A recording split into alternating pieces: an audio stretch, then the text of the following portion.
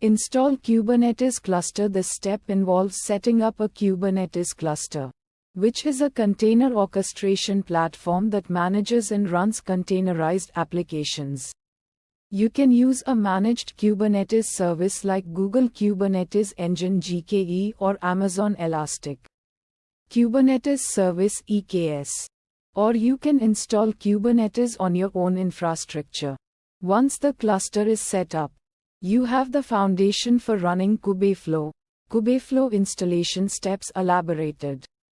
Download Kubeflow manifest. Kubeflow's manifest defines the components of the platform and how they should be deployed on your Kubernetes cluster. You can obtain the manifest from Kubeflow's GitHub repository. This manifest contains configuration files, such as YAML files, that specify the different Kubeflow services, their configurations, and their dependencies. Kubeflow installation steps elaborated. Apply Kubeflow manifest. Once you have the manifest downloaded, you apply it to your Kubernetes cluster. This process uses tools like Kubeflow, which interacts with the Kubernetes API to create the Kubeflow services defined in the manifest. Manifest essentially instructs Kubernetes on how to set up and run the Kubeflow components within your cluster. Kubeflow installation steps elaborated. Deploy Kubeflow. After applying the manifest, Kubernetes begins deploying the Kubeflow components based on the instructions. This step involves starting the various services that make up Kubeflow, including things like Jupyter Notebooks, TensorFlow Serving, and the Kubeflow dashboard. These services are running within containers managed by Kubernetes. Kubeflow installation steps elaborated. Access Kubeflow UI. Once the deployment is complete, you can access the Kubeflow user interface (UI) through a web browser. This UI provides a centralized platform for interacting with the Kubeflow components, such as managing experiments, deploying models, and monitoring training jobs. Kubeflow installation steps elaborated. Start using Kubeflow now. You are ready to start using Kubeflow for your machine learning workflows. This includes tasks like building and training models, running experiments, deploying trained models as services, and managing your entire milliliter lifecycle. Kubeflow installation steps elaborated. Install necessary prerequisites like Kubernetes and Docker on the target cluster. This step includes verifying the installation and ensuring that the cluster meets the minimum system requirements for Kubeflow. Kubeflow components installation steps. Configure the Kubeflow components by setting up the necessary configurations for the various services like Jupyter Notebook servers and TF job schedulers. This involves defining the resource allocations and other settings as per the specific requirements of the deployment. Kubeflow components installation steps. Deploy the Kubeflow components onto the Kubernetes cluster. This step involves using the Kubeflow installation scripts or manifests to create the necessary pods and deployments for each component.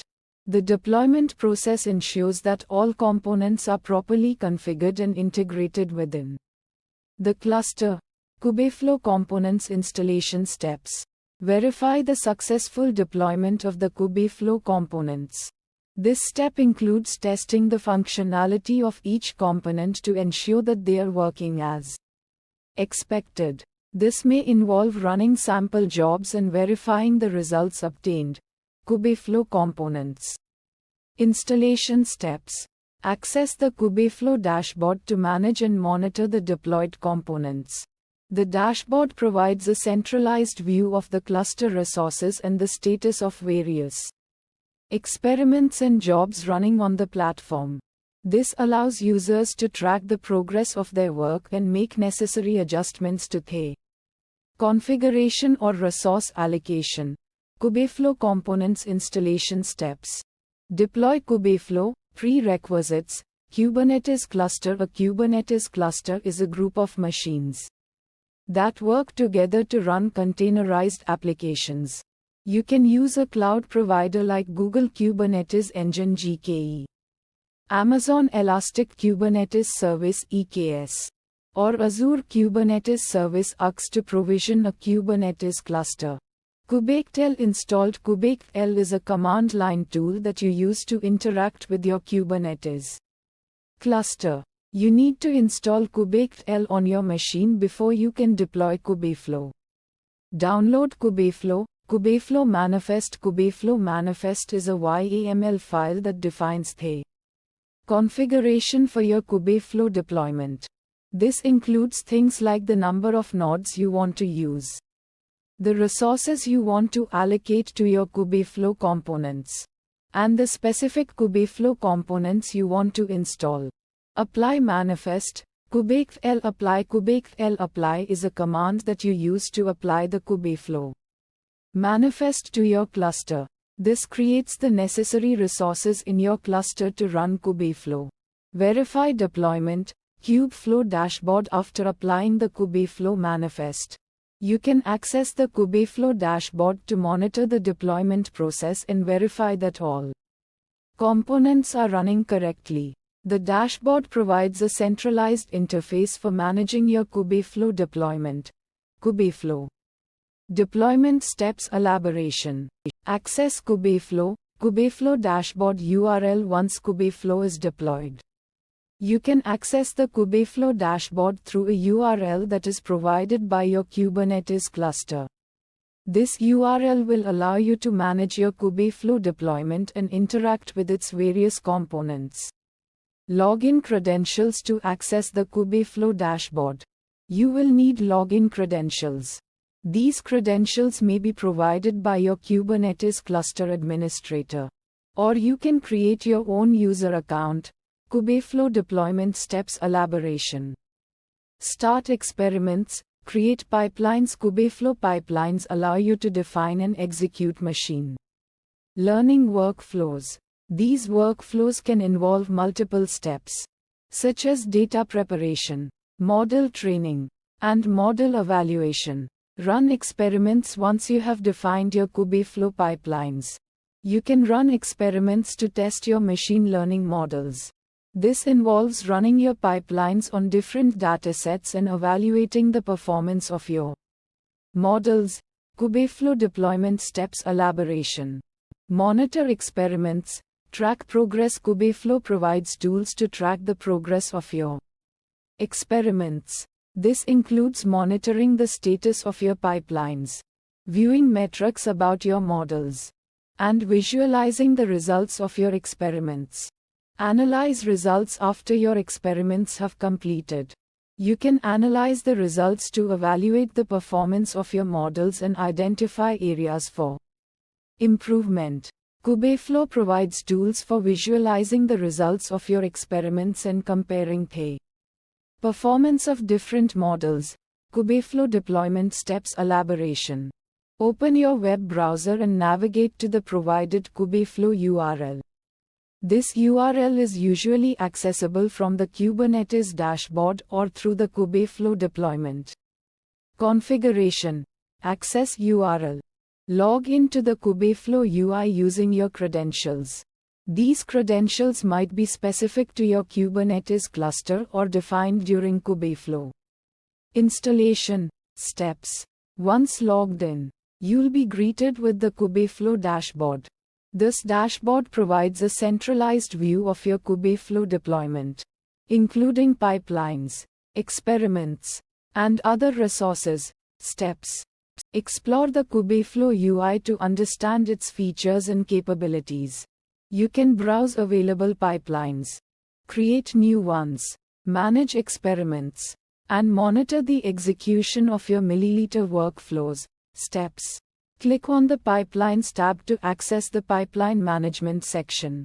Here, you can create, edit, and run machine learning pipelines. Steps.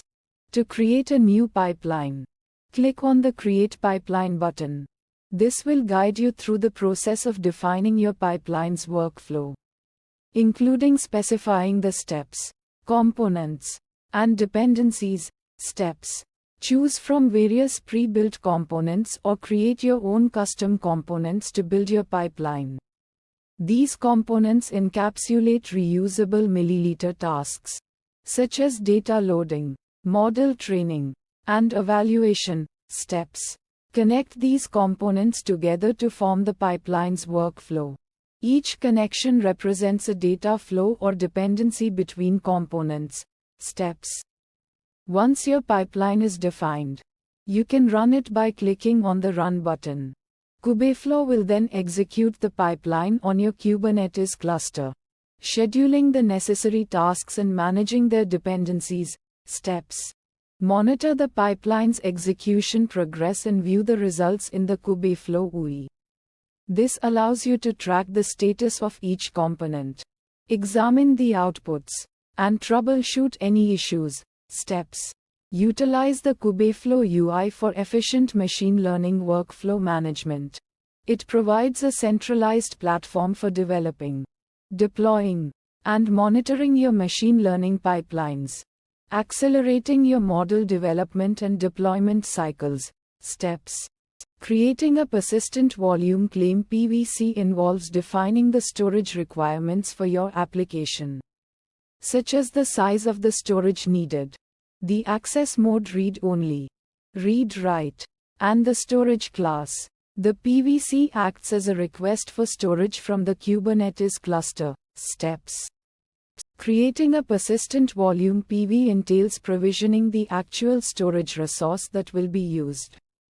To fulfill the PVC request, this could involve using existing storage resources, like a network file system (NFS) server, or provisioning new storage from a cloud provider like AWS or Google Cloud. Steps. Binding a PVC to a PV involves matching the PVC's requirements with a suitable PV. The Kubernetes scheduler will automatically find a compatible PV based on the PVC's specifications and bind it to the PVC. Steps. Mounting a PVC to your application allows your application to access the data stored in the PVC's corresponding PV. This is achieved by adding a volume mount to your application's pod definition, which maps the PVC's path to a specific directory within the container. Steps. Accessing data through the mounted volume enables your application to read and write data to the storage provided by the PV.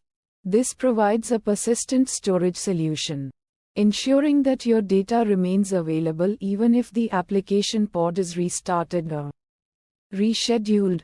Steps. Using pre-existing storage allows you to leverage existing storage resources, such as NFS servers or shared network drives, as the backend storage for your applications. This eliminates the need to provision new storage and can be a cost-effective option if you have existing storage available. Storage options. Creating new storage involves provisioning new storage resources from a cloud provider or a local storage system. This allows you to customize the storage size, type, and access mode according to your specific needs. This approach is beneficial for new applications or those with high storage requirements. Storage options. Using cloud storage offers a scalable and flexible storage solution for your applications. Cloud providers like AWS, Google Cloud, and Azure offer various storage services, including object storage, block storage, and file storage, allowing you to choose the best option for your application's requirements. Storage options. Using local storage utilizes storage resources directly attached to the Kubernetes nodes, offering high performance and low latency for applications with demanding storage needs. This approach is suitable for applications that require frequent data access and are deployed on a dedicated cluster. Storage options.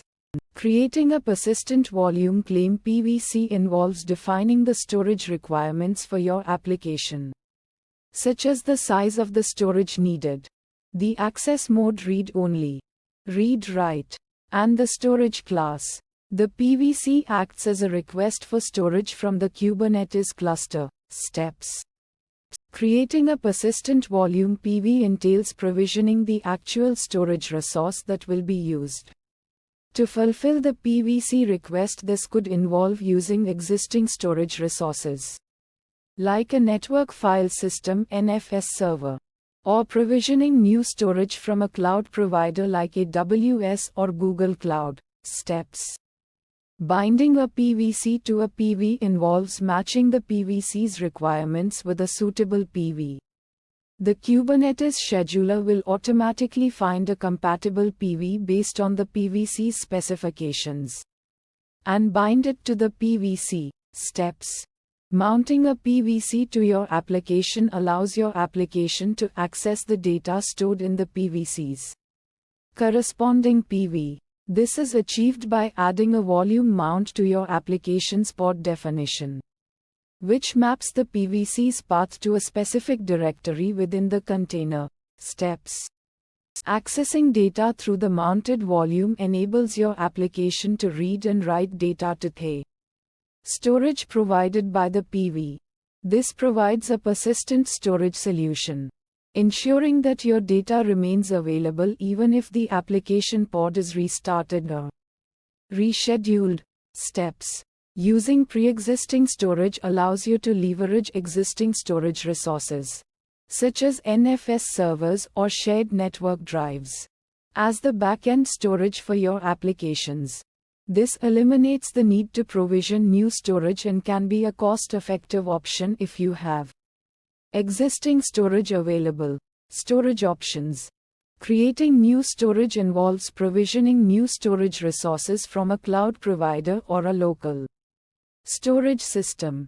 This allows you to customize the storage size, type, and access mode according to your specific needs.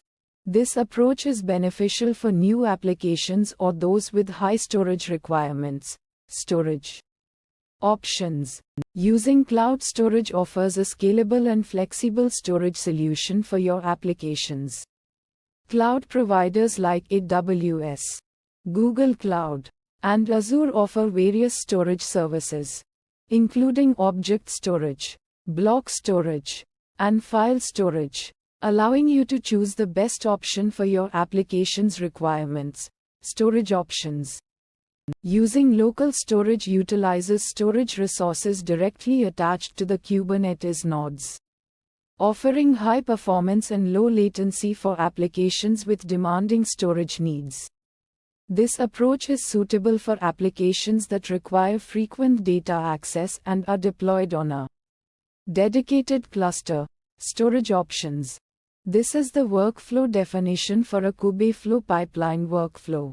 The workflow is named Kubeflow Pipelines Workflow and has an entry point with the same name.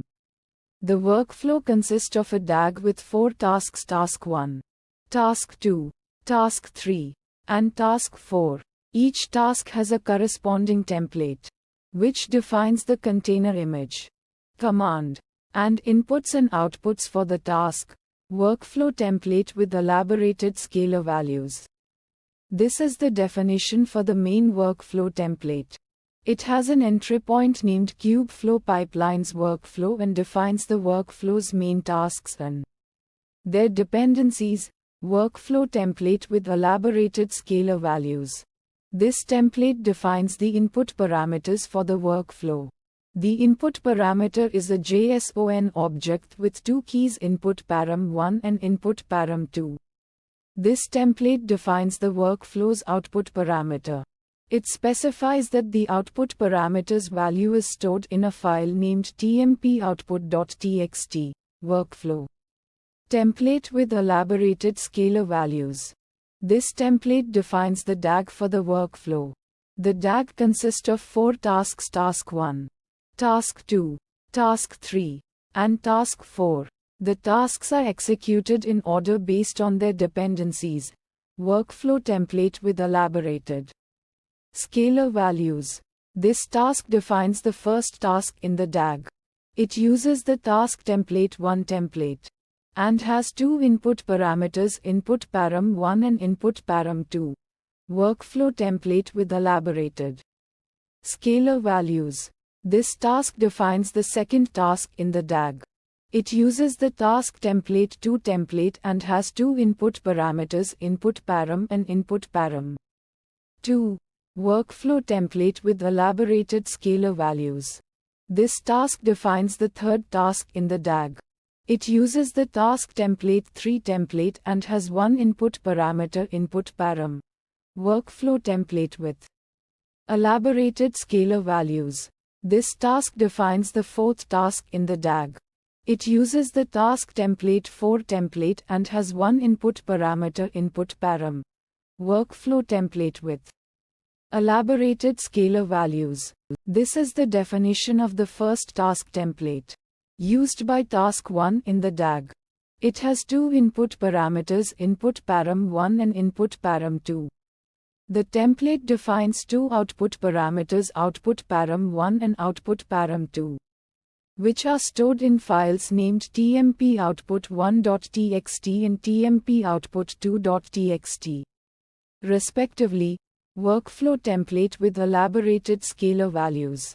This is the container definition for the first task template. The container uses the image1 and runs a bash script that reads the input parameters and writes them to files named tmp_output1.txt and tmp_output2.txt. Workflow template with elaborated scalar values. This is the definition of the second task template used by task 2 in the DAG. It has two input parameters, input param and input param 2.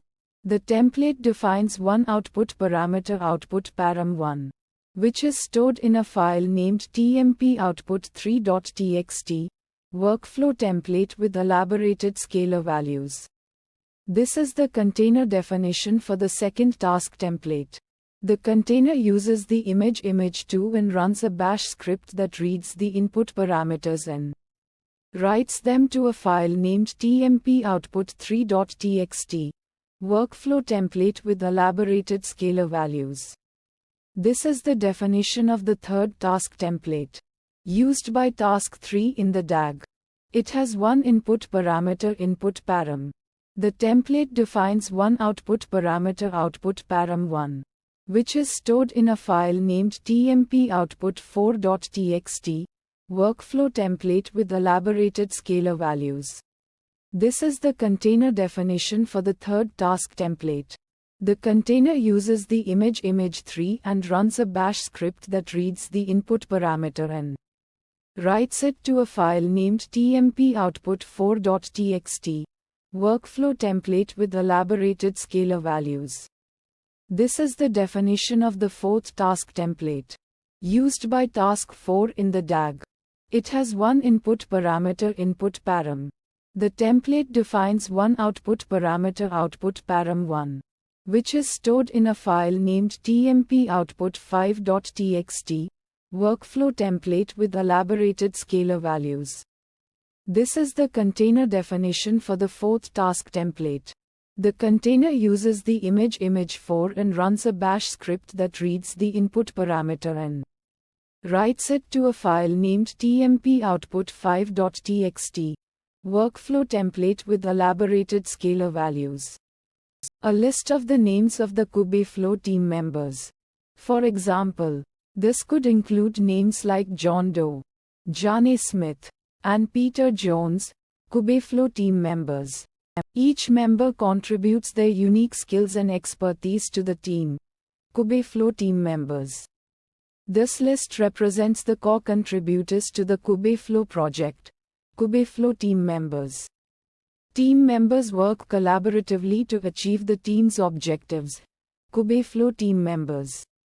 The primary email address for the Kubeflow team, used for communication and inquiries. For example, it could be kubeflow-teamexample.com. Team contact details.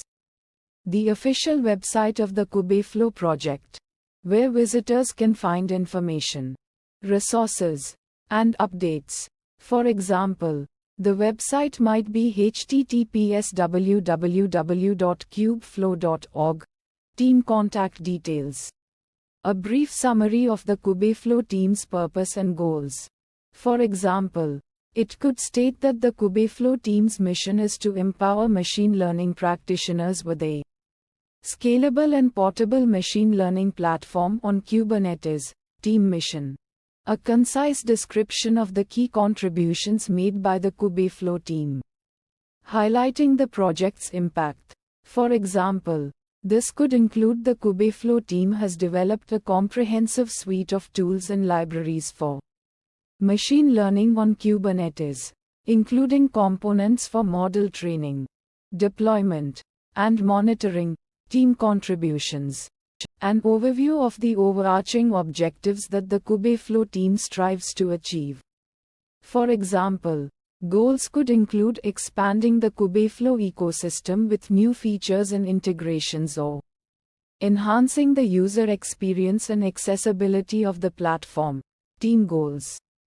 The names of prominent projects undertaken by the Kubeflow team. Examples include Kubeflow Pipelines, KF Serving, and Kubeflow Katib. Team projects. Each project addresses a specific need within the machine learning domain. Team projects. The projects are designed to collaborate and work together seamlessly within the Kubeflow platform. Team projects. Build an open-source machine learning platform that empowers every developer to build and deploy milliliter models. This vision aims to make milliliter accessible to everyone, regardless of their technical expertise. Kubeflow vision. Provide a unified and consistent experience across the entire milliliter lifecycle. This means creating a platform that seamlessly integrates with all stages of an milliliter project, from data preparation to model deployment, allowing for smoother workflow and collaboration. Kubeflow vision. Simplify the process of developing and deploying milliliter models. This involves making the platform intuitive and user-friendly, eliminating complex configurations and reducing the learning curve for developers. Key areas. Make milliliter more accessible to a wider audience. This goal seeks to empower individuals with diverse backgrounds and skills to leverage the power of milliliter by providing accessible tools and resources. Key areas. Foster a vibrant and growing community around Kubeflow. This involves building a strong network of users, contributors, and organizations who actively collaborate and share knowledge. Driving innovation and adoption. Key areas. Increase the adoption of Kubeflow in both research and production environments. This objective focuses on demonstrating the value of Kubeflow in real-world applications, encouraging wider use across different sectors. Goals. Provide a platform that can scale to meet the needs of large and complex milliliter projects. The goal is to create a scalable and robust platform that can handle the demanding requirements of enterprise-level 1050 deployments. Goals. Make it easier for developers to contribute to and extend Kubeflow. This objective aims to foster a collaborative environment where developers can easily contribute to the platform's development and create customized solutions for specific needs. Goals. Focus on improving the user experience and making Kubeflow more accessible. This phase focuses on enhancing the usability of the platform, making it more intuitive and easy to use for a broader audience. Roadmap. Extend Kubeflow's capabilities to support a wider range of milliliter workflows. This involves expanding the platform's functionality to accommodate diverse milliliter tasks, such as different model types, data processing techniques, and deployment strategies. Roadmap. Build a stronger community around Kubeflow through events and documentation. This step focuses on creating engaging events and workshops to foster connections among Kubeflow users and contributors, while also expanding and improving documentation to facilitate learning and adoption. Roadmap. Simplicity and ease of use. This theme emphasizes the importance of creating a user-friendly platform that is accessible to developers with varying levels of experience. Key themes: scalability and performance. This theme highlights the need for a platform that can handle large-scale milliliter projects and ensure efficient execution of demanding tasks. Key themes: community engagement. This theme underscores the crucial role of a vibrant and active community in driving innovation, knowledge sharing, and ongoing development.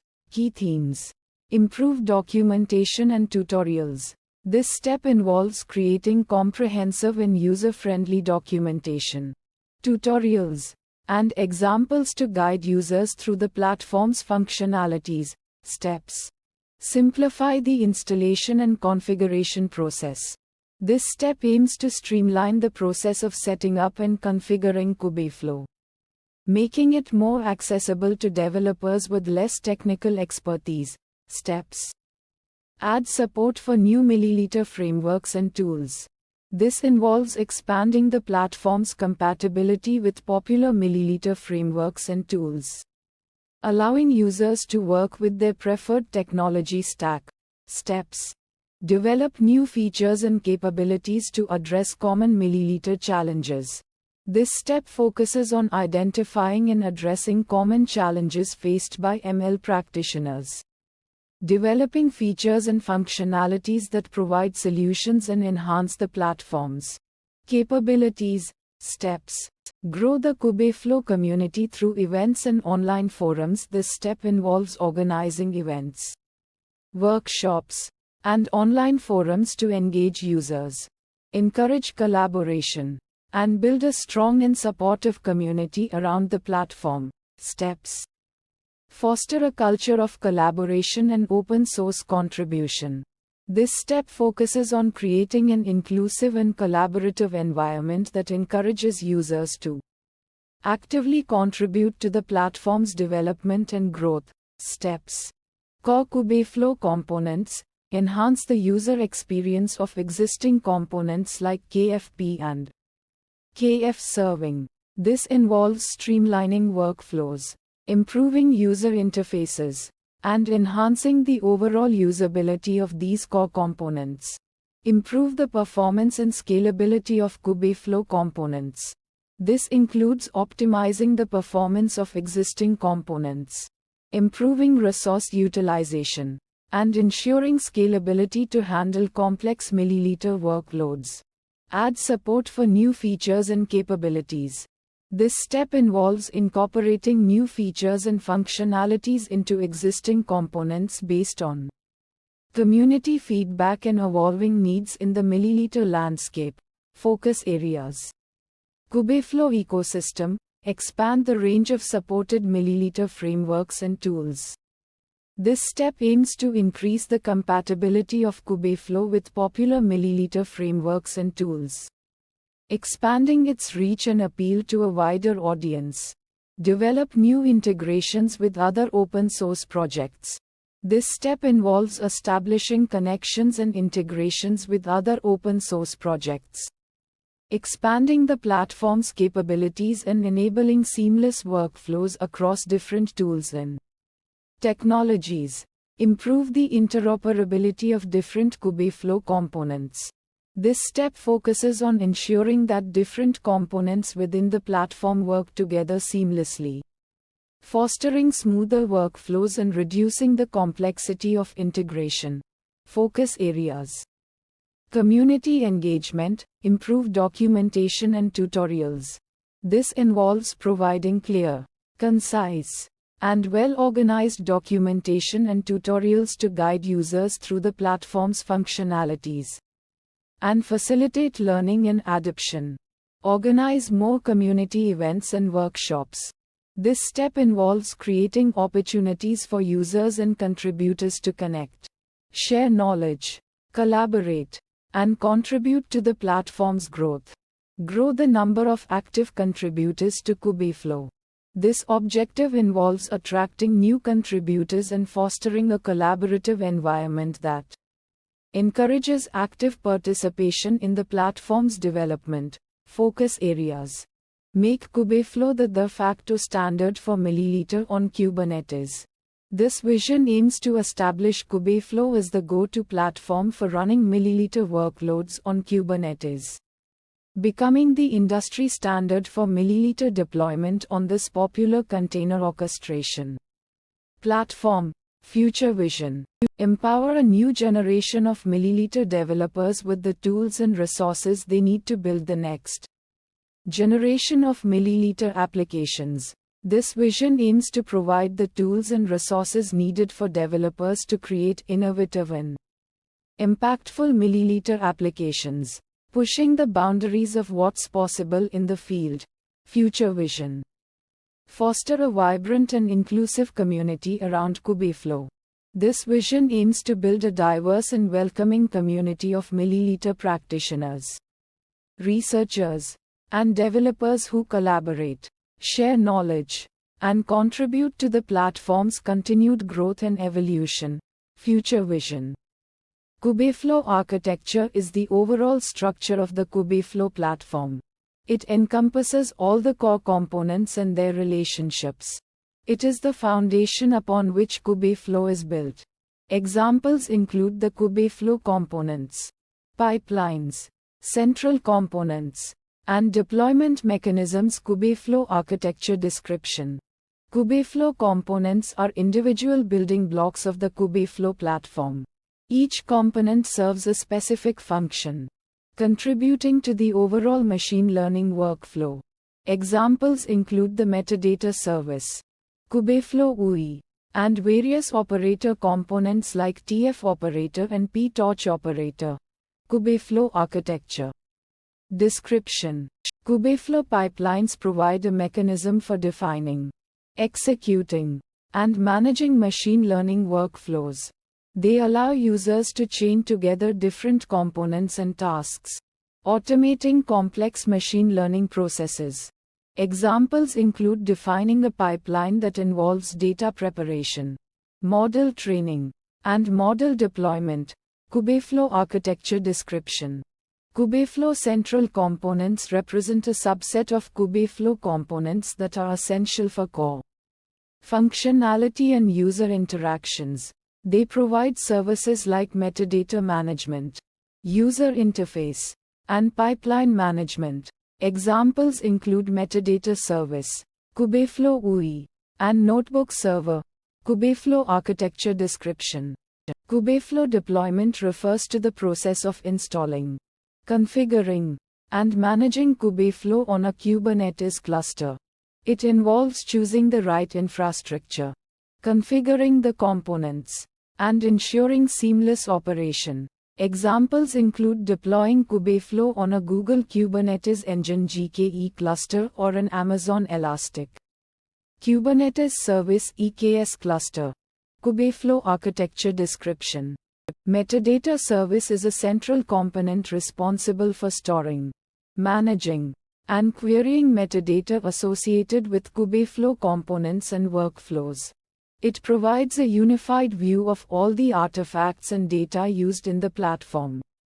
Examples include storing information about models, datasets, experiments, and pipelines.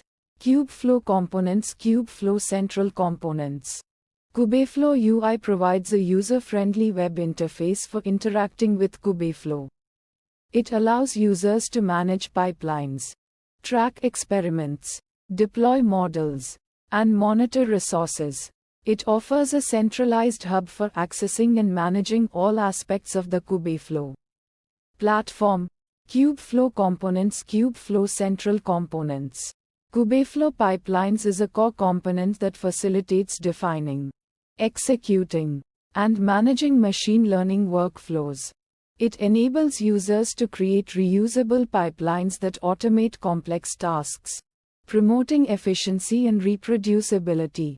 Examples include defining pipelines for image classification or natural language processing tasks. Kubeflow components. Kubeflow central components. Notebook server provides a collaborative environment for data scientists and machine learning engineers to write and execute code. access datasets, and explore data.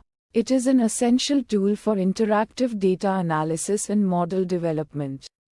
Examples include Jupyter notebooks used for data exploration, model training, and visualization.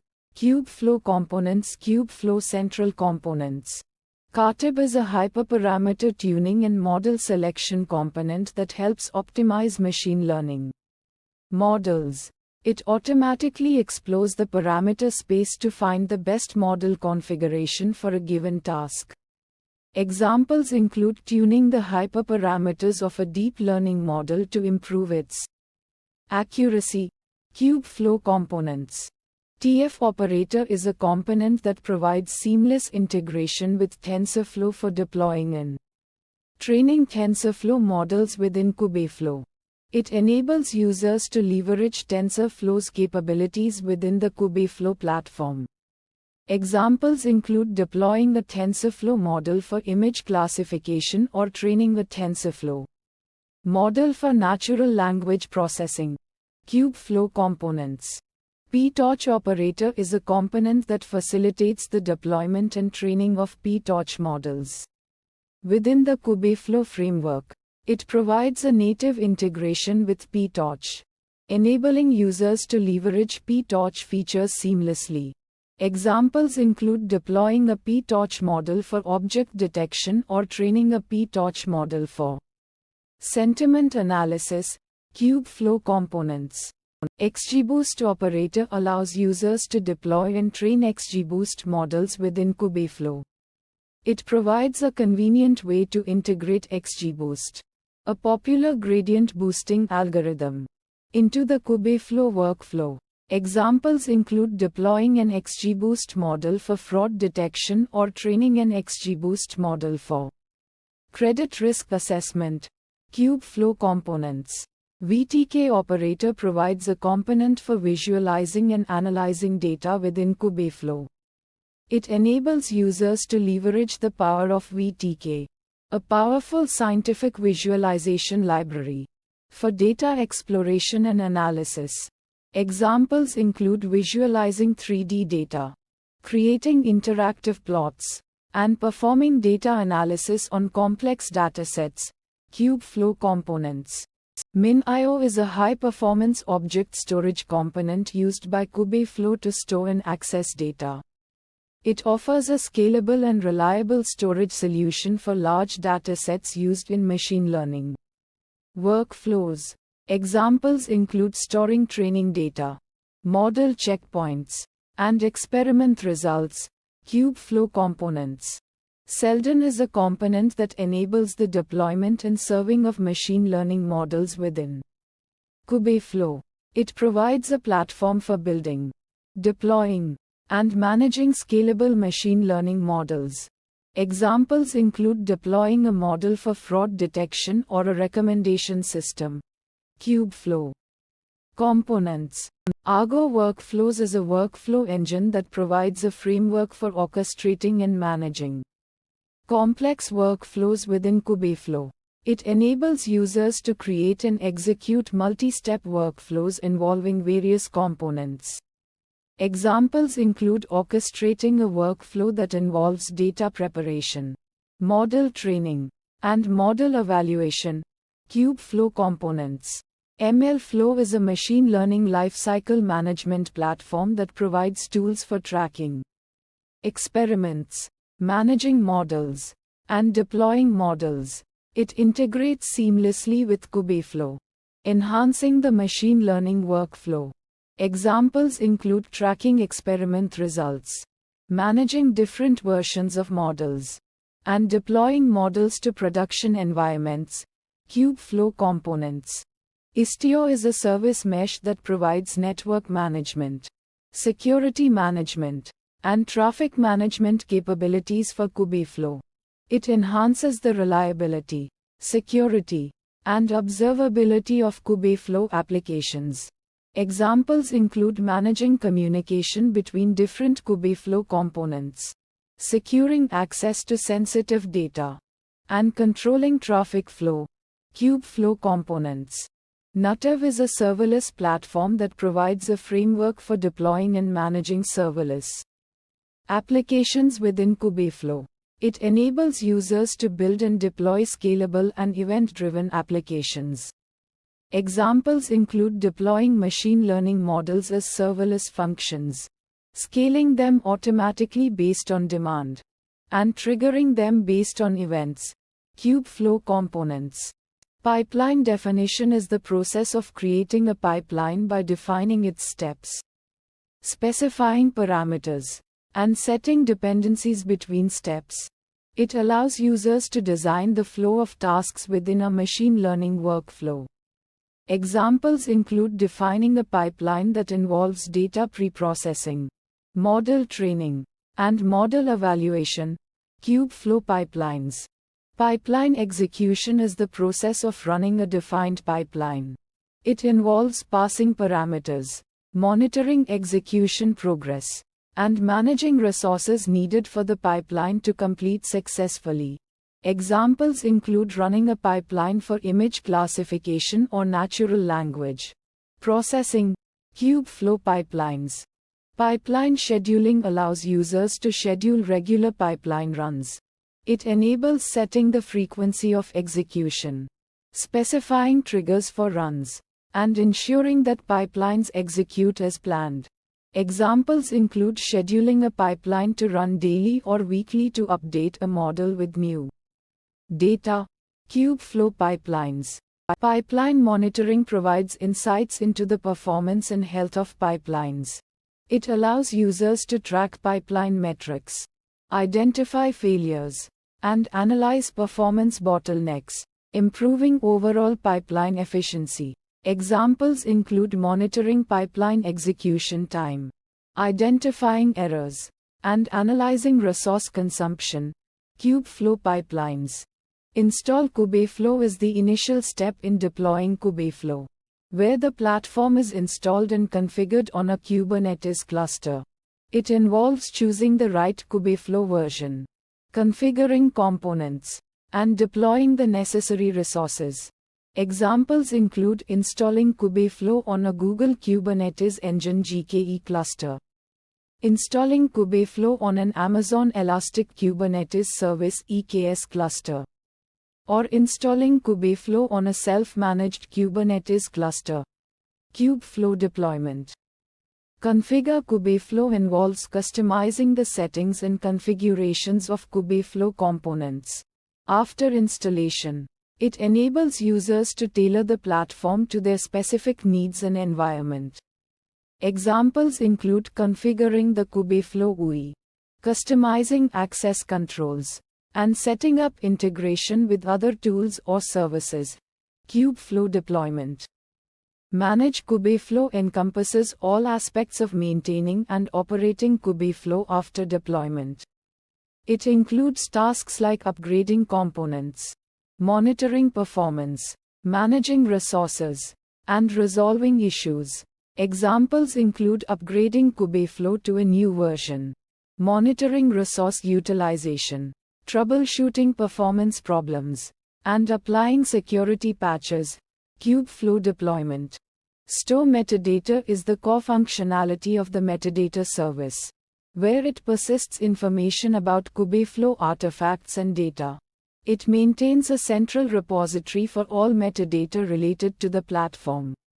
Examples include storing details about models, datasets, experiments, and pipelines. Metadata service.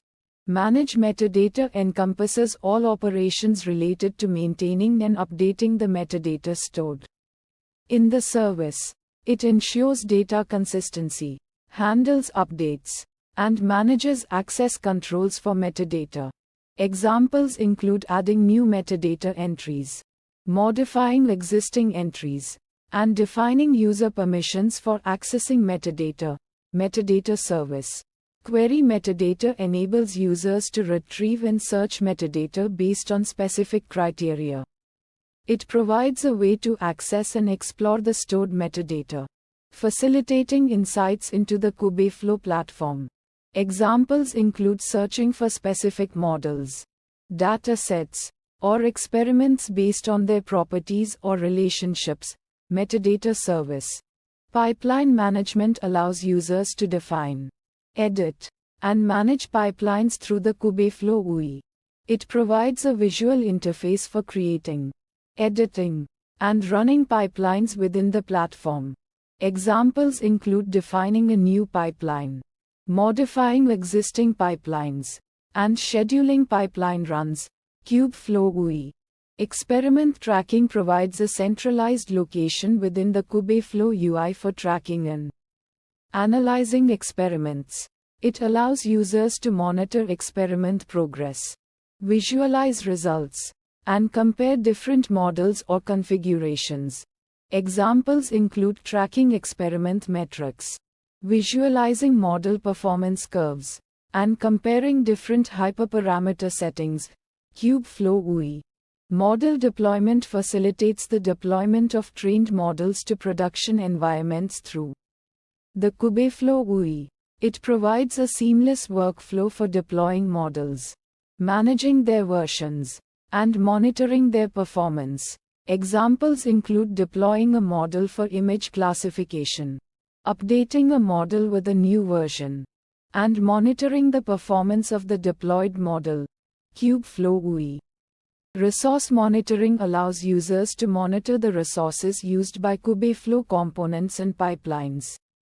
Through the Kubeflow UI, it provides insights into resource utilization, performance bottlenecks, and potential issues. Examples include monitoring CPU and memory usage of Kubeflow components, identifying resource-intensive tasks, and troubleshooting performance problems. Kubeflow UI. Access Notebooks enables users to open, edit, and manage Jupyter notebooks within the notebook server. It provides a collaborative environment for data scientists and machine learning engineers to work together on projects.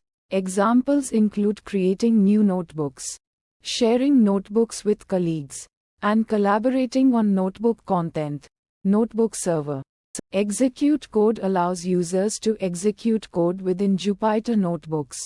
It provides the necessary environment and tools to run code, analyze data, and build models.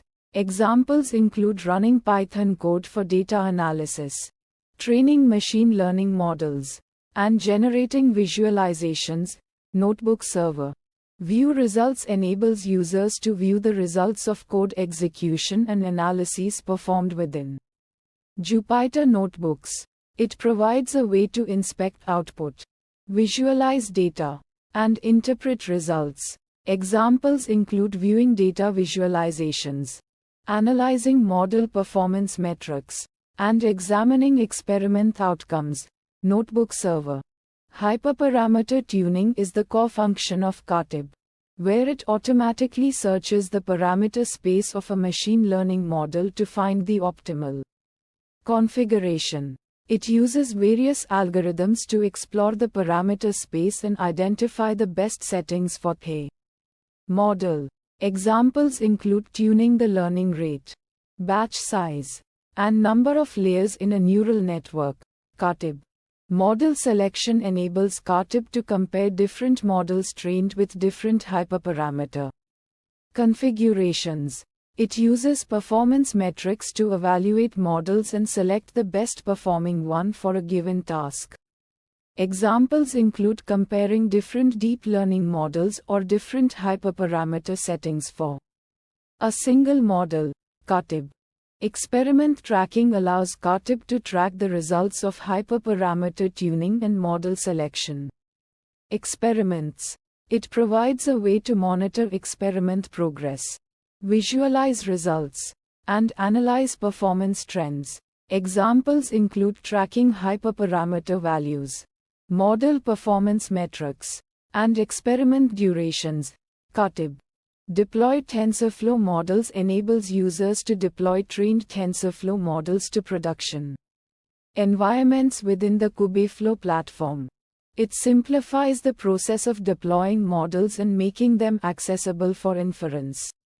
Examples include deploying a TensorFlow model for image classification or a model for natural language processing. TF operator.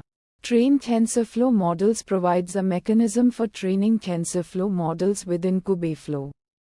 It leverages Kubernetes resources for efficient training and allows users to scale training jobs based on their needs. Examples include training the TensorFlow model for image classification or a model for natural language processing. TF operator. Deploy PTorch models allows users to deploy trained PTorch models to production environments within the Kubeflow platform. It provides a seamless workflow for deploying PTorch models and making them accessible for inference. Examples include deploying a PTorch model for object detection or a model for sentiment analysis. PyTorch operator.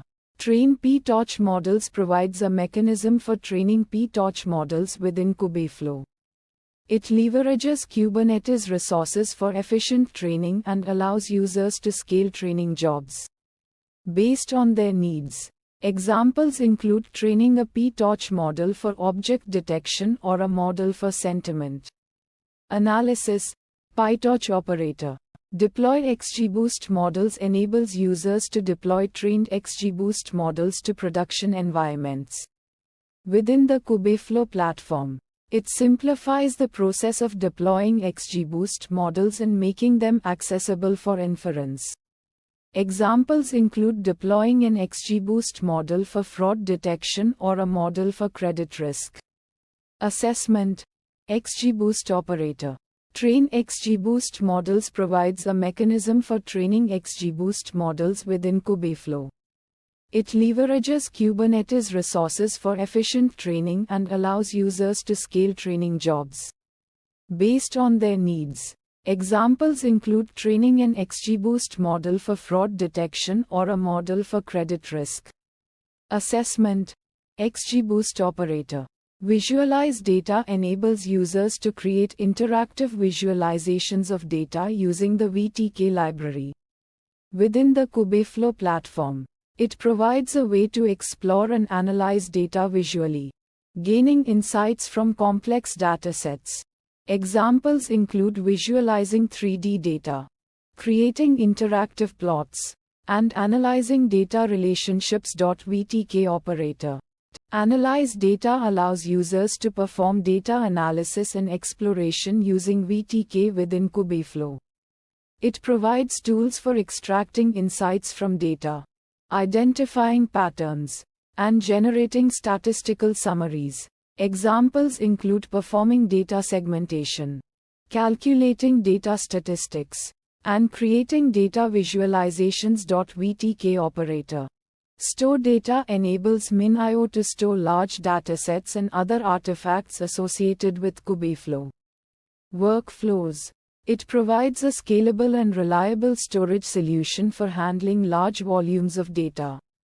Examples include storing training data, model checkpoints, and experiment results. MinIO. Access data allows users to access data stored in MinIO. It provides mechanisms for retrieving and downloading data, enabling users to access the necessary data for their machine learning tasks. Examples include accessing training data for model training, retrieving model checkpoints for evaluation, and downloading experiment results for analysis. MinIO. Manage data encompasses operations related to organizing, managing, and maintaining data stored in MinIO. It includes tasks like creating buckets, setting permissions, and managing data lifecycle.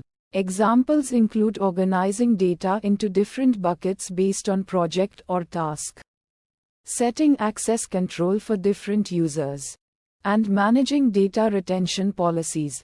MinIO. Deploy machine learning models provides a mechanism for deploying trained machine learning models to production environments within Kubeflow. It enables users to make their models accessible for inference and integration with applications.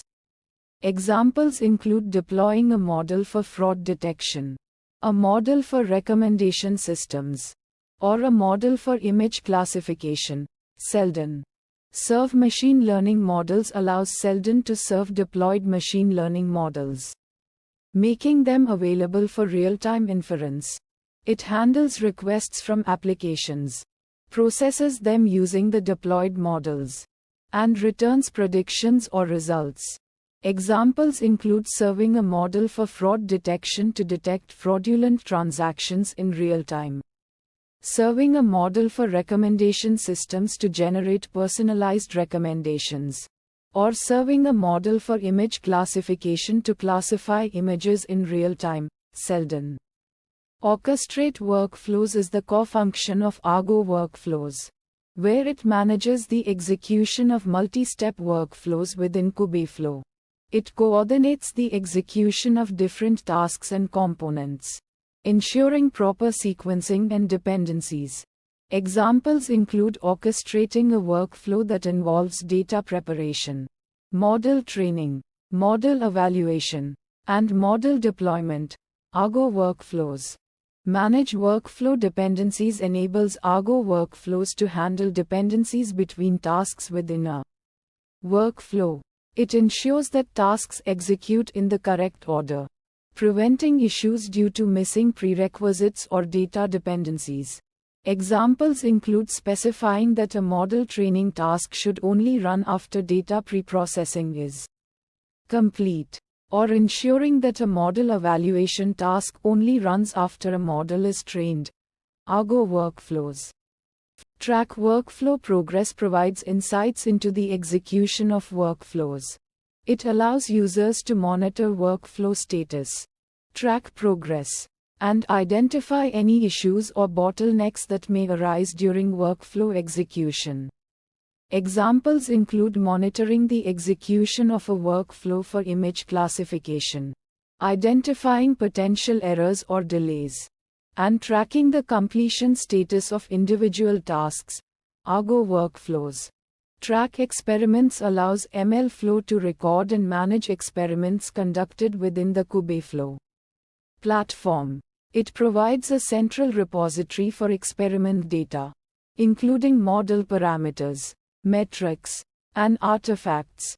Examples include tracking the performance of different hyperparameter configurations, storing model checkpoints, and logging experiment results. MLflow. Manage Models provides a mechanism for managing and versioning machine learning models within MLflow. It allows users to create, store, and retrieve different versions of models, simplifying model management and deployment. Examples include managing different versions of a model for image classification, deploying a specific version of a model to production, and tracking changes made to a model over time. MLflow. Deploy Models enables MLflow to deploy trained machine learning models to production environments. It provides a seamless workflow for deploying models, managing their versions, and monitoring their performance. Examples include deploying a model for fraud detection, deploying a model for recommendation systems, or deploying a model for image classification. MLflow. Network management provides a mechanism for managing network traffic within the Kubeflow platform. It allows users to control communication between different Kubeflow components, ensure reliable connectivity, and optimize network performance. Examples include routing traffic between different services, managing load balancing across multiple instances, and securing communication through encryption. Istio. Security management provides a framework for securing Kubeflow applications and data. It includes features for authenticating users, controlling access to resources, and protecting sensitive data.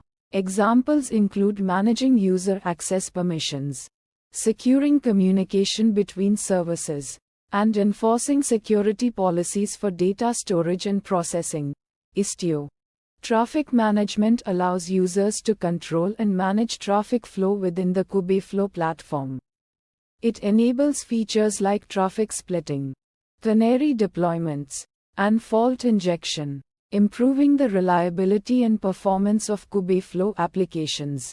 Examples include redirecting a portion of traffic to a new version of a model for testing, simulating failure scenarios to test resilience, and controlling traffic flow based on user roles or permissions. Istio. Serverless deployment provides a framework for deploying serverless applications within Kubeflow. It allows users to build and deploy applications that can scale automatically based on demand, reducing the need for manual resource management. Examples include deploying machine learning models as serverless functions, triggering them based on events, and scaling them automatically based on traffic load. Knative.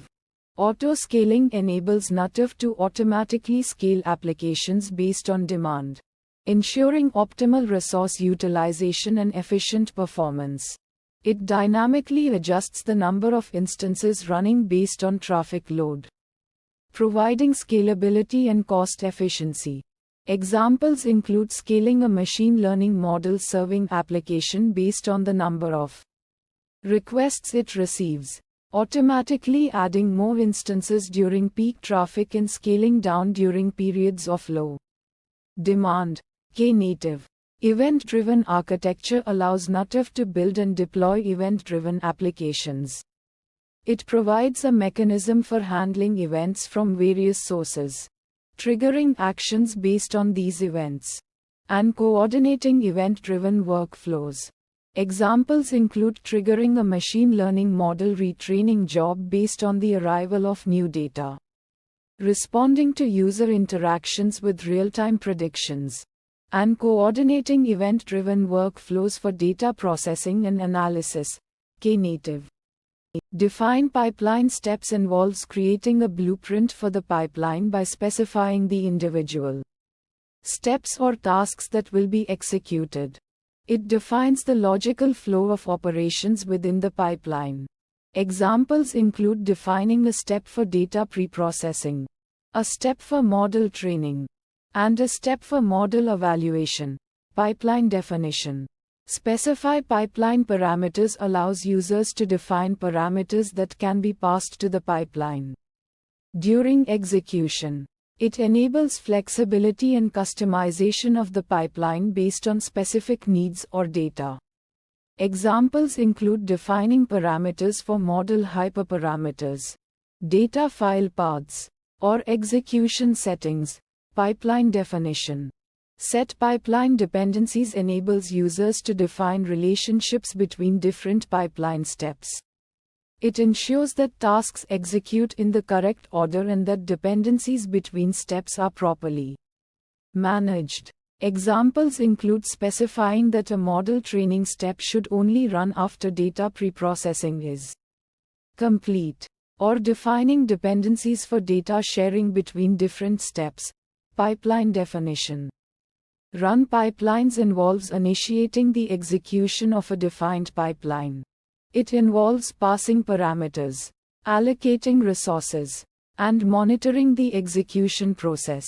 Examples include running a pipeline for image classification, running a pipeline for natural language processing, or running a pipeline for data analysis. Pipeline execution. Pass parameters allows users to provide values for the parameters defined in the pipeline. Definition during execution. It enables customization of the pipeline based on specific data or requirements. Examples include passing the path to a training dataset, providing values for model hyperparameters, or configuring execution settings. Pipeline execution. Monitor execution provides a way to track the progress and status of the pipeline during execution. It enables users to monitor the execution of individual steps, identify any errors or failures, and analyze performance metrics.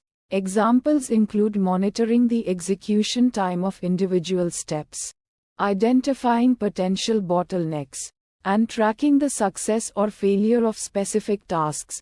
Pipeline execution. Schedule pipeline runs enables users to define recurring schedules for pipeline executions. It allows users to specify the frequency of runs, trigger events, and manage the timing of pipeline executions. Examples include scheduling a pipeline to run daily for model retraining, scheduling a pipeline to run weekly for data analysis, or scheduling a pipeline to run on demand based on specific events. Pipeline scheduling.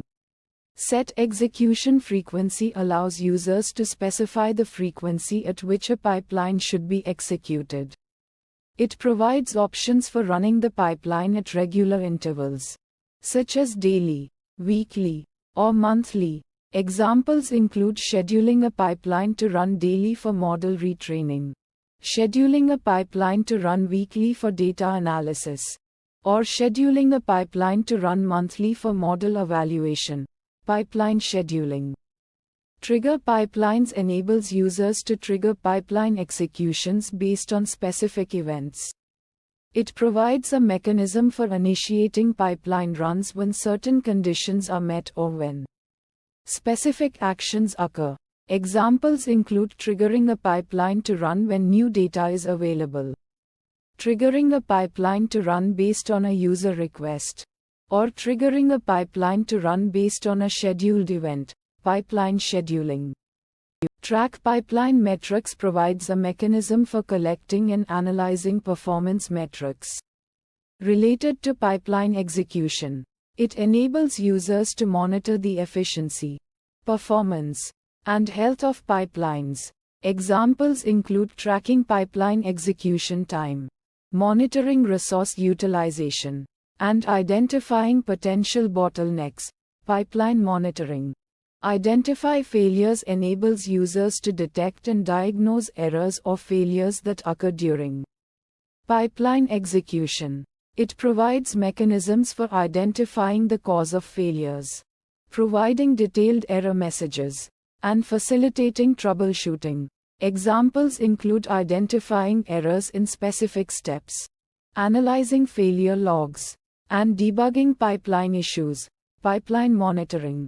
Analyze performance provides insights into the overall performance of pipelines. It enables users to evaluate pipeline execution time, resource consumption, and error rates, providing a comprehensive understanding of pipeline efficiency and effectiveness. Examples include analyzing pipeline execution time trends, identifying areas for optimization, and evaluating the impact of changes to pipeline configuration. Pipeline monitoring. Run Kubeflow components provides the underlying infrastructure for executing all Kubeflow components. It manages the deployment, scaling, and operation of Kubeflow components within the Kubernetes cluster. Examples include running the metadata service, the Kubeflow UI, and various operator components like TF operator and ptorch operator. Kubernetes cluster. Manage resources allows the Kubernetes cluster to allocate and manage resources for Kubeflow components. It ensures that components have the necessary resources to operate efficiently, scales resources based on demand, and provides a platform for managing resource utilization. Examples include allocating CPU and memory resources to Kubeflow components, scaling the number of pods based on traffic load, and managing storage requirements for data and artifacts. Kubernetes cluster. Provide infrastructure provides the foundation for deploying and running Kubeflow. It offers a platform for orchestrating containerized applications, managing network traffic, and providing access to various services, enabling the seamless operation of Kubeflow. Examples include providing a platform for running Kubernetes pods, managing network communication between different components, and providing access to storage services. Kubernetes cluster.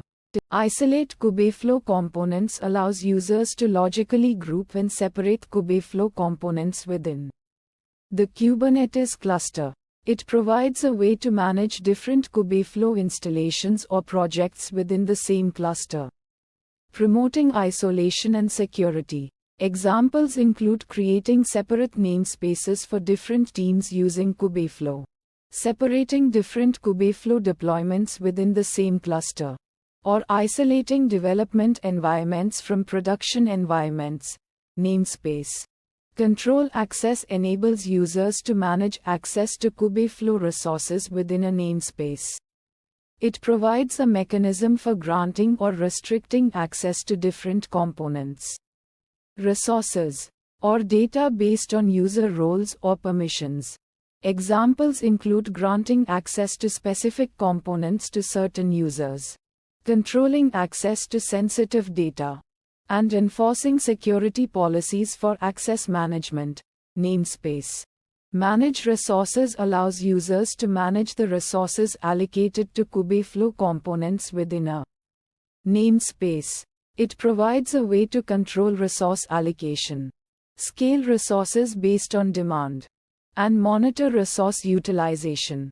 Examples include allocating CPU and memory resources to Kubeflow components within a namespace, scaling the number of pods based on traffic load, and managing storage requirements for data and artifacts within the namespace. Namespace create a pipeline definition. This step involves defining the pipeline's workflow, specifying the tasks, their dependencies, and the necessary inputs and outputs. For example, a pipeline for image classification might include tasks for data preprocessing, model training, and evaluation, with each task depending on the output of the preceding one. The pipeline definition is usually written in a language like Python or DSL domain-specific language supported by the pipeline framework. Elaborations of the Kubeflow pipeline's development steps. Create a pipeline run. After defining the pipeline, you can create a run to execute it. This step involves providing the pipeline definition, specifying the desired inputs, e.g., training data, hyperparameters, and optionally configuring the run environment, e.g., Kubernetes resources. The pipeline run will then be scheduled and executed on the underlying infrastructure. For example, you might run the image classification pipeline with different training datasets or explore the impact of varying hyperparameters like learning rate. Elaborations of the Kubeflow pipelines. Development steps. Monitor pipeline execution. Once the pipeline run is initiated, you can monitor its progress and execution status.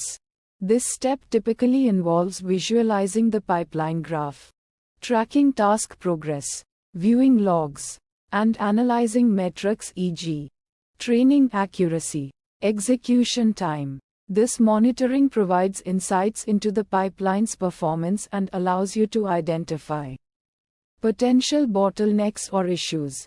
For instance, you might monitor the image classification pipeline to see how the training accuracy evolves over epochs or identify tasks that are consuming excessive time. Elaborations of the Kubeflow pipelines. Development steps. Kubeflow testing overview. This section provides a high-level description of Kubeflow testing, outlining its purpose and importance in ensuring the robust functioning of Kubeflow. Deployments. Kubeflow testing summary explanations. Test Kubeflow deployments. This involves validating the functionality, performance, and stability of Kubeflow deployments in various environments, such as cloud platforms and on-premise clusters.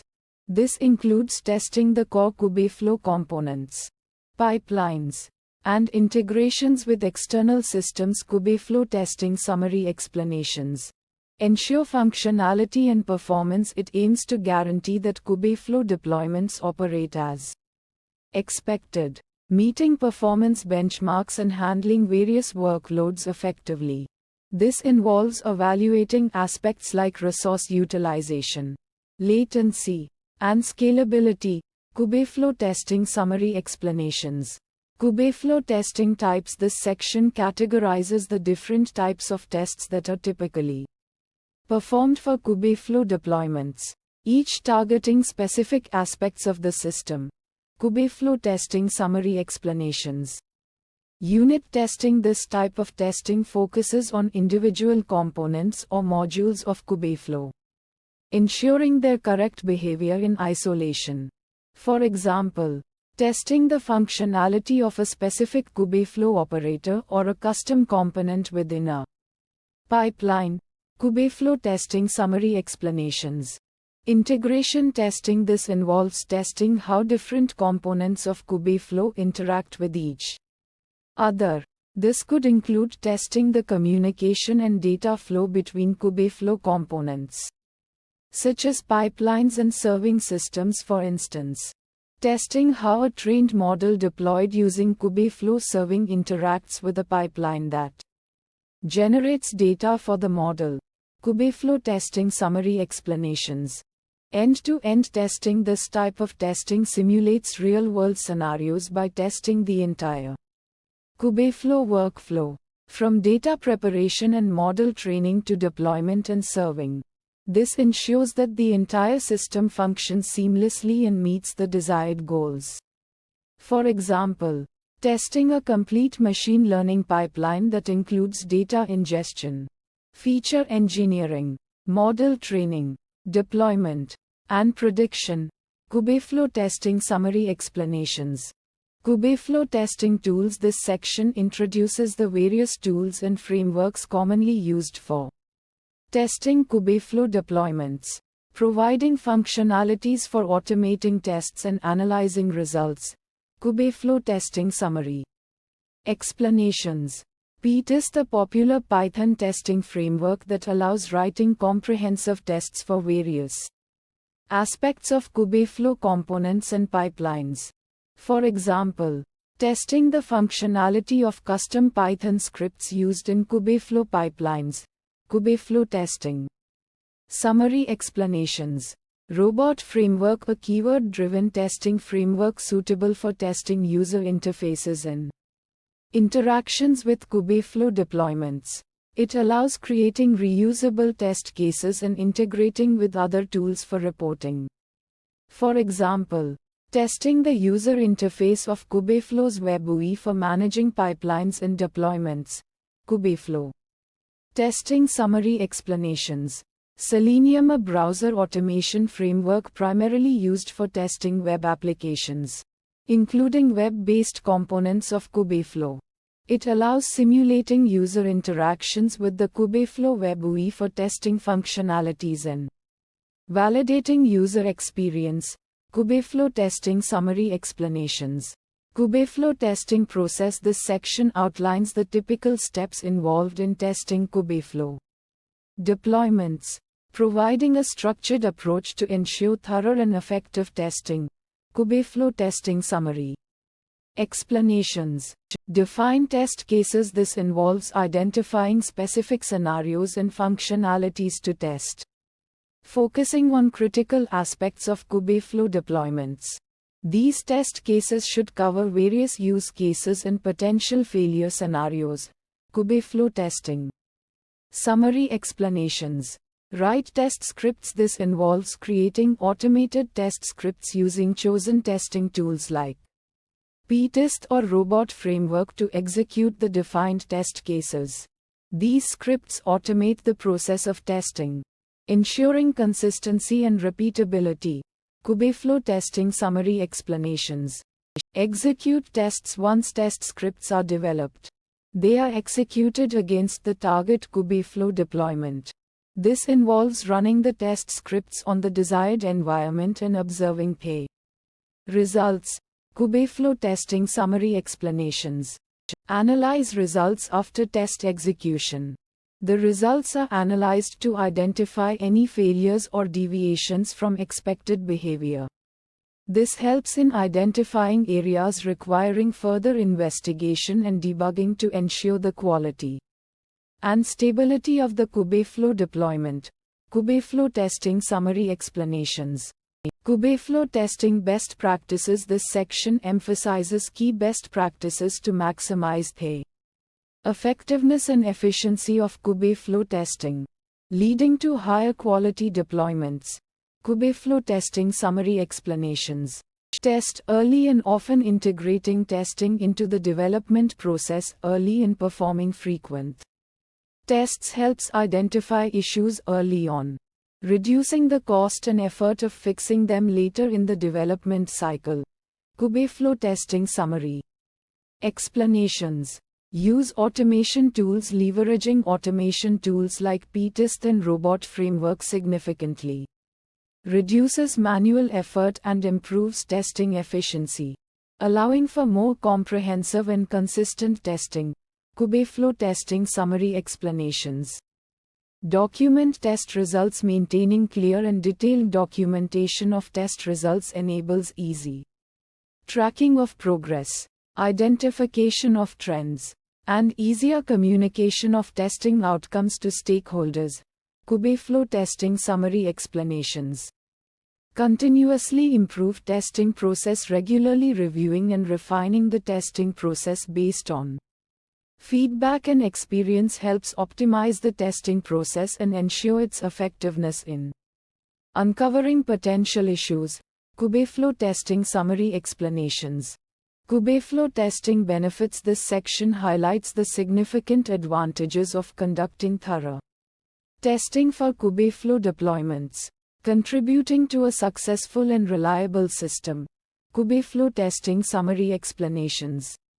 Improved software quality. Comprehensive testing ensures that Kubeflow deployments function as intended, meeting performance requirements and handling various workloads effectively. This results in higher software quality and fewer bugs or issues in production. Kubeflow testing summary explanations. Reduced development time. Early identification and resolution of issues through testing prevent the accumulation of bugs and technical debt, ultimately reducing the overall development time and effort. Kubeflow testing summary explanations. Enhanced user experience. By ensuring the stability and reliability of Kubeflow deployments, testing contributes to a smooth and positive user experience, enabling users to utilize Kubeflow effectively and achieve their desired outcomes. Kubeflow testing summary explanations. Increased confidence in Kubeflow deployments. Comprehensive testing provides confidence in the quality and reliability of Kubeflow deployments, allowing stakeholders to trust the system and confidently deploy it in production environments. Kubeflow testing summary explanations. Secure the cluster with RBAC and pod security policies. This involves configuring role-based access control (RBAC) to limit user privileges and define permissions for different roles within the cluster. Additionally, it entails using pod security policies (PSPs) to enforce security restrictions on pods, such as limiting resource requests, restricting privileged containers, and controlling network access.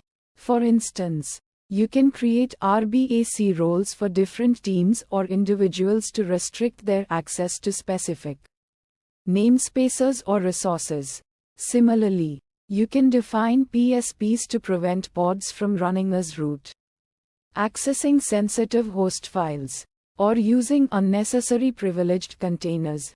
Kubeflow security checklist protects sensitive data with encryption at rest and in transit. To safeguard sensitive data, it is essential to implement encryption both at rest and in transit. Encryption at rest involves encrypting data stored on disk, such as in persistent volumes or databases.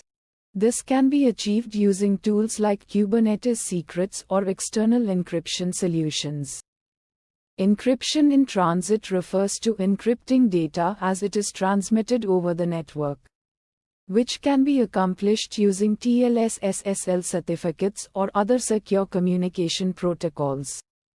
For example, You can configure Kubernetes secrets to store sensitive information like database credentials in encrypted form. Similarly, using TLS SSL for communication between services or with external systems encrypts data during transmission. Kubeflow Security Checklist. Implement strong authentication and authorization. Strong authentication and authorization mechanisms are crucial for secure access to the Kubeflow cluster. This involves using robust authentication methods such as multi-factor authentication (MFA) or certificate-based authentication to verify user identities. Authorization ensures that authenticated users have only the necessary permissions to access specific resources or perform actions. For instance, you can configure MFA for users accessing the Kubeflow dashboard to add an extra layer of security. Similarly, you can use RBAC to grant users specific permissions to deploy models, manage experiments, or access data within the Kubeflow cluster. Kubeflow Security Checklist. Monitor for suspicious activity and respond to incidents. Continuous monitoring of the Kubeflow cluster for suspicious activity is essential for detecting and responding to security incidents. This involves implementing security monitoring tools to track user activity, network traffic, and system logs for potential threats.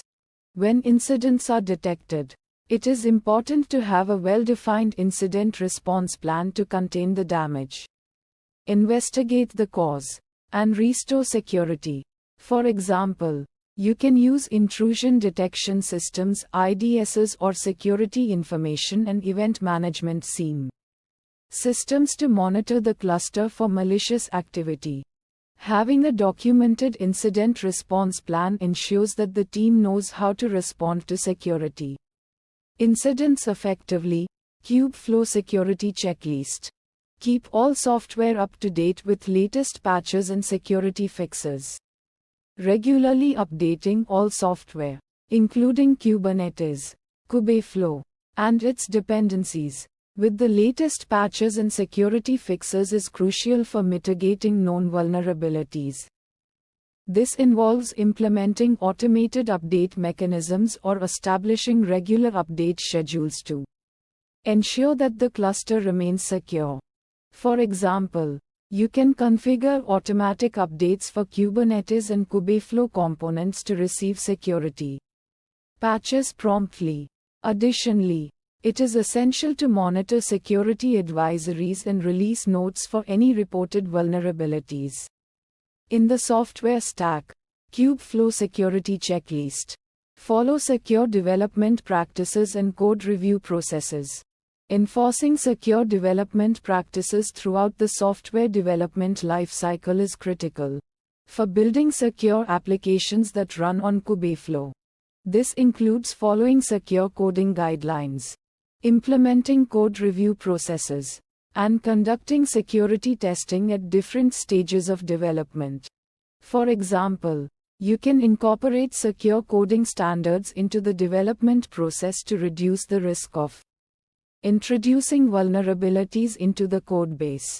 Code review processes involving peers or dedicated security experts can help identify potential security issues before code is deployed. Kubeflow Security Checklist. Enforce least privilege access control.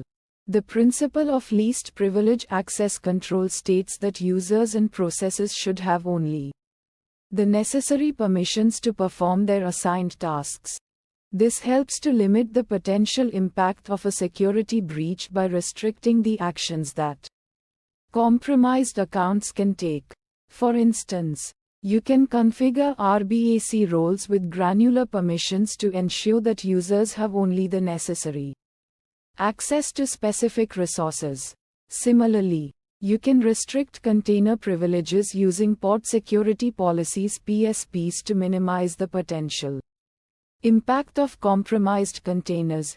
Kubeflow Security Checklist. Use secure communication protocols. employing secure communication protocols, such as TLS-SSL, for all network traffic between components and external systems is essential for protecting sensitive data during transmission. This ensures that communication is encrypted, preventing eavesdropping or man-in-the-middle attacks. For example, you can configure TLS-SSL for communication between Kubeflow services, such as the dashboard and the API server, as well as communication with external systems like databases or data stores. Additionally, you can use secure protocols like HTTPS for accessing the Kubeflow dashboard from external browser. Kubeflow Security Checklist. Regularly audit and review security configurations. Regular auditing and review of security configurations is essential for ensuring that the Kubeflow cluster remains secure over time. This involves periodically assessing security policies, RBAC roles, and other security settings to identify any misconfigurations or vulnerabilities. For instance, you can conduct regular security audits to verify that security policies are correctly implemented and that users have appropriate access privileges. Additionally, you can use automated security scanning tools to detect potential vulnerabilities in the cluster infrastructure. Kubeflow Security Checklist. Train users on security best practices. Training users on security best practices is crucial for promoting a security-conscious culture within the organization. This involves providing users with education on secure password management, identifying and reporting suspicious activity, and following security guidelines. For example, you can conduct security awareness training sessions for users to raise awareness of common security threats and best practices for secure interaction with the Kubeflow cluster. Additionally, you can provide users with clear guidelines on acceptable use policies, password complexity requirements, and reporting procedures for security incidents. Kubeflow Security Checklist. Deploy Kubeflow. This step involves installing and configuring Kubeflow on your Kubernetes cluster. This includes deploying all the necessary components, such as the Kubeflow API server, the Kubeflow dashboard, and the Kubeflow pipelines. Steps involved in scaling. Create namespace. This step involves creating a dedicated namespace within your Kubernetes cluster for Kubeflow. This helps isolate Kubeflow resources and ensures proper access control. Steps involved in scaling. Install dependencies. This step involves installing any necessary dependencies for Kubeflow, such as the TensorFlow or PTorch libraries. Steps involved in scaling. Configure resources. This step involves allocating resources to Kubeflow components, such as CPU, memory, and storage. This is crucial for ensuring proper performance and scaling. Steps involved in scaling. Scale components. This step involves scaling Kubeflow components up or down based on demand. This can include scaling the number of replicas for certain components, such as the Kubeflow API server, or adjusting resource allocations for individual components. Steps involved in scaling. Monitor performance. This step involves monitoring the performance of Kubeflow components and identifying any potential bottlenecks. This can be done using monitoring tools like Prometheus and Grafana. Steps involved in scaling. Troubleshoot issues. This step involves identifying and resolving any issues that may arise during the scaling process. This could involve analyzing logs, monitoring metrics, or investigating resource usage patterns. Steps involved in scaling. Pipelines. Kubeflow pipelines allow for defining and executing complex machine learning workflows. Scaling pipelines involves increasing the number of resources allocated to pipeline execution nodes, or optimizing the pipeline code for efficiency. Scale Kubeflow components. Training jobs involve training machine learning models on large datasets. Scaling training jobs can be achieved by increasing the number of training nodes or by leveraging distributed training frameworks. Scale Kubeflow components. Serving applications are responsible for deploying trained models and making predictions. Scaling serving applications can involve increasing the number of serving replicas or using horizontal pod autoscaling to automatically adjust resources based on demand. Scale Kubeflow components. Notebooks. Kubeflow notebooks provide an interactive environment for data science tasks. Scaling notebooks can involve increasing the number of notebook servers or allocating more resources to individual notebooks. Scale Kubeflow components. Data processing tasks involve cleaning, transforming, and preparing data for machine learning models. Scaling data processing can involve using distributed data processing frameworks or increasing pay number of processing nodes. Scale Kubeflow components.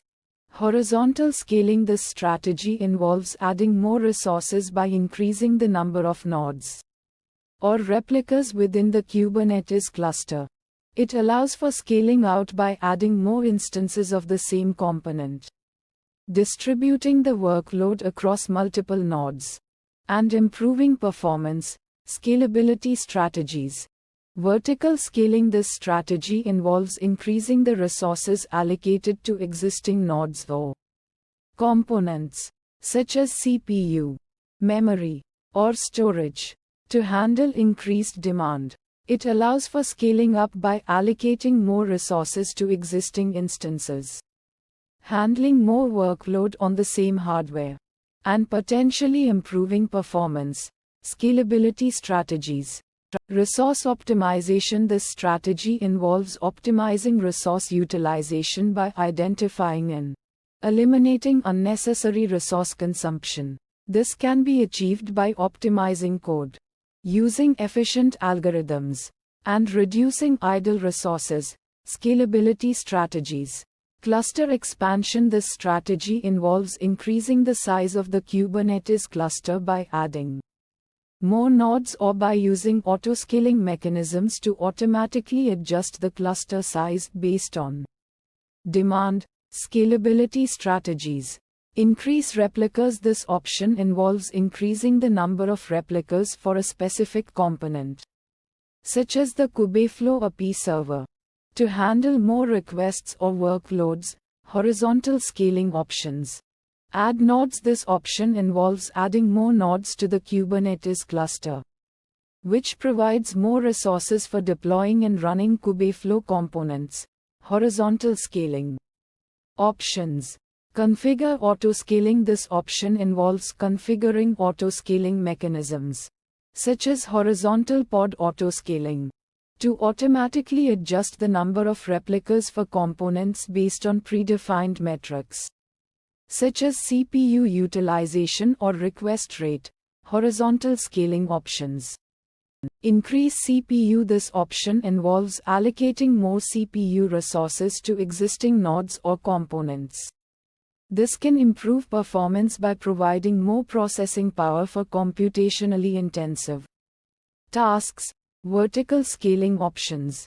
Increase memory. This option involves allocating more memory resources to existing nodes or components. This can improve performance by providing more space for storing data and executing applications. Vertical scaling options. Increase storage. This option involves allocating more storage resources to existing nodes or components. This can improve performance by providing more space for storing data and applications. Vertical scaling options. Increase GPU. This option involves allocating more GPU resources to existing nodes or components. This can improve performance by providing more computational power for machine learning tasks that require extensive parallel processing. Vertical scaling options. Optimize image size. Reducing the size of container images can improve download times and reduce resource consumption during deployment. Resource optimization techniques. Reduce idle resources. Identifying and eliminating unnecessary resource allocations can improve efficiency and reduce costs. Resource optimization techniques. Use efficient algorithms. Choosing efficient algorithms for data processing and model training can significantly reduce resource consumption and improve performance. Resource optimization techniques. Add workers nodes. This option involves adding more worker nodes to the Kubernetes cluster, which can provide more resources for running Kubeflow components. Cluster expansion options. Increase cluster size. This option involves increasing the overall size of the Kubernetes cluster by adding more nodes, providing more resources for Kubeflow components, and handling higher workloads. Cluster expansion options. Configure auto-scaling. This option involves configuring auto-scaling mechanisms to automatically adjust the size of the Kubernetes cluster based on predefined metrics, such as CPU utilization or workload demand.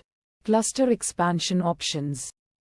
Prometheus. Prometheus is a popular open-source monitoring system that can collect metrics from Kubeflow components and visualize them through dashboards. Monitoring tools. Grafana. Grafana is a powerful open-source dashboarding tool that can be used to visualize metrics collected by Prometheus and other monitoring systems. Monitoring tools. Kubeflow dashboard. The Kubeflow dashboard provides a centralized interface for monitoring Kubeflow components and accessing various features, such as pipeline executions, experiment tracking, and resource utilization. Monitoring tools. Check logs. Analyzing logs generated by Kubeflow components can help identify errors, warnings, and other issues. Troubleshooting methods. Monitor metrics. Monitoring key metrics, such as CPU utilization, memory usage, and network traffic, can help identify performance bottlenecks and other issues. Troubleshooting methods. Analyze resource usage. Analyzing resource usage patterns can help identify inefficient resource allocations and optimize resource consumption. Troubleshooting methods. Identify bottlenecks. Identifying performance bottlenecks, such as CPU saturation or memory constraints, can help pinpoint areas for optimization. Troubleshooting methods. Design for scalability. Designing Kubeflow components and applications with scalability in mind can ensure smooth scaling and minimize potential performance issues. Best practices for scalability. Monitor performance regularly. Monitoring the performance of Kubeflow components and applications can help identify potential bottlenecks and ensure smooth scaling. Best practices for scalability. Use efficient resources. Choosing efficient algorithms and using optimized container images can reduce resource consumption and improve performance. Best practices for scalability. Optimize code. Optimizing code for efficiency can significantly improve performance and reduce resource consumption. Best practices for scalability. Plan for growth. Planning for future growth and scaling needs can ensure that Kubeflow can handle increased workloads and demands. Best practices for scalability. Increased throughput. Scaling Kubeflow can significantly increase the throughput of machine learning workflows by enabling parallel processing and distributing workloads across multiple nodes. Kubeflow. Scalability benefits. Reduced latency. Scaling Kubeflow can reduce latency by providing more resources for handling requests and reducing queuing times. Kubeflow scalability benefits. Improved resource utilization. Scaling Kubeflow can optimize resource utilization by ensuring that resources are allocated efficiently and only when needed. Kubeflow scalability benefits. Enhanced performance scaling. Kubeflow can enhance performance by providing more resources for computationally intensive tasks and enabling faster processing of data. Kubeflow scalability benefits. Improved user experience. Scaling. Kubeflow can improve the user experience by providing faster response times, improved performance, and a more responsive system. Kubeflow scalability benefits. The Kubeflow deployment is running smoothly and all components are operational. Overall status. Install Kubeflow on a Kubernetes cluster. Steps involved. Deploy a sample Kubeflow pipeline. Steps involved. Run the pipeline and monitor its progress. Steps involved. The CPU usage of the Kubeflow deployment is within acceptable limits. The CPU usage is averaging around 20 with occasional spikes to 30. CPU usage. The memory usage of the Kubeflow deployment is also within acceptable limits. The memory usage is averaging around 50 with occasional spikes to 70. Memory usage. The GPU usage of the Kubeflow deployment is low, as the pipeline does not require significant GPU acceleration. The GPU usage is averaging around 5. GPU usage. The throughput of the Kubeflow deployment is satisfactory. The pipeline is able to process approximately 1000 data points per minute. Throughput. The latency of the Kubeflow deployment is also satisfactory. The pipeline is able to process data with an average latency of 10 seconds. Latency. The success rate of the Kubeflow deployment is high, with a success rate of 99. Success rate.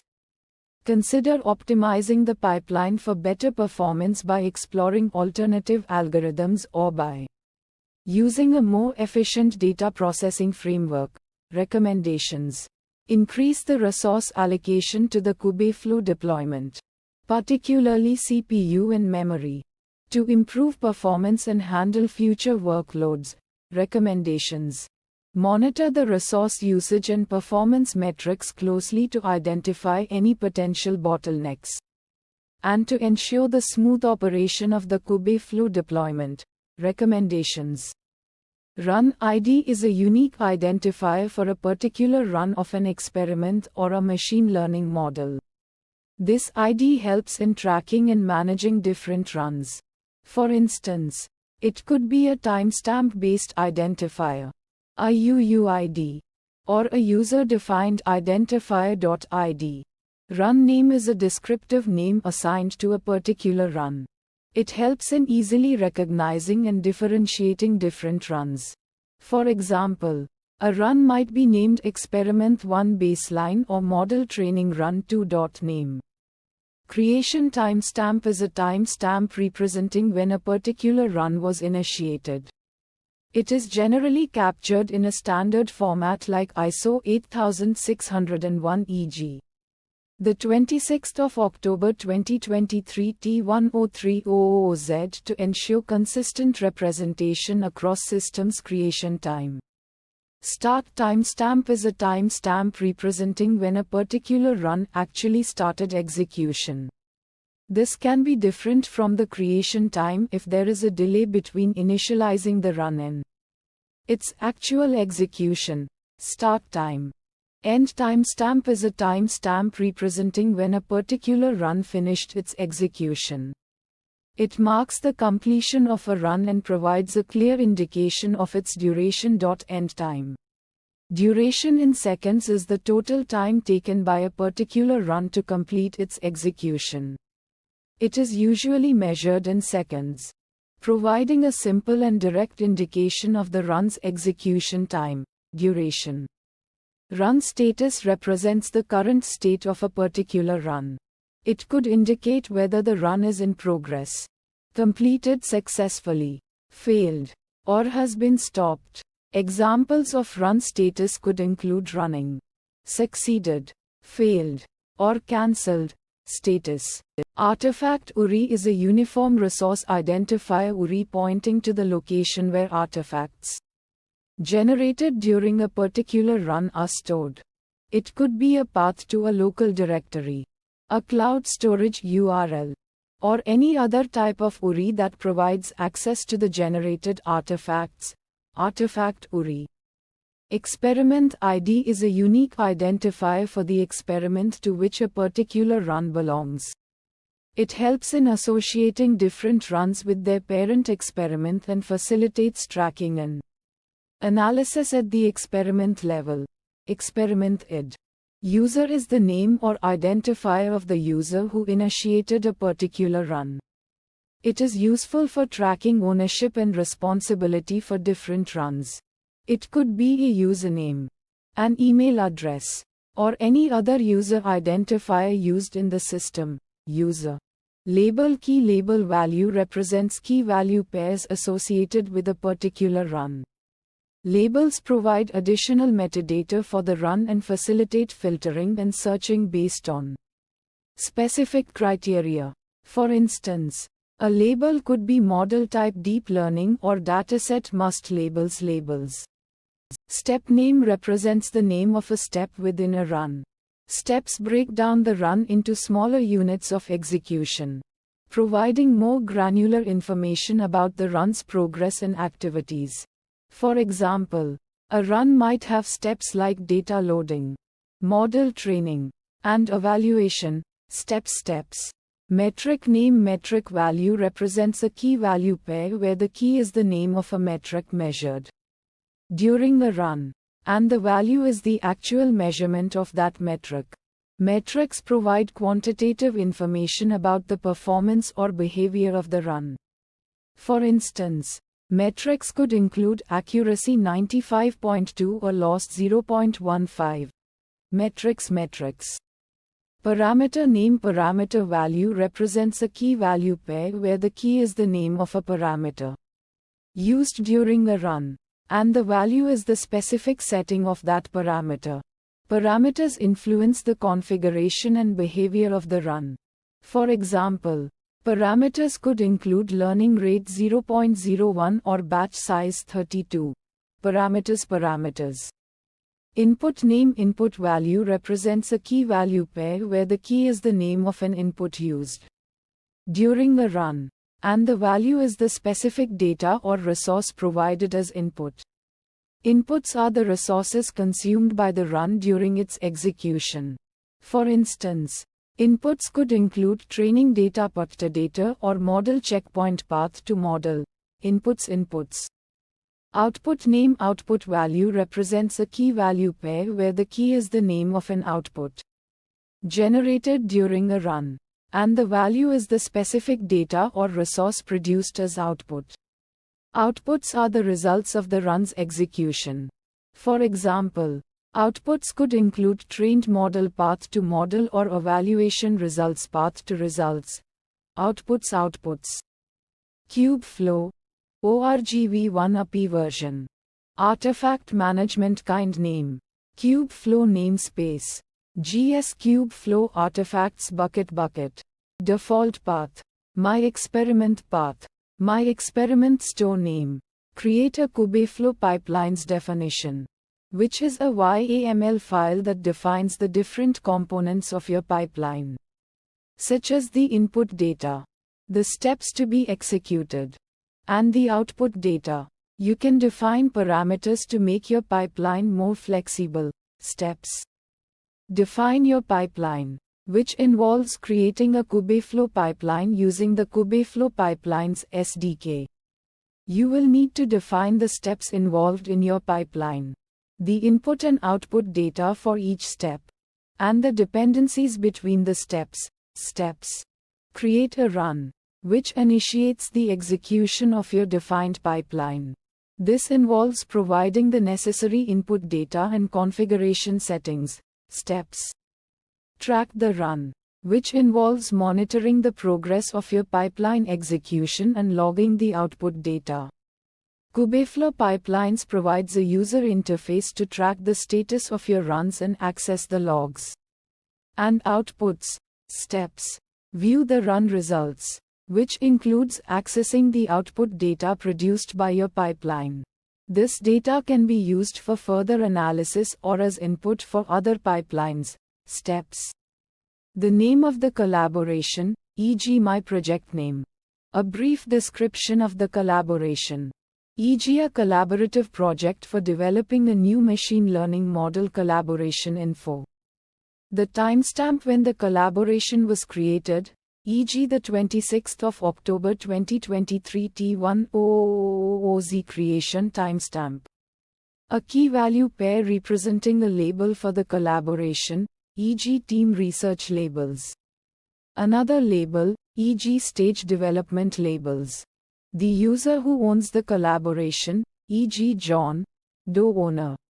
A member of the collaboration, e.g. Jane, Doe members. Another member, e.g. David, Smith members. A permission granted to members, e.g. read permissions. Another permission, e.g. write permissions. A task assigned to the collaboration, e.g. train a model tasks. Another task, e.g. deploy the model tasks. An artifact associated with the collaboration, e.g. trained model. H5 artifacts. Another artifact, e.g. data. CSV artifacts. A pipeline used in the collaboration, e.g. training pipeline pipelines. Another pipeline, e.g. deployment pipeline pipelines. An experiment conducted in the collaboration, e.g. experiment 1 experiments. Another experiment, e.g. experiment 2 experiments. A model developed in the collaboration, e.g. my model models. Another model, e.g. your model models. A dataset used in the collaboration, e.g. customer data datasets. Another dataset, e.g. product data datasets. A metric tracked in the collaboration, e.g. accuracy metrics. Another metric, e.g. precision metrics. A log file generated in the collaboration, e.g. training logs, txt logs. Another log file, e.g. deployment logs, txt logs. Create a new Python module containing the code for your custom Kubeflow component. This module should be placed in a location accessible to your Kubeflow pipeline. Extensibility steps. Define a class within the module that inherits from the appropriate Kubeflow component class, e.g. Container op, Python op, DSL, pipeline. This class represents your custom component. Extensibility steps. Override the required methods of the inherited component class. This usually involves defining the run method, which encapsulates the logic of your component. Extensibility steps. Implement the logic of your component within the overridden methods. This might involve defining input and output parameters, calling external services, performing data processing, or training machine learning models. Extensibility steps. Register your component using the Kubeflow component registry. This involves creating a component definition YAML file that describes your component's inputs, outputs, and other properties. Extensibility steps. Use your custom component in your Kubeflow pipelines by referencing it in your pipeline definition file. This allows you to integrate your custom logic into your workflows. Extensibility steps. Information about the custom component, including its inputs, outputs, and other properties. This information is used to define the component and make it accessible within Kubeflow. Extensibility return value. Used to register the component with the Kubeflow component registry, making it available for use in pipelines. Extensibility return value. Kubeflow components and pipelines offer a wide range of pre-built components for common milliliter tasks, such as data preprocessing, model training, and model deployment. These components can be easily integrated into pipelines to automate milliliter workflows.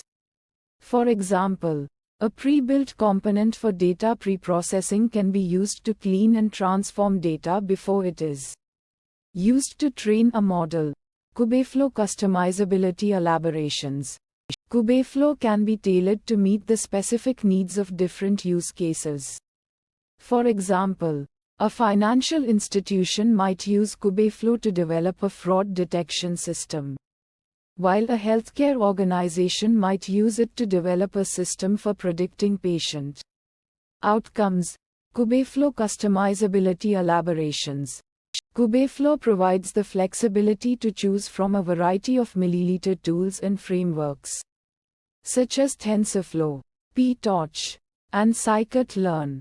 This allows users to select the tools that are best suited for their specific needs. For example, a user might choose TensorFlow for deep learning tasks, while a user might choose scikit-learn for traditional machine learning tasks. Kubeflow customizability elaborations. Kubeflow can be deployed to any Kubernetes cluster, whether it is on premises or in the cloud. This provides users with the flexibility to choose the deployment environment that best suits their needs. For example, a user might choose to deploy Kubeflow to a cloud-based Kubernetes cluster for scalability and cost-effectiveness. Kubeflow customizability elaborations. Kubeflow can be seamlessly integrated with existing workflows, such as CI/CD pipelines. This allows users to automate the deployment and management of milliliter models. For example, a user might integrate Kubeflow with a CI/CD pipeline to automatically deploy a new milliliter model when it is trained and validated. Kubeflow customizability elaborations. Kubeflow supports a wide variety of data sources and formats, such as databases, cloud storage, and file systems. This allows users to work with data from a variety of sources. For example, a user might use Kubeflow to train a model on data stored in a cloud database. Kubeflow customizability elaborations. Kubeflow provides a variety of pre-built components that can be used to perform common milliliter tasks. These components can be easily customized to meet specific needs. For example, a user might use a pre-built component to perform data preprocessing and then customize it to add additional data transformations. Kubeflow customizability elaborations. Kubeflow allows users to define custom components and pipelines. This allows users to create custom workflows that meet their specific needs. For example, a user might create a custom pipeline to train a model on a specific dataset and then deploy it to a specific environment. Kubeflow customizability elaborations. Kubeflow provides a comprehensive set of tools for developing and managing milliliter models. This includes tools for model training, validation, and deployment. For example, a user might use Kubeflow to train a model, evaluate its performance on a test dataset, and then deploy it to a production environment. Kubeflow customizability elaborations. Kubeflow provides tools for tracking and monitoring milliliter experiments. This allows users to track the performance of different models and to identify the best performing models. For example, a user might use Kubeflow to track the performance of different models on a test dataset and to identify the model with the highest accuracy. Kubeflow customizability elaborations. Kubeflow can be scaled to handle large milliliter workloads. This allows users to train and deploy models on large datasets and to handle a high volume of predictions. For example, a user might use Kubeflow to train a model on a large dataset of customer data and then use it to predict customer churn. Kubeflow customizability elaborations. Kubeflow provides tools for deploying milliliter models to production. This includes tools for managing model versions, deploying models to different environments, and monitoring model performance in production. For example, a user might use Kubeflow to deploy a trained model to a production environment and to monitor its Performance in real time. Kubeflow customizability elaborations. Kubeflow provides tools for optimizing milliliter performance. This includes tools for profiling models, identifying performance bottlenecks, and tuning model hyperparameters. For example, a user might use Kubeflow to profile a trained model, identify areas where it is performing poorly, and then tune its hyperparameters to improve its performance. Kubeflow customizability elaborations. Kubeflow provides features for enhancing security and governance. This includes features for managing access control, auditing actions, and enforcing compliance policies. For example, a user might use Kubeflow to restrict access to sensitive data and to audit all actions performed on milliliter models. Kubeflow customizability elaborations.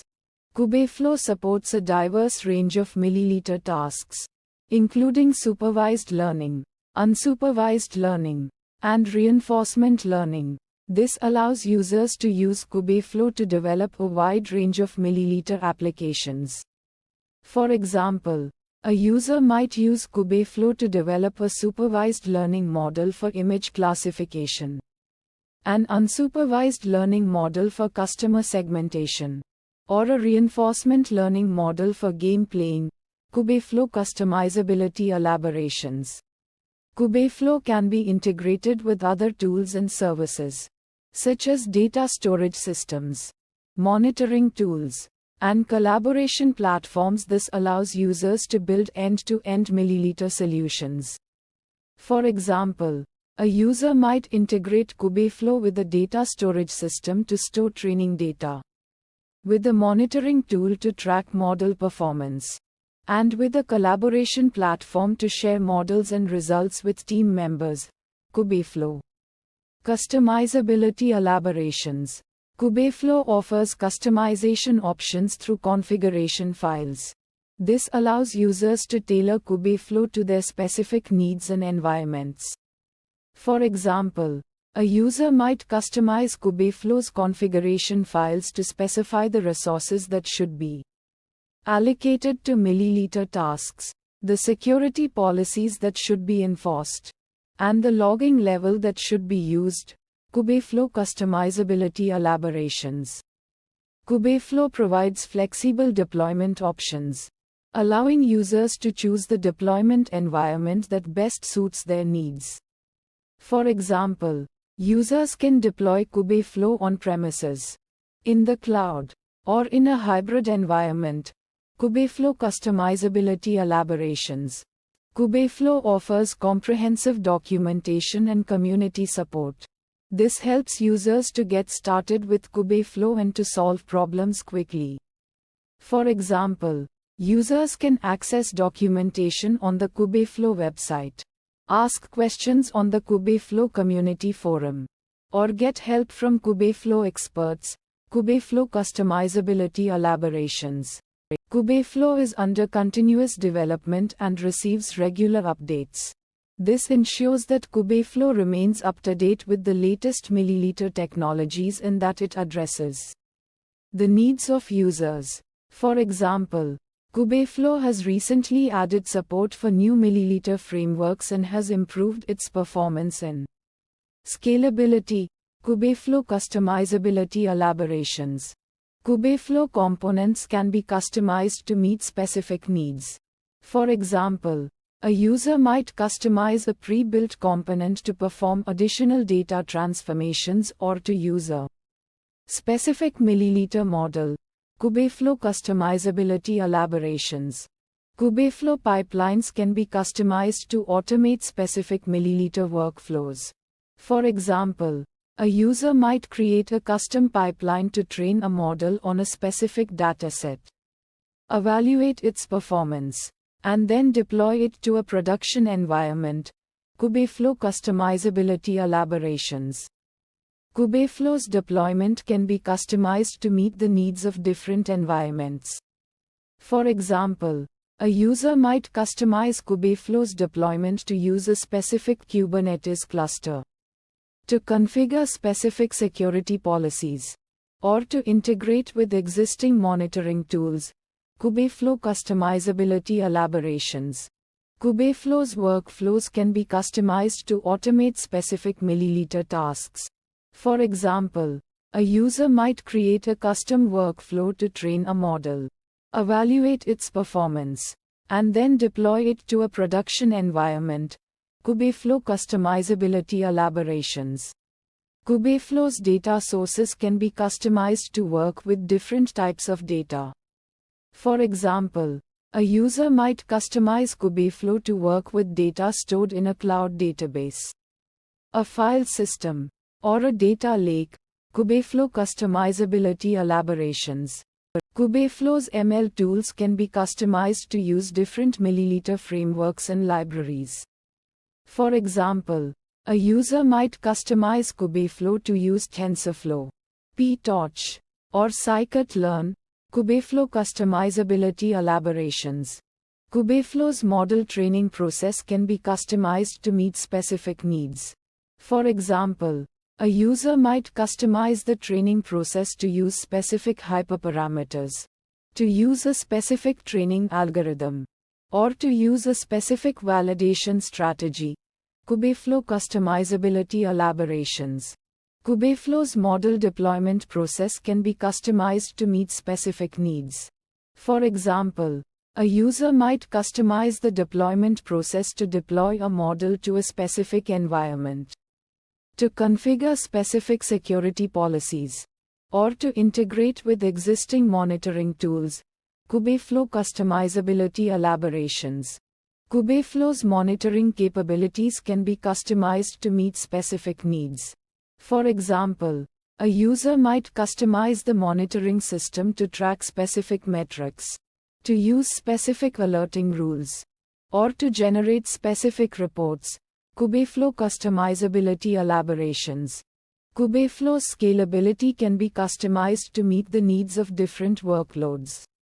For example, a user might customize Kubeflow to use a specific number of nodes, to allocate specific resources to different tasks, or to use specific load balancing strategies. Kubeflow customizability elaborations. Kubeflow's security features can be customized to meet specific needs. For example, a user might customize Kubeflow to use specific authentication mechanisms, to enforce specific authorization policies, or to implement specific data encryption strategies. Kubeflow customizability elaborations. Kubeflow's governance features can be customized to meet specific needs. For example, a user might customize Kubeflow to implement specific policies for managing access control, auditing actions, and enforcing compliance requirements. Kubeflow customizability elaborations. Kubeflow's integration capabilities can be customized to work with different tools and services. For example, a user might customize Kubeflow to integrate with a specific data storage system, a specific monitoring tool, or a specific collaboration platform. Kubeflow customizability elaborations. Kubeflow's configuration files can be customized to tailor Kubeflow to specific needs and environments. For example, a user might customize Kubeflow's configuration files to specify the resources that should be allocated to milliliter tasks, the security policies that should be enforced, and the logging level that should be used. Kubeflow customizability elaborations. Kubeflow's deployment options can be customized to meet the needs of different environments. For example, a user might customize Kubeflow to be deployed on premises, in the cloud, or in a hybrid environment. Kubeflow customizability elaborations. Kubeflow's documentation and community support can be customized to meet the needs of different users. For example, a user might contribute to the Kubeflow documentation or participate in the Kubeflow community forum to share their knowledge and to help others. Kubeflow customizability elaborations. Kubeflow's development and updates can be customized to meet the needs of different users. For example, a user might contribute to the Kubeflow codebase, report bugs, or submit feature requests to help improve Kubeflow. Kubeflow customizability elaborations. KFP Kubeflow pipelines is portable and can run on any Kubernetes cluster, regardless of the underlying cloud provider or on-premises infrastructure. This flexibility allows users to leverage existing Kubernetes investments and seamlessly deploy KFP in their preferred environments. For example, KFP can be deployed on Google Kubernetes Engine GKE, Amazon Elastic Kubernetes Service EKS, or Azure Kubernetes Service AKS, making it suitable for organizations with diverse cloud strategies. Kubeflow flexibility elaborations. KFP allows for custom components and containers, enabling users to integrate their own code and specific libraries into pipelines. This customization empowers users to tailor pipelines for unique needs and utilize specialized tools not readily available in standard components. For instance, users can create custom components for specific data preprocessing steps, model training algorithms, or custom evaluation metrics, fostering greater control over the milliliter pipeline. Kubeflow flexibility elaborations. KFP supports various milliliter frameworks and libraries, including TensorFlow, PTorch, scikit-learn, and more. This versatility allows users to leverage their preferred frameworks and libraries within the same pipeline, ensuring consistency and streamlining milliliter development. For example, a KFP pipeline can utilize TensorFlow for model training, PTorch for data augmentation, and scikit-learn for model evaluation, facilitating a cohesive and efficient workflow. Kubeflow flexibility elaborations. KFP is scalable and adaptable to varying workloads. Pipelines can be scaled horizontally by deploying multiple replicas of components, enabling efficient utilization of available resources. This adaptability allows users to adjust pipeline execution based on data size, model complexity, and available compute resources, optimizing performance for different scenarios. For example, a KFP pipeline can be scaled up to handle large datasets during training, and scaled down during model inference to reduce costs. Kubeflow flexibility elaborations. KFP integrates with existing milliliter tools and workflows, allowing seamless integration into existing milliliter processes. This integration simplifies adoption and enhances efficiency by leveraging existing infrastructure and tools. For instance, KFP can be integrated with popular milliliter platforms like MLflow for experiment tracking and model management, enabling a comprehensive and unified milliliter workflow. Kubeflow flexibility elaborations. KFP offers flexibility for diverse milliliter use cases. Whether it's training deep learning models, deploying machine learning models, or automating data processing tasks, KFP provides a framework to streamline and automate the entire milliliter lifecycle. This flexibility allows users to apply KFP across various milliliter applications, from image classification and natural language processing to predictive analytics and anomaly detection. Kubeflow flexibility elaborations. Starting the Kubeflow platform for running machine learning workloads. Kubeflow provides a platform for building and deploying machine learning models on Kubernetes clusters. It simplifies the process by providing tools for managing workflows, deploying models, and monitoring their performance. Steps. Starting a TensorFlow training job. This involves launching a TensorFlow training task on a cluster of machines, typically using a Kubernetes platform like Kubeflow. TensorFlow is a popular machine learning library known for its flexibility and scalability. Steps: launching a TPU virtual machine for training or inference. TPU's tensor processing units are specialized hardware accelerators designed specifically for machine learning workloads. They are known for their high performance and efficiency in matrix operations, which are common in machine learning. Steps: uploading the training data to the machine learning platform. This might involve transferring the data from a local machine to the cloud or transferring it between different storage locations within the cloud environment. The data is usually stored in a format that is compatible with the training framework. Steps: training the machine learning model. This step involves feeding the uploaded data into the chosen machine learning model and letting it learn from the data. During the training process, the model's parameters are adjusted iteratively until it achieves a desired level of performance.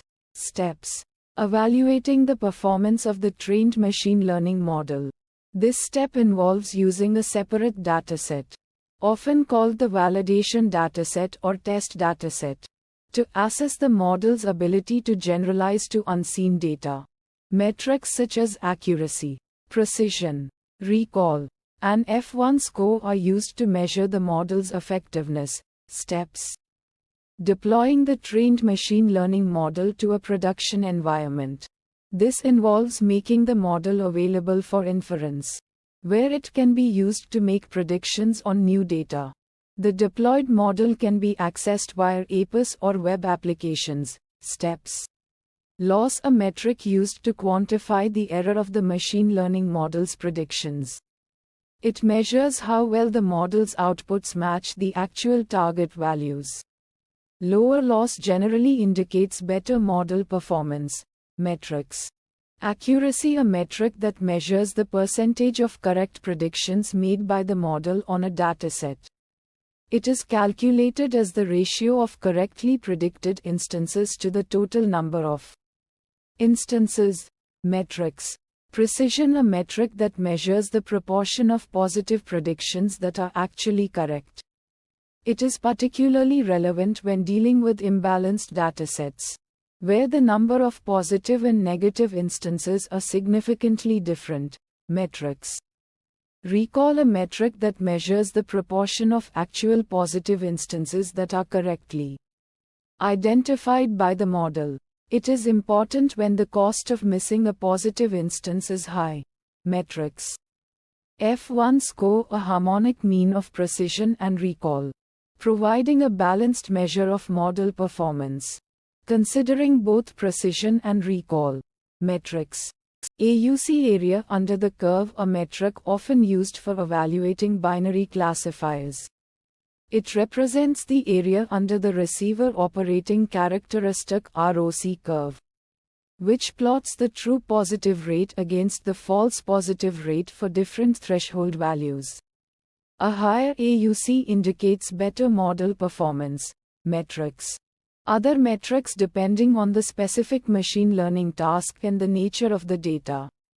Other metrics might be used to evaluate the model's performance. These can include metrics such as mean squared error (MSE), mean absolute error (MA), root mean squared error (RMSE), and others. Metrics: training time, the total time it took to train the machine learning model, from the start of the training process to the completion of the training loop. This metric helps evaluate the efficiency of the training process and can be used to compare performance of different models or training configurations. Training time. Step time 1, the time taken for the first step in the training process, which might involve tasks like data loading, model initialization, or the first epoch of training. Training time. Step time 2, the time taken for the second step in the training process, which could be another epoch of training, a specific model operation, or any other defined stage of the training workflow. Training time. Step time 3, the time taken for the third step in the training process, This could include tasks like data augmentation, model evaluation, or any other predefined step in the training workflow. Training time. Step time 4. The time taken for the fourth step in the training process. This could involve further epochs of training, model adjustments, or any other specific stage defined in the training workflow. Training time. Step time 5. The time taken for the fifth step in the training process. This might involve final model evaluations, model saving, or other tasks associated with the end of the training process. Training time. Step time 6. The time taken for the sixth step in the training process. This step could include any additional operations or evaluations that might be performed after the primary training process. Training time. Step time 7. The time taken for the seventh step in the training process. This might involve any finalization steps, data cleanup, or logging of results after the training is complete. Training time. CPU used. The amount of CPU resources consumed during the training process. This metric helps understand the computational demands of the training task and can be used for resource allocation and optimization. Resources. Memory used. The amount of memory RAM consumed during the training process. This metric helps identify memory bottlenecks and ensure sufficient resources are allocated for the training task. Resources. GPU used. The amount of GPU resources, if any, used during the training process. This metric is particularly relevant when using GPUs for accelerating machine learning training, as it provides insights into GPU utilization and efficiency. Resources. TPU used. The amount of TPU resources, if any, consumed during the training process.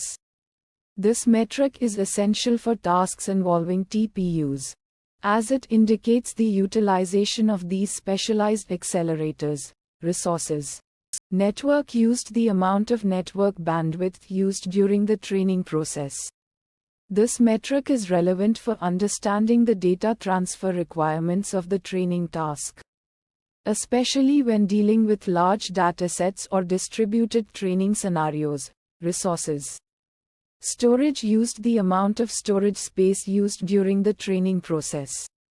This metric provides insights into the storage requirements of the training data and model. Checkpoints. Resources.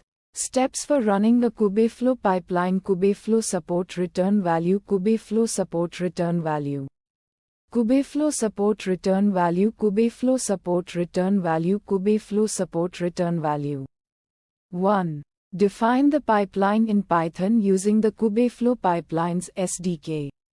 This involves creating a pipeline object and defining the steps within it. Each step represents a task in the pipeline and can be a custom Python function, a pre-built component, or a container image. For example, you can define a step that reads data from a database, another step that performs data pre-processing, and a final step that trains a machine learning model. Steps for running a Kubeflow pipeline. 2. Package the pipeline definition into a Docker image. This step ensures that the pipeline and its dependencies are self-contained and can be run in any environment that supports Docker. The Docker image can be built using a Docker file that includes the necessary libraries and dependencies for your pipeline. Steps for running a Kubeflow pipeline. 3. Upload the Docker image to a container registry. This step makes the image accessible to the Kubeflow cluster. You can use popular container registries like Docker Hub or Google Container Registry to store your image. Ensure that the registry credentials are configured correctly within the Kubeflow cluster. Steps for running a Kubeflow pipeline. 4. Create a Kubeflow pipeline in the Kubeflow UI. The Kubeflow UI provides a visual interface for managing and running pipelines. In the UI, you can create a new pipeline. Specify the Docker image containing your pipeline definition. and configure the pipeline's parameters. Steps for running a Kubeflow pipeline. 5. Run the pipeline using the Kubeflow UI or command line interface. Once you've created the pipeline in the Kubeflow UI, you can trigger its execution. You can also run the pipeline from the command line using the Kubeflow pipelines CLI. The pipeline will run in the Kubeflow cluster, and its status will be tracked in the UI. Steps for running a Kubeflow pipeline. Kubeflow documentation support overview. An overview of the Kubeflow documentation, its purpose, and how it can be used to learn about and contribute to Kubeflow. Kubeflow documentation support. Elaborations. Kubeflow documentation support elaborations. Getting started. A guide for new users to get started with Kubeflow, including installation, setting up the environment, and running a simple workflow. Kubeflow documentation support elaborations. Kubeflow documentation support elaborations. Deploying Kubeflow instructions on deploying Kubeflow on various platforms, including Kubernetes, AWS, GCP, and Azure. Kubeflow documentation support elaborations. Kubeflow documentation support elaborations. Using Kubeflow. A guide to using Kubeflow for machine learning tasks, covering topics like creating and managing pipelines, training and deploying models, and monitoring and debugging workflows. Kubeflow documentation support elaborations. Kubeflow documentation support elaborations. Tutorials and examples. A collection of tutorials and examples to help users learn how to use Kubeflow for different machine learning tasks. Kubeflow documentation support elaborations. Kubeflow documentation support elaborations. Contributing to Kubeflow. Information on how to contribute to Kubeflow, including documentation, code, and the community. Kubeflow documentation support elaborations. Kubeflow documentation support elaborations. What is Kubeflow? An introduction to Kubeflow, describing it as an open-source machine learning platform that simplifies machine learning workflows and runs on Kubernetes. Kubeflow documentation support elaborations. Why use Kubeflow? The benefits of using Kubeflow, including easier building and deployment of milliliter models, efficient scaling of milliliter workflows, and improved collaboration and reproducibility. Kubeflow documentation support elaborations. Kubeflow components. A list of the key components of Kubeflow, including Kubeflow pipelines, Kubeflow training, Kubeflow serving, Kubeflow centralized dashboard, and Kubeflow notebook server. Kubeflow documentation support elaborations. Installing Kubeflow. Instructions on how to install Kubeflow, including choosing an installation method, following installation instructions, and verifying the installation. Kubeflow documentation support elaborations. Setting up your environment. Steps to prepare your environment for using Kubeflow, such as installing dependencies and configuring environment variables. Kubeflow documentation support elaborations. Running your first workflow. A step-by-step guide to create, run, and view results of a simple pipeline in Kubeflow. Kubeflow documentation support elaborations. Deploying Kubeflow on Kubernetes. Instructions on deploying Kubeflow on a Kubernetes cluster using Kubeflow manifests or the Kubeflow installer. Kubeflow documentation support elaborations. Deploying Kubeflow on other platforms. Instructions on deploying Kubeflow on cloud platforms like AWS, GCP, and Azure. Kubeflow documentation support elaborations.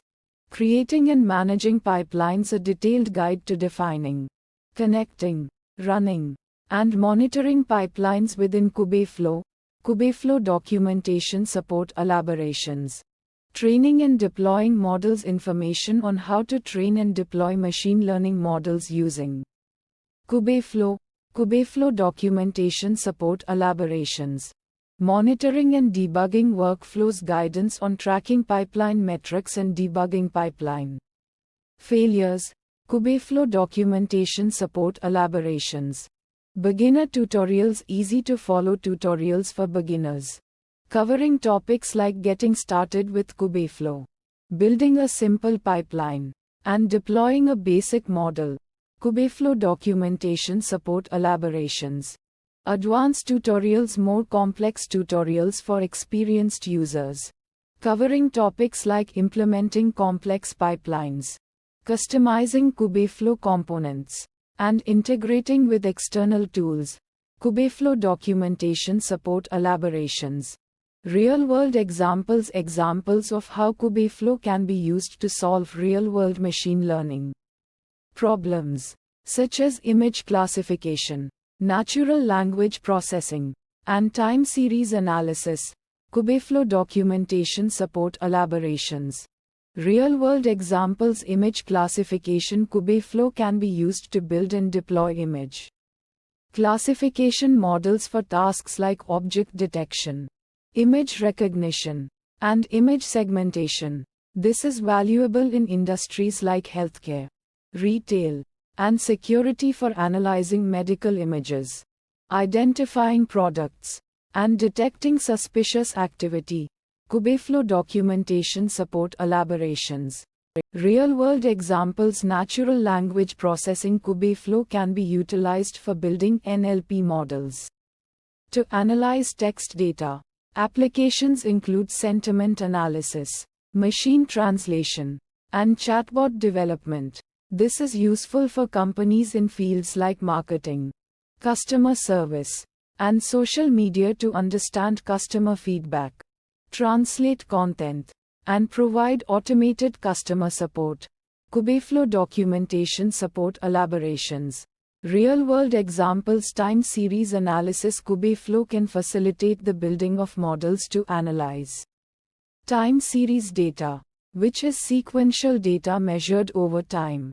This can be applied in areas like finance, meteorology, and manufacturing to predict stock prices, forecast weather, and optimize production processes. Kubeflow documentation support elaborations. Contributing to the documentation: ways to improve existing documentation or create new documentation for Kubeflow. Kubeflow documentation support elaborations. Contributing to the code: information on how to contribute code to Kubeflow by fixing bugs or adding new features. Kubeflow documentation support elaborations. Contributing to the community: how to participate in discussions, provide feedback, and share experiences within the Kubeflow community. Kubeflow documentation support elaborations.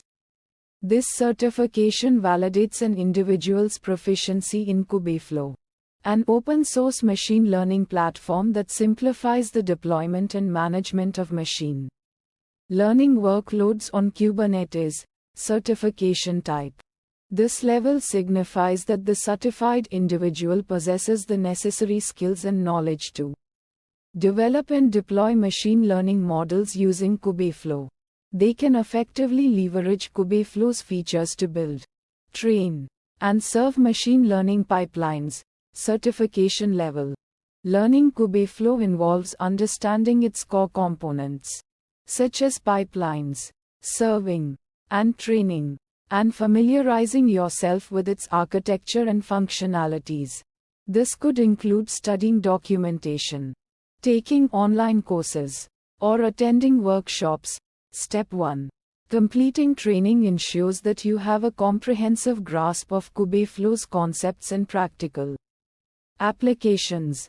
This may involve participating in hands-on exercises, building projects, and gaining practical experience using Kubeflow in real-world scenarios. Step 2. Passing the exam demonstrates your proficiency in Kubeflow. The exam evaluates your understanding of key concepts, your ability to apply those concepts to practical scenarios, and your overall competency in using Kubeflow to build and deploy machine learning solutions. Step 3.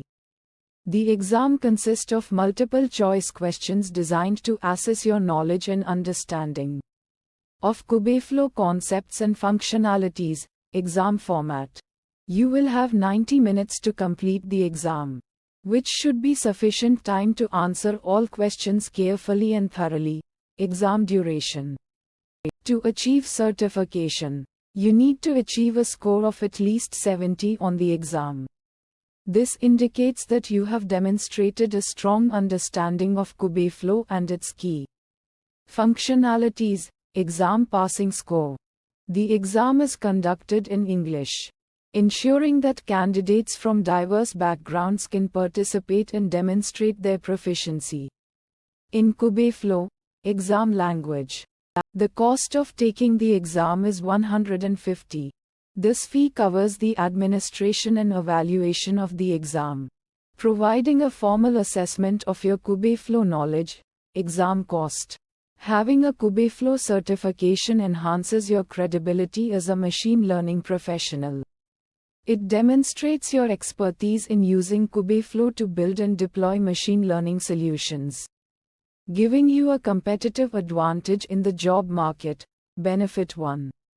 A Kubeflow certification opens up more job opportunities, particularly in roles related to machine learning, data science, and cloud computing. Companies actively seek individuals with validated skills in Kubeflow to handle complex machine learning projects. Benefit 2. As a certified Kubeflow professional, you gain access to exclusive content and resources, including community forums, webinars, and other learning materials. This helps you stay updated on the latest developments in Kubeflow and enhance your expertise. Benefit 3. The certification provides validation of your skills and knowledge in Kubeflow, showcasing your proficiency to potential employers and clients. This builds trust and confidence in your abilities, giving you a competitive edge. Benefit 4. KF Serving is a Kubernetes native serving framework for machine learning models. It allows users to deploy, manage, and scale models from a variety of frameworks, such as TensorFlow, PyTorch, scikit-learn, and XGBoost. KF Serving provides features such as automatic scaling, health checks, and traffic routing, making it easy to deploy and manage production-grade 1050 models. Name. Katib is an automated machine learning AutoML system for optimizing hyperparameters and finding the best model architecture. It provides a platform for running experiments with different hyperparameter configurations and algorithms, and it uses Bayesian optimization techniques to quickly find the best performing models. Name. Evaluates its performance and deploys it to a production environment. Machine learning pipelines.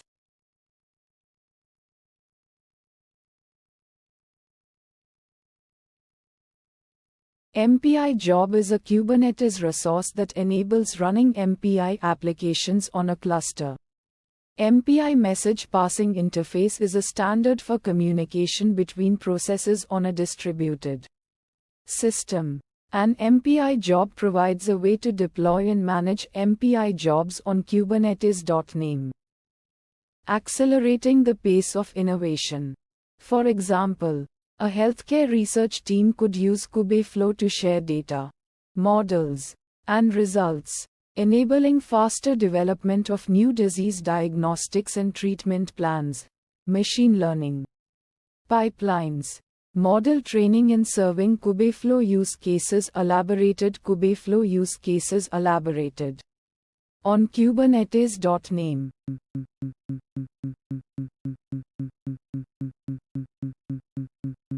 Training models on large datasets. Kubeflow supports training machine learning models on large datasets by leveraging the distributed computing capabilities of Kubernetes.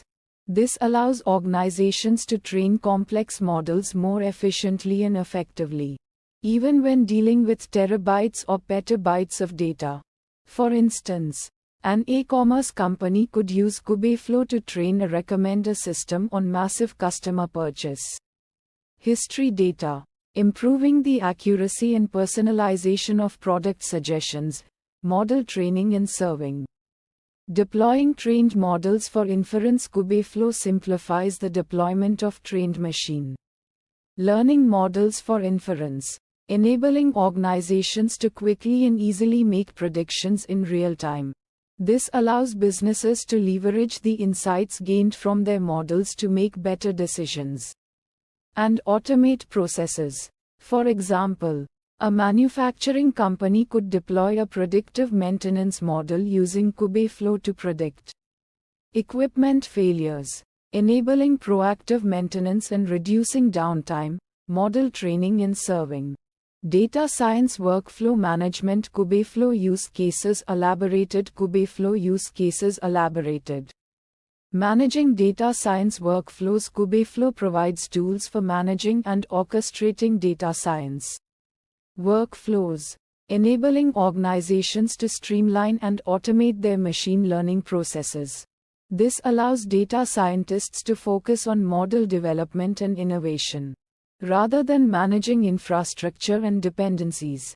For instance, a research laboratory could use Kubeflow to define and manage a workflow for analyzing scientific data, automating tasks such as data cleaning, feature engineering, and model training. Data science workflow management. Tracking experiments and results. Kubeflow offers features for tracking experiments and results, allowing data scientists to compare different models, analyze performance metrics, and reproduce successful experiments. This enhances the transparency and reproducibility of machine learning work, enabling teams to learn from past experiences and improve their models over time. For example, a marketing team could use Kubeflow to track the performance of different ad targeting models, identifying the most effective strategies and optimizing campaign results. Data science workflow management. Multi-cloud and hybrid cloud deployments. Kubeflow use cases elaborated. Kubeflow use cases elaborated.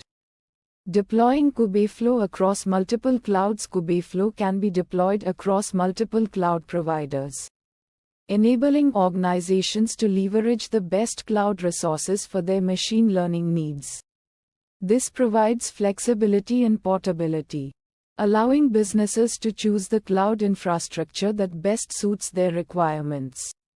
For instance, a financial services company could deploy Kubeflow on AWS for data storage and processing, while using Azure for model training and deployment. Leveraging the strengths of each cloud platform, multi-cloud and hybrid cloud deployments. Managing Kubernetes clusters in hybrid environments. Kubeflow enables the management of Kubernetes clusters in hybrid cloud environments, allowing organizations to combine on-premises and cloud resources for their machine learning workloads. This provides a unified platform for managing and deploying machine learning models across different infrastructure types. For example, a retail company could use Kubeflow to manage a hybrid cloud setup, leveraging on-premises hardware for data storage and processing, while using cloud resources for model training and deployment. Multi-cloud and hybrid cloud deployments. Research and development. Kubeflow use cases elaborated. Kubeflow use cases elaborated. Accelerating machine learning research. Kubeflow provides a powerful platform for machine learning research, enabling scientists to experiment with new algorithms, data sets, and architectures. It allows researchers to quickly iterate on their ideas, scale their experiments, and share results with collaborators. For example, a university research group could use Kubeflow to explore novel deep learning techniques for natural language processing, leveraging the platform's scalability and distributed computing capabilities. Research and development. Developing new machine learning techniques. Kubeflow facilitates the development of new machine learning techniques by providing a flexible and extensible platform. It allows researchers to customize workflows, experiment with new libraries and frameworks, and integrate with other tools and services. For instance, a research team could use Kubeflow to develop new algorithms for reinforcement learning, leveraging the platform's open source nature and its integration with various machine learning libraries. Research and development. Milliliter metadata is a system for managing and tracking metadata about machine learning models and experiments. It provides a way to store and query metadata, such as model parameters, training data, and evaluation metrics. Name. Education and training. Kubeflow use cases elaborated. Kubeflow use cases elaborated. Model registry is a system for managing and tracking machine learning models. It provides a way to store, version, and deploy models, and it helps to ensure consistency and reproducibility in model development. Name. Providing hands-on machine learning experience. Kubeflow is an ideal platform for providing hands-on machine learning experience to students and professionals. It offers a user-friendly interface, pre-built components, and comprehensive documentation, enabling users to learn and experiment with machine learning concepts in a practical setting. For example, an educational institution could use Kubeflow to provide a hands-on machine learning course, allowing students to train and deploy models, explore different algorithms, and gain practical experience in building real-world applications, education and training. Pre-built models are machine learning models that have been pre-trained on large datasets. They can be used for a variety of tasks, such as image classification, object detection, and natural language processing. Name. Model serving is the process of deploying and managing machine learning models in production. It involves exposing models as APIs and managing traffic routing and scaling. Name. Automated milliliter is a process of automating the machine learning workflow, from data preparation to model deployment. It uses algorithms and techniques to automate the steps involved in building and deploying machine learning models. Name. Teaching machine learning concepts. Kubeflow can be used to teach machine learning concepts, providing a visual and interactive way to understand algorithms, workflows, and applications. It allows educators to demonstrate the practical aspects of machine learning, helping students grasp the concepts and their real-world applications. For example, a teacher could use Kubeflow to illustrate the process of training a neural network for image classification, enabling students to see the model's architecture, training process, and performance in a visual and interactive manner. Education and training. Enterprise applications. Kubeflow use cases elaborated. Kubeflow use cases elaborated. Serverless workloads are applications that are deployed and managed without the need for servers or infrastructure. They are scaled automatically based on demand, making them ideal for applications that experience fluctuating traffic patterns. Name. Metadata management is the process of managing and tracking metadata about machine learning models and experiments. It involves storing and querying metadata, such as model parameters, training data, and evaluation metrics. Name. Automating machine learning tasks. Kubeflow enables the automation of machine learning tasks, allowing organizations to streamline their workflows and improve efficiency. This frees up data scientists to focus on higher-level tasks, such as model development and optimization. For example, a financial institution could use Kubeflow to automate the process of training and deploying risk assessment models, reducing manual effort and improving the speed and accuracy of risk evaluations. Enterprise applications. Model management is the process of managing and tracking machine learning models. It involves storing, versioning, and deploying models, and it helps to ensure consistency and reproducibility in model development. Name. Model repository is a centralized location for storing and managing machine learning models. It provides a way to version models, track their performance, and deploy them to production. Name. Integrating machine learning into business processes. Kubeflow provides a platform for integrating machine learning into various business processes, enabling organizations to leverage the power of AI to enhance their operations and gain competitive advantages.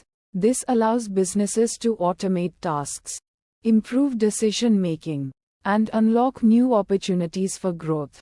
For instance, a manufacturing company could use Kubeflow to integrate machine learning into its production process, optimizing resource allocation, reducing waste, and improving overall efficiency.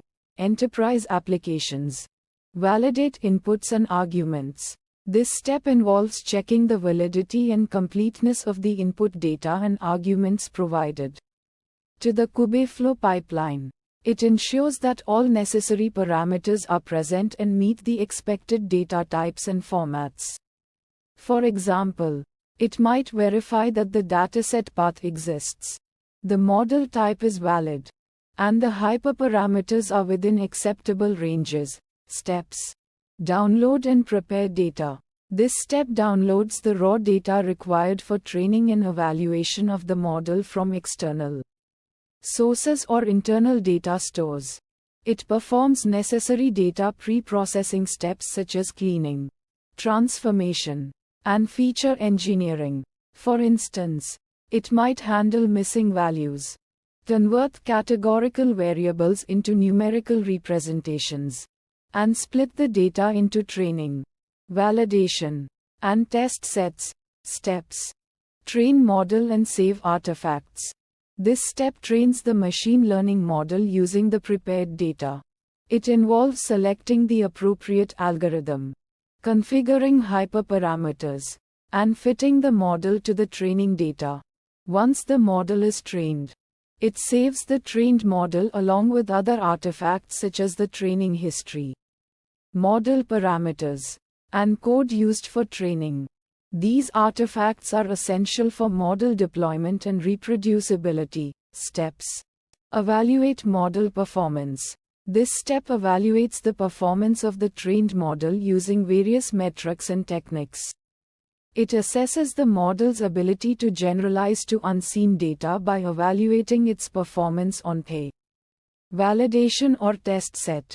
The evaluation metrics might include accuracy, precision, recall, F1 score, AUC, or other relevant metrics depending on the specific task. The results of the evaluation provide insights into the model's effectiveness and inform decisions regarding model optimization or deployment. Steps. Deploy model to production. This step involves deploying the trained model into a production environment for real-world use. It includes packaging the model and its dependencies into a container image, deploying the container to a Kubernetes cluster, and setting up the necessary infrastructure to serve predictions. This step ensures that the trained model is readily available to make predictions on new data. Steps. Monitor and maintain model. This step involves monitoring the performance of the deployed model over time and taking corrective actions when necessary. It includes tracking key performance indicators, detecting concept drift, and retraining the model periodically to maintain its accuracy and effectiveness. By continuously monitoring and maintaining the model, it ensures its reliability and longevity in a dynamic environment. Steps. Generate report and documentation. This step creates reports and documentation that summarize the entire pipeline execution, including the model's performance, evaluation metrics, and other relevant information. It also includes documentation on how to use the trained model and deploy it in different environments. This step helps with transparency, reproducibility, and knowledge sharing. Steps. Deploy pipelines and workflows. This step focuses on deploying the entire Kubeflow pipeline and its associated workflows into a production environment. It involves packaging the pipeline components, configuring the execution environment, and setting up the infrastructure for running the pipeline on a regular schedule. This step ensures that the entire process is automated and can be executed seamlessly for continuous model training, evaluation, and deployment. Steps. Impact of a new security vulnerability on the company's website name. This impact describes the potential consequences of a newly discovered security vulnerability on the company's website. The vulnerability allows unauthorized access to sensitive data, including customer information, financial records, and proprietary code. This could lead to data breaches, financial losses, reputational damage, and legal consequences. Impact example. Identify the vulnerability and its potential impact. Steps. Assess the risk of exploitation and the potential consequences. Steps. Develop and implement a mitigation plan, including patching the vulnerability, securing affected data, and notifying stakeholders. Steps. Monitor for further exploitation attempts and adjust mitigation measures as needed. Steps. Communicate with stakeholders, including customers, investors, and regulators, about the vulnerability and the mitigation plan. Steps. Perform a post-incident review to identify lessons learned and improve security practices. Steps.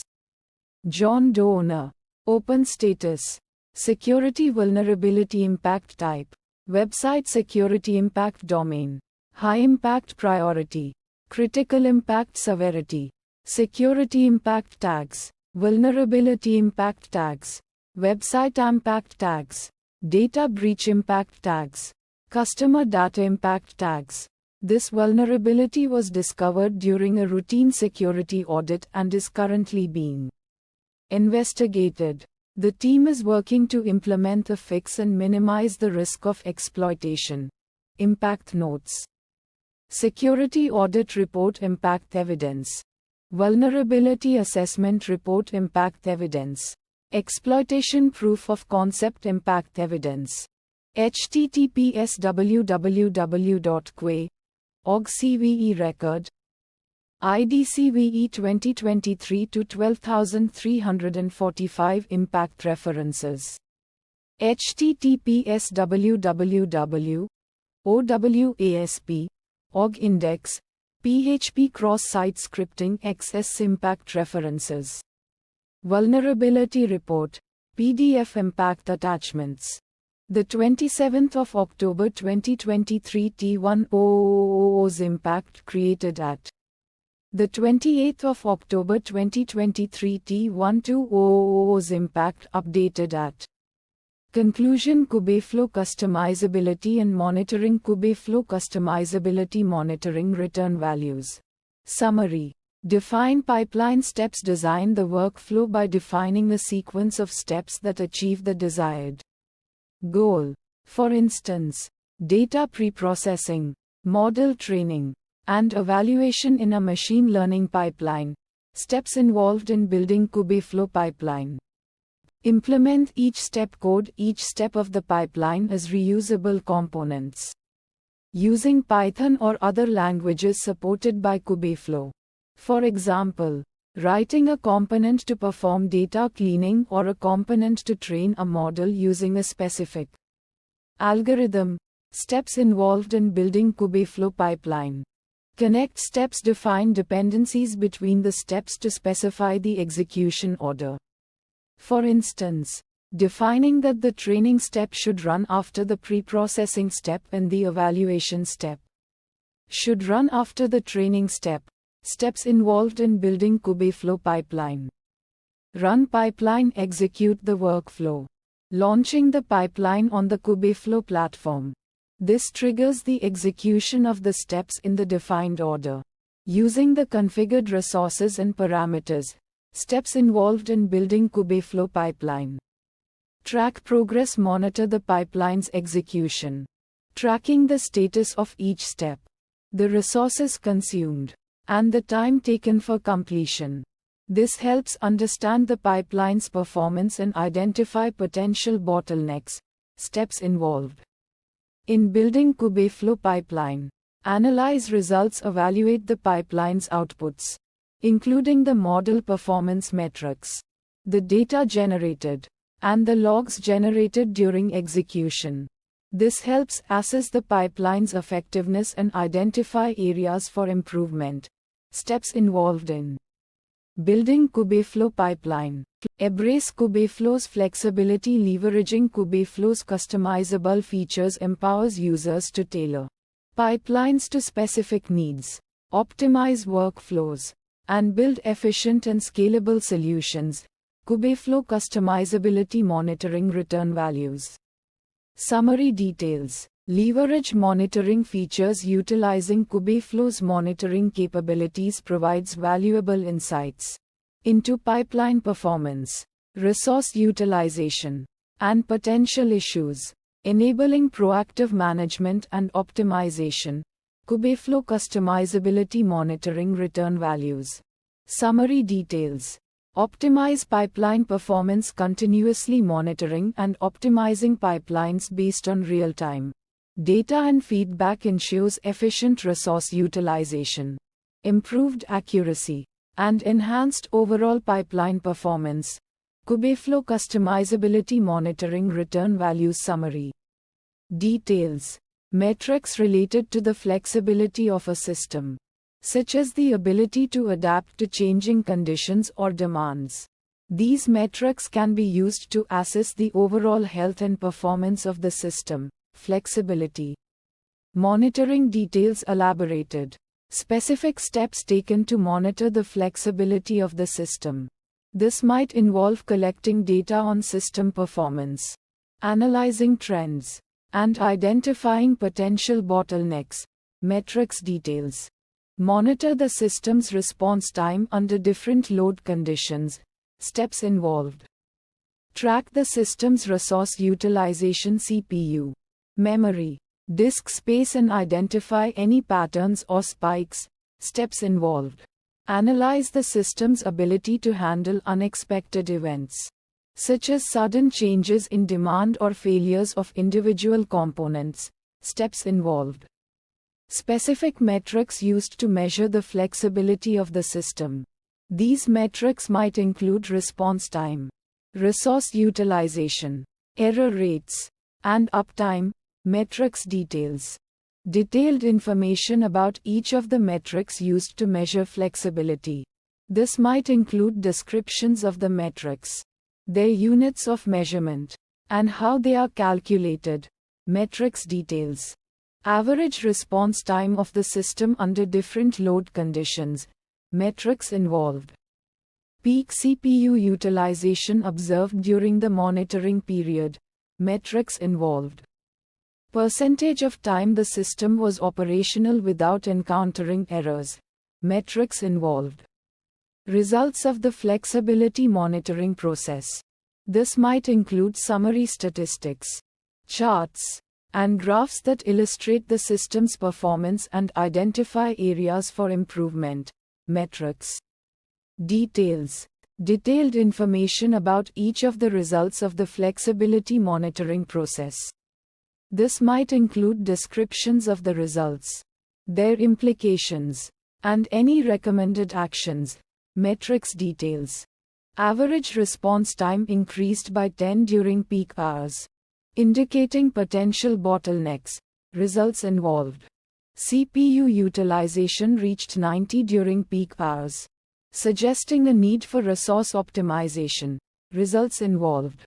System uptime was 99.9 during the monitoring period, indicating high reliability.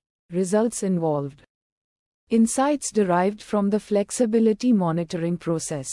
This might include analysis of the results, identification of key trends, and recommendations for improving the system's flexibility. Metrics details. Detailed information about each of the insights derived from the flexibility monitoring process. This might include descriptions of the insights, their implications, and any recommended actions. Metrics details. Implementing load balancing techniques could improve response times during peak hours. Insights involved. Scaling up system resources could address CPU utilization concerns. Insights involved. Regularly monitoring system health and performance is crucial for maintaining high uptime. Insights involved. Monitoring components. This section details the various components involved in Kubeflow monitoring, providing a comprehensive overview of the tools and functionalities available for effective observability. It allows users to understand the building blocks of the monitoring system, such as the user interface, APIs, and data sources, which collectively contribute to comprehensive monitoring capabilities. Monitoring overview. Monitoring use cases. This section outlines the practical applications of Kubeflow monitoring, showcasing how it can be leveraged to address specific challenges and achieve desired outcomes. It demonstrates the real-world value of monitoring by providing concrete examples of how it can be used to track resource usage, identify performance bottlenecks, detect anomalies, analyze training progress, and monitor pipeline execution. Monitoring overview. Monitoring GUI. The monitoring GUI refers to the graphical interface that enables users to interact with and visualize the collected monitoring data. It provides an intuitive and user-friendly way to access, analyze, and act upon insights derived from the monitoring system. The GUI typically includes dashboards, charts, graphs, and other visualization tools that empower users to quickly grasp complex data patterns. Monitoring components. Monitoring API. The monitoring API provides programmatic access to the monitoring data, allowing users to automate tasks, integrate with other systems, and customize their monitoring workflows. It enables developers and operations teams to leverage the power of monitoring data within their existing tools and processes. Monitoring components. Monitoring data sources. This section defines the sources from which monitoring data is collected. It encompasses the diverse range of systems and tools that generate the data that is used for monitoring, such as Prometheus, Grafana, and Fluentd. Monitoring components. UI visualization metrics. The UI visualization metrics encompass the graphical representations of monitoring data, providing insights into the performance, health, and resource utilization of Kubeflow components. Dashboards, graphs, and charts are essential elements that allow users to visually analyze trends, identify patterns, and gain actionable insights from the data. Monitoring UI. UI logs viewing. The UI logs viewing feature enables users to browse, filter, search, and tail logs generated by various Kubeflow components. This provides a valuable tool for debugging, troubleshooting, and understanding the runtime behavior of the system. Monitoring UI. UI Alerts Management. The UI Alerts Management feature allows users to configure, manage, and track alerts triggered by the monitoring system. It empowers users to set thresholds, define alert conditions, and receive notifications when specific events occur, ensuring proactive issue identification and resolution. Monitoring UI. API Metrics Access. The API Metrics Access provides programmatic access to the collected monitoring data, enabling users to retrieve, query, and filter metrics data through API calls. This flexibility empowers developers and automation tools to leverage monitoring data within their workflows. Monitoring API.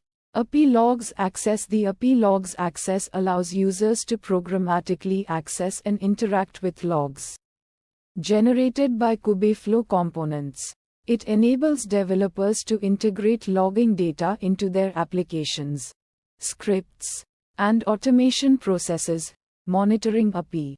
API Alerts Management. The API Alerts Management provides programmatic access to the alert system, allowing users to configure, trigger, and manage alerts through API calls. This enables integration with external systems and automation of alert handling processes. Monitoring API. Prometheus. Prometheus is a widely adopted open-source monitoring system that collects metrics data from various sources and provides a powerful query language for data analysis. It serves as a foundational data source for Kubeflow monitoring, enabling the collection of performance, resource usage, and other essential metrics. Monitoring data sources. Grafana. Grafana is a popular open-source dashboard and visualization tool that allows users to create custom dashboards to visualize data from various sources, including Prometheus. It empowers users to gain insights from monitoring data by creating interactive dashboards that showcase key metrics and trends. Monitoring data sources. Fluented. Fluented is a popular open-source log collector and forwarder that aggregates and routes logs from various applications and systems. It serves as a centralized log collection point, allowing Kubeflow to collect and analyze logs from its various components, providing valuable insights into the system's behavior and potential issues. Monitoring data sources. Track resource usage. This use case focuses on monitoring the resource consumption of Kubeflow components, such as CPU, memory, and disk usage. It helps identify potential resource bottlenecks, optimize resource allocation, and ensure efficient utilization of cluster resources. For example, tracking CPU utilization over time can help identify pods that are consistently consuming high CPU resources, indicating potential performance issues or the need for resource scaling. Monitoring use cases. Identify performance bottlenecks. This use case involves analyzing performance metrics to pinpoint slow components, identify areas of performance degradation, and understand the root causes of performance issues.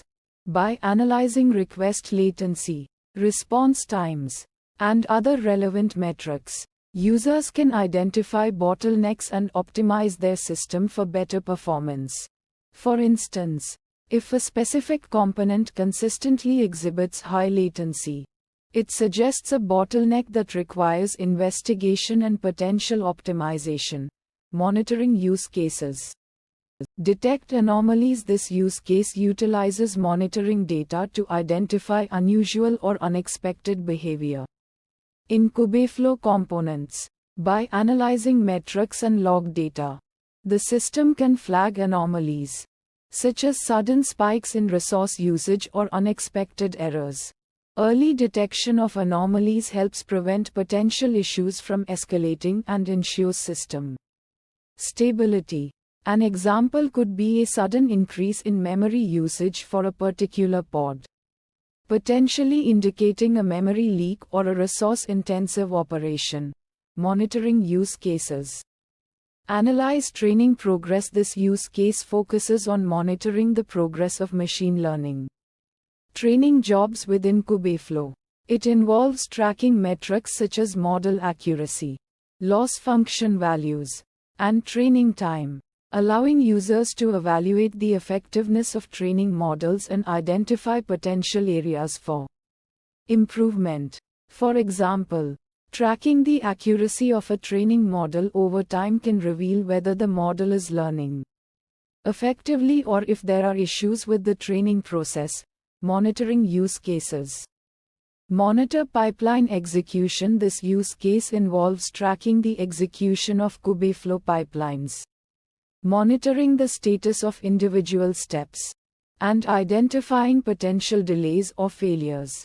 By tracking step durations, completion status, and overall pipeline status, users can ensure smooth pipeline execution and identify areas where optimization is needed. For instance, if a specific pipeline step consistently takes a long time to execute, it may indicate a performance bottleneck or a need for optimization. Monitoring use cases. CPU utilization. CPU utilization measures the amount of CPU processing power being used by a Kubeflow component. This metric helps track the workload and performance of components, allowing users to identify potential performance bottlenecks and optimize resource allocation. Track resource usage. Memory usage. Memory usage tracks the amount of memory being consumed by a Kubeflow component. It provides insights into memory consumption patterns, allowing users to identify potential memory leaks or resource-intensive operations that might impact performance. Track resource usage. Disk usage. Disk usage measures the amount of disk space being used by a Kubeflow component. It helps monitor disk space utilization, identify potential disk space exhaustion issues, and plan for future storage needs. Track resource usage. Slow component identification. This feature involves analyzing performance metrics to identify components that are consistently exhibiting slow response times or high latencies, indicating potential bottlenecks. By pinpointing slow components, users can prioritize optimization efforts and improve the overall performance of a system.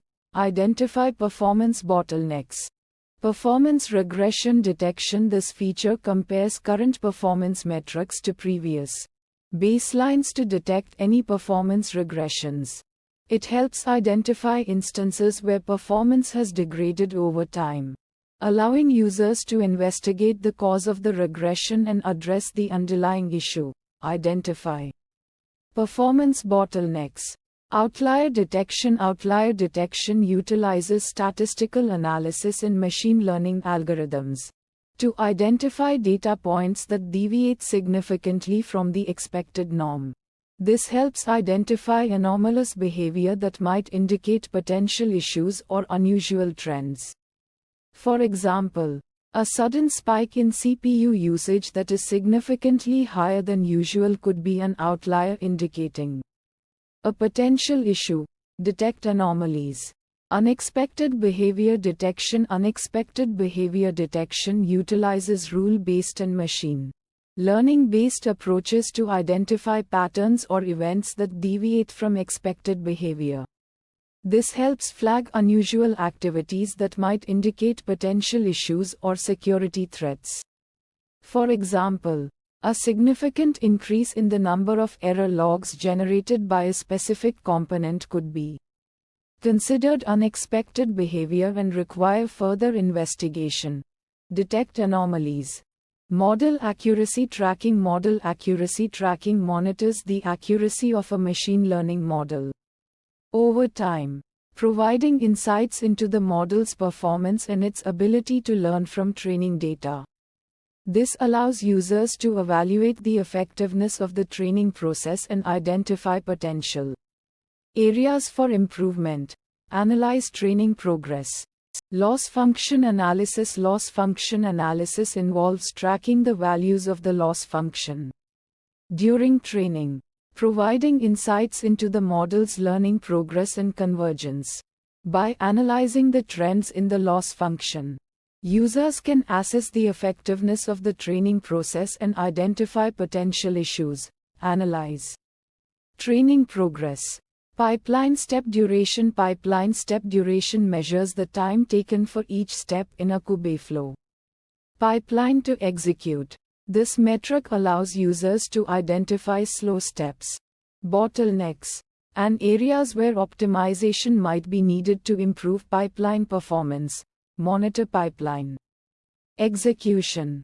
Pipeline status tracking. Pipeline status tracking monitors the status of each step in a Kubeflow pipeline, providing insights into the overall health and progress of the pipeline. It allows users to track the completion status of individual steps, identify any failures, and ensure smooth pipeline execution.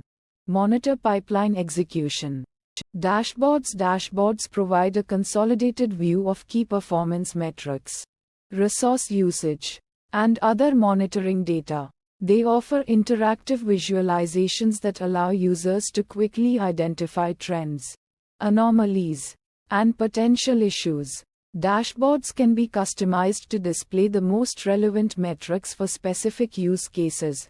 UI visualization metrics.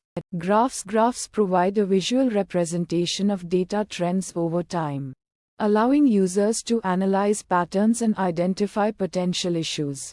Line graphs, bar graphs, and scatter plots are common graph types used for monitoring data. UI visualization metrics. Charts. Charts provide a visual representation of data proportions, allowing users to quickly understand the distribution of data values. Pie charts, donut charts, and heat maps are common chart types used for monitoring data. UI visualization metrics. Logs filtering. Logs filtering allows users to narrow down the logs displayed based on specific criteria, such as timestamps, keywords, or log levels. This helps users quickly identify relevant logs and focus on specific areas of interest. UI logs.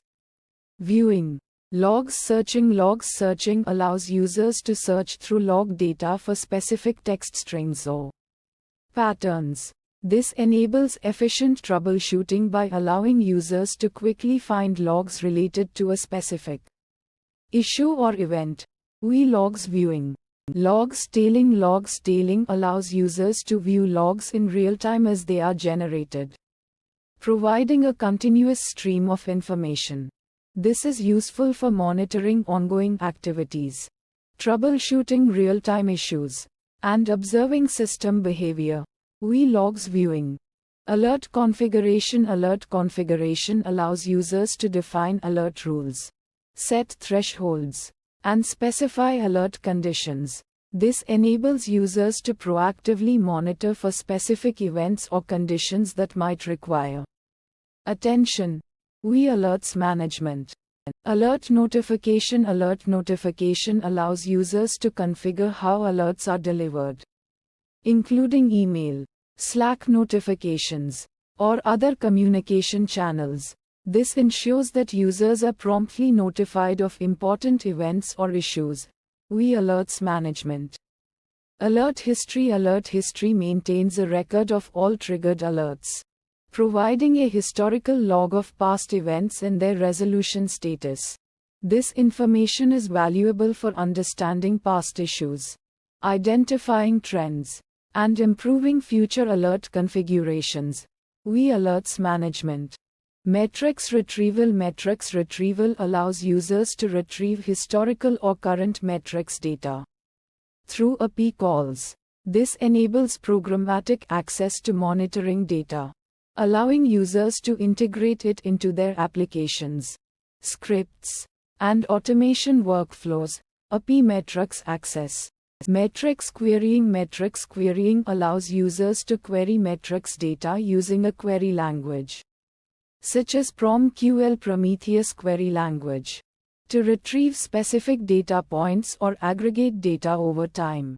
This provides flexibility and power in retrieving and manipulating metrics data. API metrics access. Metrics filtering. Metrics filtering allows users to filter metrics data based on specific criteria, such as labels, timestamps, or values. This helps isolate relevant data points and focus on specific areas of interest. API metrics access. Logs retrieval allows users to retrieve logs generated by Kubeflow components through API calls. This provides programmatic access to log data, enabling users to integrate it into their applications, scripts, and automation workflows. API logs access. Logs querying allows users to query logs data using a query language to retrieve specific logs based on certain criteria, such as timestamps, keywords, or log levels. This provides flexibility and power in retrieving and manipulating logs data. API logs access. Logs filtering allows users to filter logs based on specific criteria, such as timestamps, keywords, or log levels. This helps isolate relevant logs and focus on specific areas of interest. API logs access. Alert configuration allows users to define alert rules, set thresholds, and specify alert conditions through API calls. This enables users to proactively monitor for specific events or conditions that might require attention. API alerts management. Alert triggering enables users to programmatically trigger alerts based on specific conditions or thresholds. This allows for automation of alert generation and integration with other systems. API alerts management. Alert notification allows users to configure how alerts are delivered through API calls, including email, Slack notifications, or other communication channels. This ensures that users are promptly notified of important events or issues. API alerts management. Metrics collection Prometheus is responsible for collecting metrics data from various sources, including Kubeflow components, and storing it in a time series database. It acts as a central data collection point, gathering crucial information about system performance, resource usage, and other relevant metrics.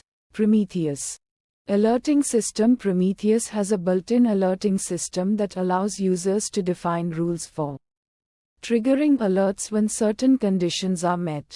This enables proactive monitoring and notification of potential issues or critical events.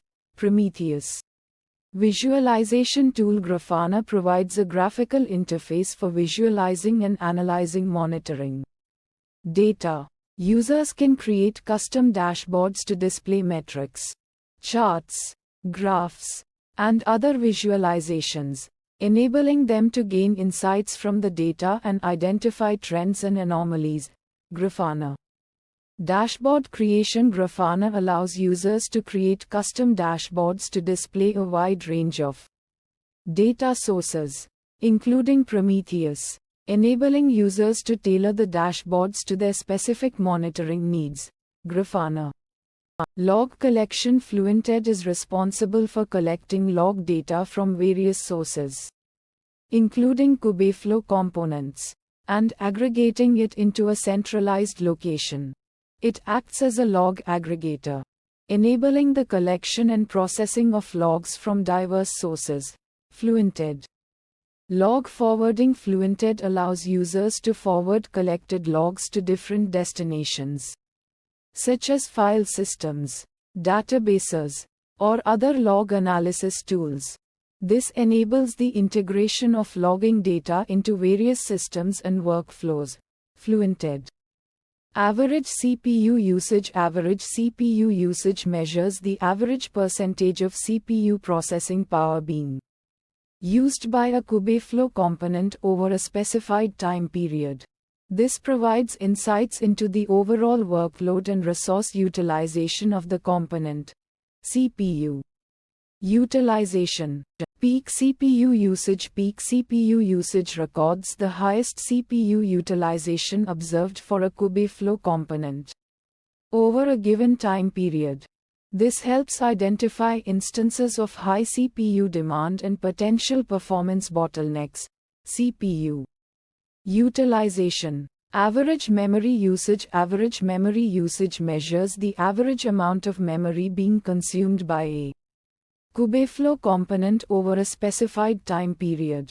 This provides insights into memory consumption patterns and potential resource optimization opportunities. Memory usage. Peak memory usage. Peak memory usage records the highest memory usage observed for a Kubeflow component over a given time period. This helps identify instances of high memory demand and potential memory leaks. Memory usage. Disk space used. Disk space used measures the amount of disk space currently occupied by a Kubeflow component. This helps monitor disk space utilization and identify potential disk space exhaustion issues. Disk usage. Disk space available. Disk space available measures the amount of disk space remaining for a Kubeflow component. This helps monitor disk space availability and plan for future storage needs. Disk usage. Latency analysis. Latency analysis involves measuring the time taken for requests to be processed and responses to be returned by a Kubeflow component. This helps identify components that are experiencing high latencies and potential performance bottlenecks. Slow component identification. Performance profiling. Performance profiling involves analyzing the code performance of a Kubeflow component to identify areas where optimization might be needed to improve performance. This helps identify bottlenecks within the code and optimize the component for better efficiency. Slow component identification. Baseline comparison. Baseline comparison involves comparing current performance metrics to previously established baselines to identify any performance regressions. This helps track performance changes over time and identify instances where performance has degraded. Performance regression detection. Trend analysis. Trend analysis involves analyzing the performance metrics of a Kubeflow component over time to identify any trends or patterns. This helps identify potential performance issues that might be emerging or recurring over time. Performance regression detection. Statistical analysis. Statistical analysis involves using statistical methods to identify data points that deviate significantly from the expected norm. This helps detect outliers in monitoring data, such as sudden spikes in resource usage or unexpected errors. Outlier detection. Anomaly detection algorithms. Anomaly detection algorithms leverage machine learning techniques to identify unusual data patterns or behaviors that deviate from expected norms. These algorithms can be trained on historical data to identify potential anomalies in real time. Outlier detection. Rule-based detection. Rule-based detection involves defining rules to identify unexpected behavior based on specific conditions or patterns in monitoring data. These rules can trigger alerts when certain events occur or when metrics exceed predefined thresholds. Unexpected behavior detection. Machine learning-based detection. Machine learning-based detection involves training machine learning models on historical data to recognize normal patterns and identify deviations or anomalies. This approach can detect complex patterns and behaviors that might be difficult to identify using rule-based methods. Unexpected behavior detection. Accuracy metrics. Accuracy metrics track the performance of a machine learning model during training and evaluation, providing insights into its ability to generalize to new data. Common accuracy metrics include accuracy, precision, recall, and F1 score. Model accuracy tracking. Precision recall. Precision and recall are metrics that measure the model's ability to correctly identify positive cases and avoid false positives. Precision indicates the proportion of correctly classified positive cases among all predicted positives. while recall indicates the proportion of correctly classified positive cases among all actual positives. Model accuracy tracking. Loss function trends. Loss function trends track the values of the loss function during training, providing insights into how well the model is learning and converging. By analyzing the trends in the loss function, users can assess the effectiveness of the training process and identify potential issues. Loss function analysis. Loss function convergence. Loss function convergence monitors whether the loss function is approaching a stable value during training, indicating that the model is learning effectively and has reached a satisfactory level of accuracy. Loss function analysis. Step execution time. Step execution time measures the time taken for each step in a Kubeflow pipeline to complete. This metric allows users to identify slow steps, bottlenecks, and areas where optimization might be needed to improve pipeline performance. Pipeline step duration. Step latency analysis. Step latency analysis involves analyzing the time taken for each step in a Kubeflow pipeline to process data and return results. This helps identify steps that are experiencing high latencies and contribute to overall pipeline slowdowns. Pipeline step duration. Step completion status. Step completion status tracks whether each step in a Kubeflow pipeline has completed successfully or failed. This metric allows users to monitor the overall health of the pipeline and identify any failing steps that might require attention. Pipeline status tracking. Pipeline overall status. Pipeline overall status monitors the overall status of a Kubeflow pipeline, indicating whether it has completed successfully or encountered any failures. This provides a high-level overview of the pipeline's health and execution progress. Pipeline status tracking. Predefined dashboards. Predefined dashboards provide pre-configured dashboards for common monitoring use cases, allowing users to quickly visualize key metrics and gain insights without having to create dashboards from scratch. Dashboards. Customizable dashboards. Customizable dashboards allow users to create and customize their own dashboards to meet their specific monitoring needs, enabling them to tailor the visualizations to their specific use cases. Dashboards. Line graphs. Line graphs are commonly used to visualize data trends over time, allowing users to identify patterns, trends, and potential anomalies. Graphs. Bar graphs. Bar graphs are useful for comparing data points across different categories or groups, allowing users to quickly identify differences and trends between different data points. Graphs. Scatter plots. Scatter plots are used to visualize the relationship between two variables, allowing users to identify potential correlations or dependencies between different data points. Graphs. Pie charts. Pie charts are used to visualize the proportions of different data values within a data set, providing a clear understanding of the distribution of data values. Charts. Donut charts. Donut charts are similar to pie charts but with a hole in the center, allowing users to visualize the proportions of different data values while also emphasizing the overall whole. Charts. Heat maps. Heat maps are used to visualize data across two dimensions, with color representing the intensity of data values.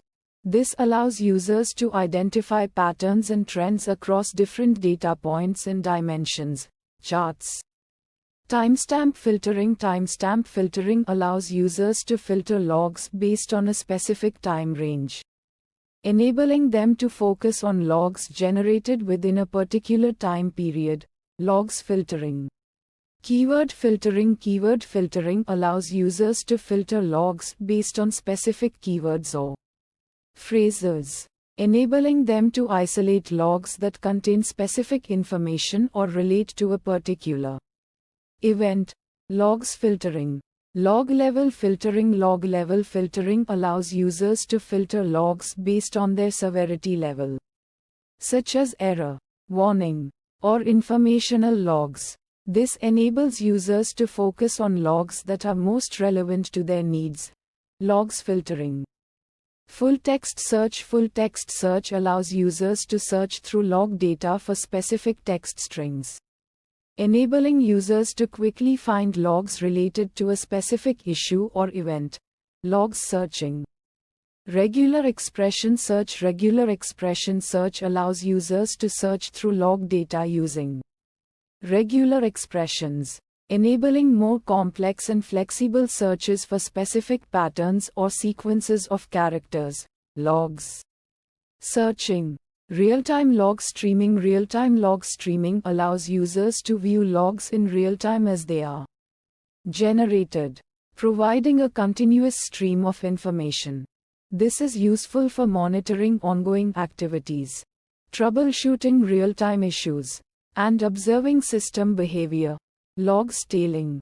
Log line count control. Log line count control allows users to limit the number of log lines displayed, preventing the display of excessively long log files and allowing for more manageable viewing. Logs tailing. Threshold-based alerts. Threshold-based alerts trigger alerts when a specific metric exceeds a predefined threshold.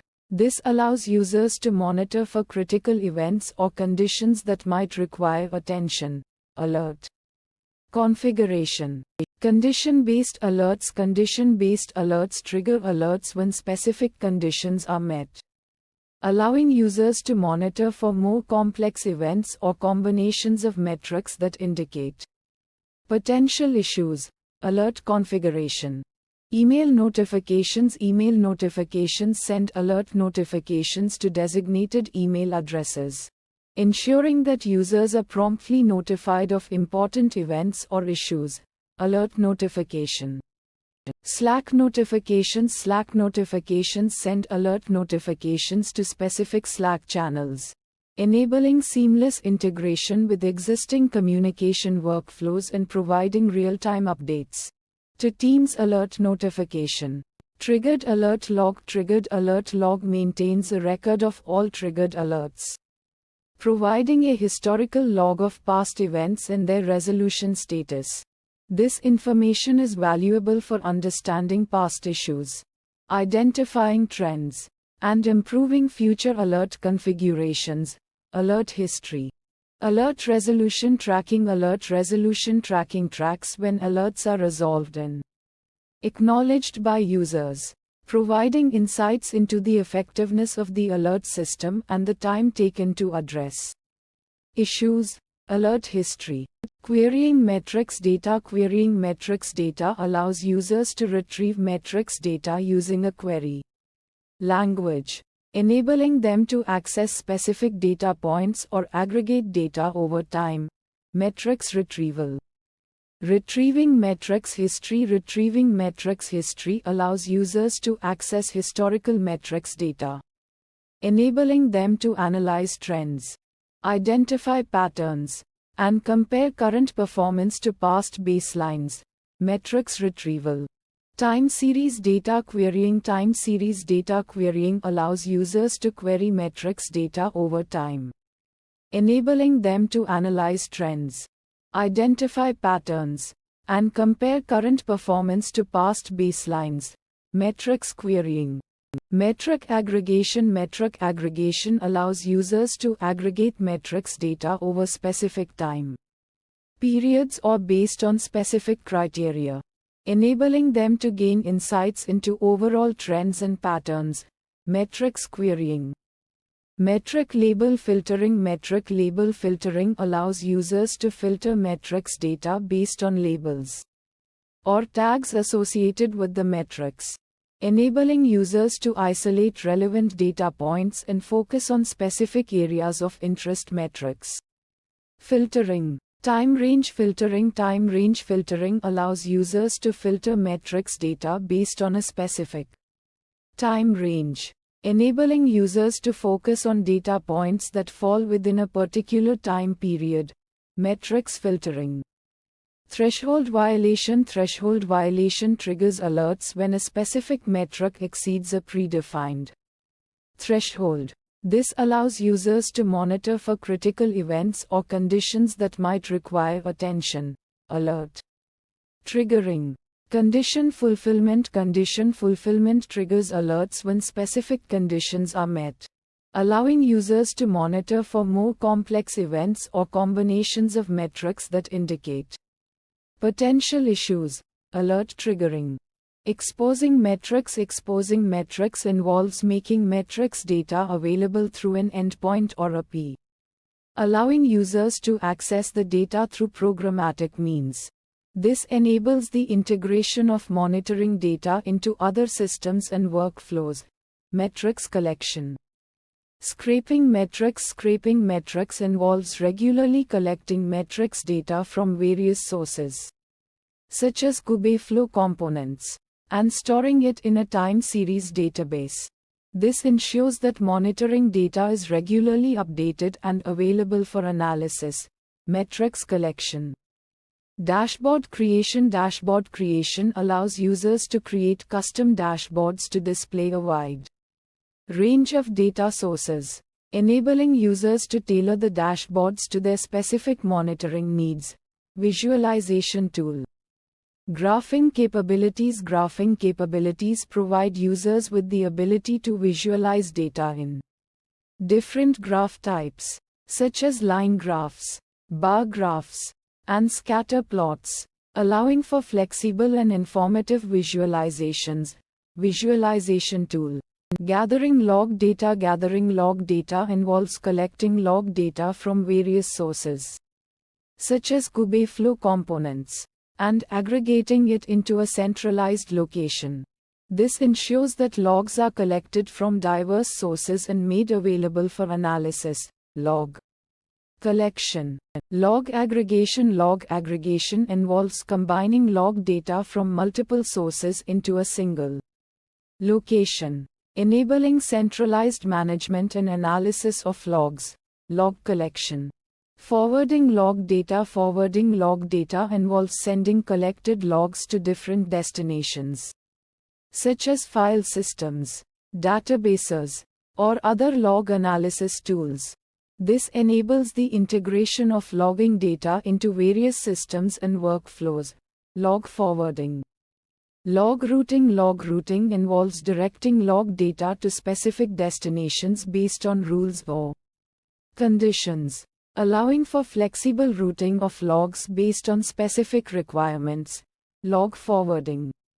Calculating the average CPU utilization over a selected time period. Calculating the average CPU utilization over a selected time period involves determining the average CPU utilization of a component over a specific time frame, providing insights into the overall workload and resource utilization of the component. Average CPU utilization over time. Keeping track of the maximum CPU utilization reached. Keeping track of the maximum CPU utilization reached involves recording the highest CPU utilization observed for a component over a specific time period, helping to identify instances of high CPU demand and potential performance bottlenecks. Maximum CPU utilization observed. Determining the average memory usage over a selected time period. Determining the average memory usage over a selected time period involves calculating the average memory consumption of a component over a specified time frame, providing insights into memory consumption patterns and potential resource optimization opportunities. Average memory consumption over time. Keeping track of the maximum memory usage reached over a period. Keeping track of the maximum memory usage reached over a period involves recording the highest memory usage observed for a component over a specific time period, helping to identify instances of high memory demand and potential memory leaks. Maximum memory consumption observed. Monitoring the amount of disk space that is currently occupied. Monitoring the amount of disk space that is currently occupied involves tracking the amount of disk space currently in use by a component, helping to monitor disk space utilization and identify potential disk space exhaustion issues. Amount of disk space used. Monitoring the amount of disk space that is still available. Monitoring the amount of disk space that is still available involves tracking the amount of disk space remaining for a component, helping to monitor disk space availability and plan for future storage needs. Amount of disk space remaining.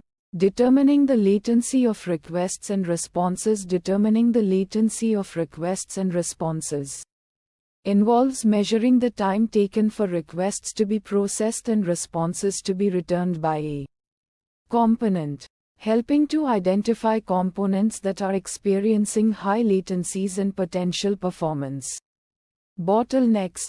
Measuring response times. Identifying the components that are slowing down performance. Kubeflow ease of use monitoring. Elaborations. Pinpointing the components that are contributing to slow performance. Pinpointing the components that are contributing to slow performance involves identifying the components that are causing slowdowns in performance, helping to prioritize optimization efforts and improve the overall performance of a system. Identifying the components that are slowing down performance. Profiling code to identify areas of slow performance and inefficient code. Profiling code to identify areas of slow performance and inefficient code involves analyzing the code performance of a component to identify areas where optimization might be needed to improve performance, helping to identify bottlenecks within the code and optimize the component for better efficiency. Analyzing code performance to identify bottlenecks and inefficiencies. Identifying areas where code can be optimized to improve performance. Identifying areas where code can be optimized to improve performance involves determining areas where code can be improved for better performance, helping to identify bottlenecks within the code and optimize the component for better efficiency. Determining areas where code can be improved for better performance. Comparing current performance metrics to previous baselines to identify any deviations. Comparing current performance metrics to previous baselines to identify any deviations involves comparing current performance metrics to previously established baselines to identify any performance regressions, helping to track performance changes over time and identify instances where performance has degraded. Comparing current performance metrics to previous baselines. Analyzing how performance metrics change over time. Analyzing how performance metrics change over time involves analyzing the performance metrics of a component over time to identify any trends or patterns, helping to identify potential performance issues that might be emerging or recurring over time. Identifying trends in performance over time.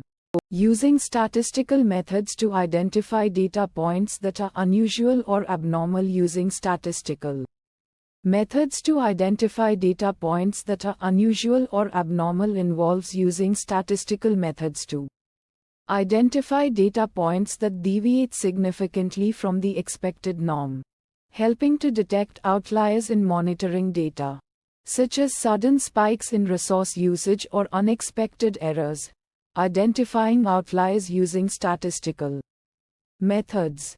Using machine learning models to identify anomalies or unusual data patterns. Using machine learning models to identify anomalies or unusual data patterns involves training machine learning models on historical data to recognize normal patterns and identify deviations or anomalies, enabling the detection of complex patterns and behaviors that might be difficult to identify. Using rule-based methods. utilizing machine learning models to detect abnormal data patterns. Creating rules to trigger alerts when unexpected behavior is detected. Kubeflow ease of use. Monitoring elaborations. Defining rules to trigger alerts when unexpected behavior is observed. Defining rules to trigger alerts when unexpected behavior is observed involves creating rules to trigger alerts when unexpected behavior is detected, helping to flag unusual activities that might indicate potential issues or security threats. Creating rules to trigger alerts when unexpected behavior is detected. Training machine learning models to identify anomalous data patterns. Training machine learning models to identify anomalous data patterns involves training machine learning models on historical data to recognize normal patterns and identify deviations or anomalies, enabling the detection of complex patterns and behaviors that might be difficult to identify using rule-based methods. Training machine learning models to recognize and detect anomalies. Monitoring the accuracy of the model over time to assess its performance. Monitoring the accuracy of the model over time to assess its performance involves tracking the accuracy of a machine learning model during training and evaluation, providing insights into its ability to generalize to new data, tracking how accurate the model is over time, tracking the model's precision and recall metrics to evaluate its performance. Tracking the model's precision and recall metrics to evaluate its performance involves tracking the model's precision and recall metrics to evaluate its performance, providing insights into its ability to correctly identify positive cases and avoid false positives. Monitoring the precision and recall metrics of the model. Monitoring the loss function over time to identify trends and patterns. Monitoring the loss function over time to identify trends and patterns involves tracking the values of the loss function during training, providing insights into how well the model is learning and converging, analyzing how the loss function changes over time. Monitoring the convergence of the loss function to see if it is stabilizing. Monitoring the convergence of the loss function to see if it is stabilizing involves monitoring whether the loss function is approaching a stable value during training, indicating that the model is learning effectively and has reached a satisfactory level of accuracy. Determining if the loss function is approaching a stable value. Recording the execution time for each step to complete. Kubeflow ease of use. Monitoring elaborations. Tracking the time taken for each step in the pipeline to complete. Tracking the time taken for each step in the pipeline to complete involves measuring the time taken for each step in a Kubeflow pipeline to complete, allowing users to identify slow steps, bottlenecks, and areas where optimization might be needed to improve pipeline performance. Recording the execution time for each step to complete. Identifying the steps that are contributing to slow pipeline performance. Kubeflow ease of use. Monitoring elaborations.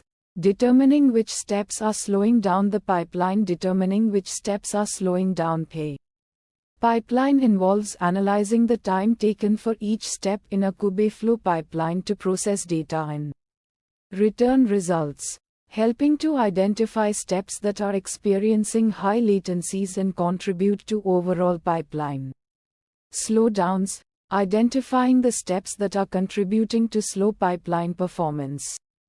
Tracking whether monitoring the completion status of each step in the pipeline. Total pipelines running name.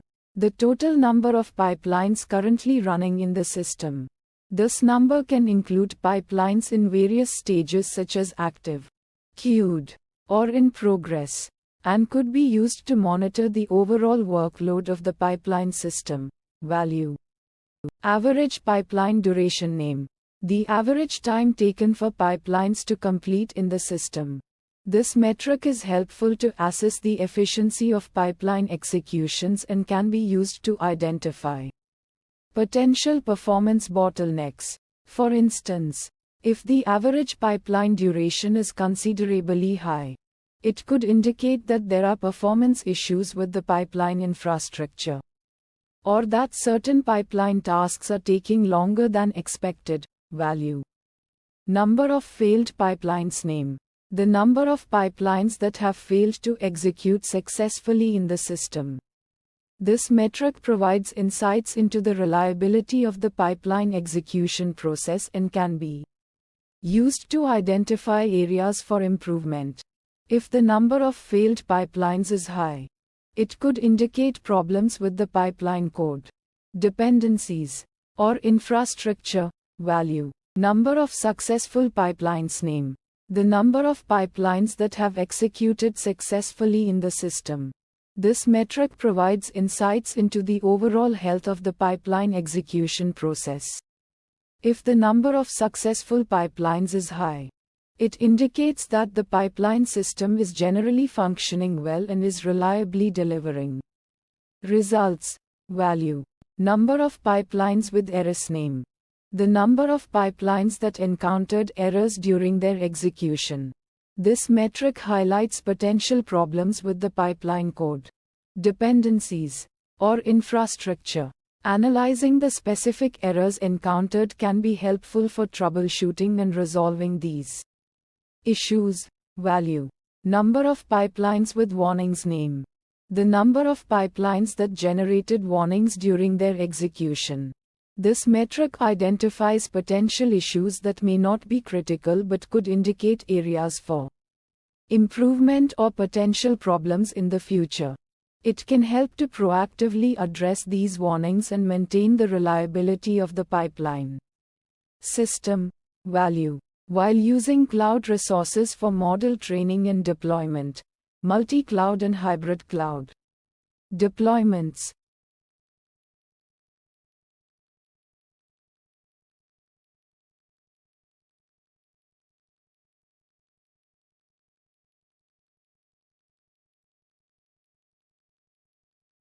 Number of pipelines with info. Name. The number of pipelines that generated informational messages during their execution. This metric provides insights into the execution process and can be used for debugging or monitoring purposes. These messages could highlight specific actions taken by the pipeline or provide context about its execution. Value. For example, a university research group could use Kubeflow to explore novel deep learning techniques for natural language processing, leveraging the platform's scalability and distributed computing capabilities. Research and development. Developing new machine learning techniques. Kubeflow facilitates the development of new machine learning techniques by providing a flexible and extensible platform. It allows researchers to customize workflows, experiment with new libraries and frameworks, and integrate with other tools and services. For instance, a research team could use Kubeflow to develop new algorithms for reinforcement learning, leveraging the platform's open-source nature and its integration with various machine learning libraries. Research and development. Education and training. Kubeflow use cases elaborated. Kubeflow use cases elaborated. Providing hands-on machine learning experience. Kubeflow is an ideal platform for providing hands-on machine learning experience to students and professionals. It offers a user-friendly interface, pre-built components, and comprehensive documentation, enabling users to learn and experiment with machine learning concepts in a practical setting. For example, an educational institution could use Kubeflow to provide a hands-on machine learning course, allowing students to train and deploy models, explore different algorithms, and gain practical experience in building real-world applications. Education and training. Number of pipelines succeeded. Name.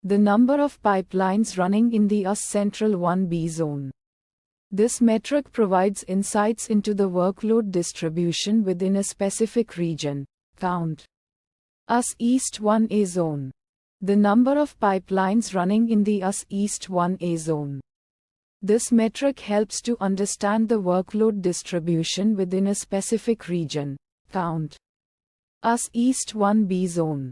The number of pipelines running in the US East 1B zone. This metric provides insights into the workload distribution within a specific region. Count. US West 1A zone. The number of pipelines running in the US West 1A zone. This metric helps to understand the workload distribution within a specific region. Count. Number of pipelines running on each cluster name. Cluster 1 cluster. The number of pipelines running on the cluster 1 cluster. This metric provides insights into the workload distribution across different Kubernetes clusters. Count. Cluster 2 cluster. The number of pipelines running on the cluster 2 cluster.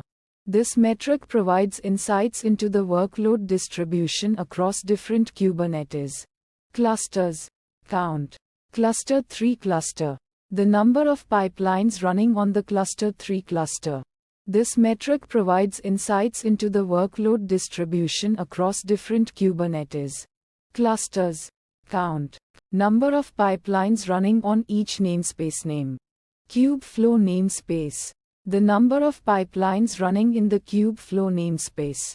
This metric helps to understand the workload distribution across different namespaces within a Kubernetes cluster. Count. Default namespace. The number of pipelines running in the default namespace.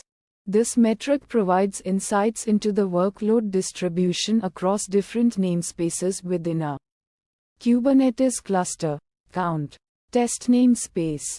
The number of pipelines running in the test namespace.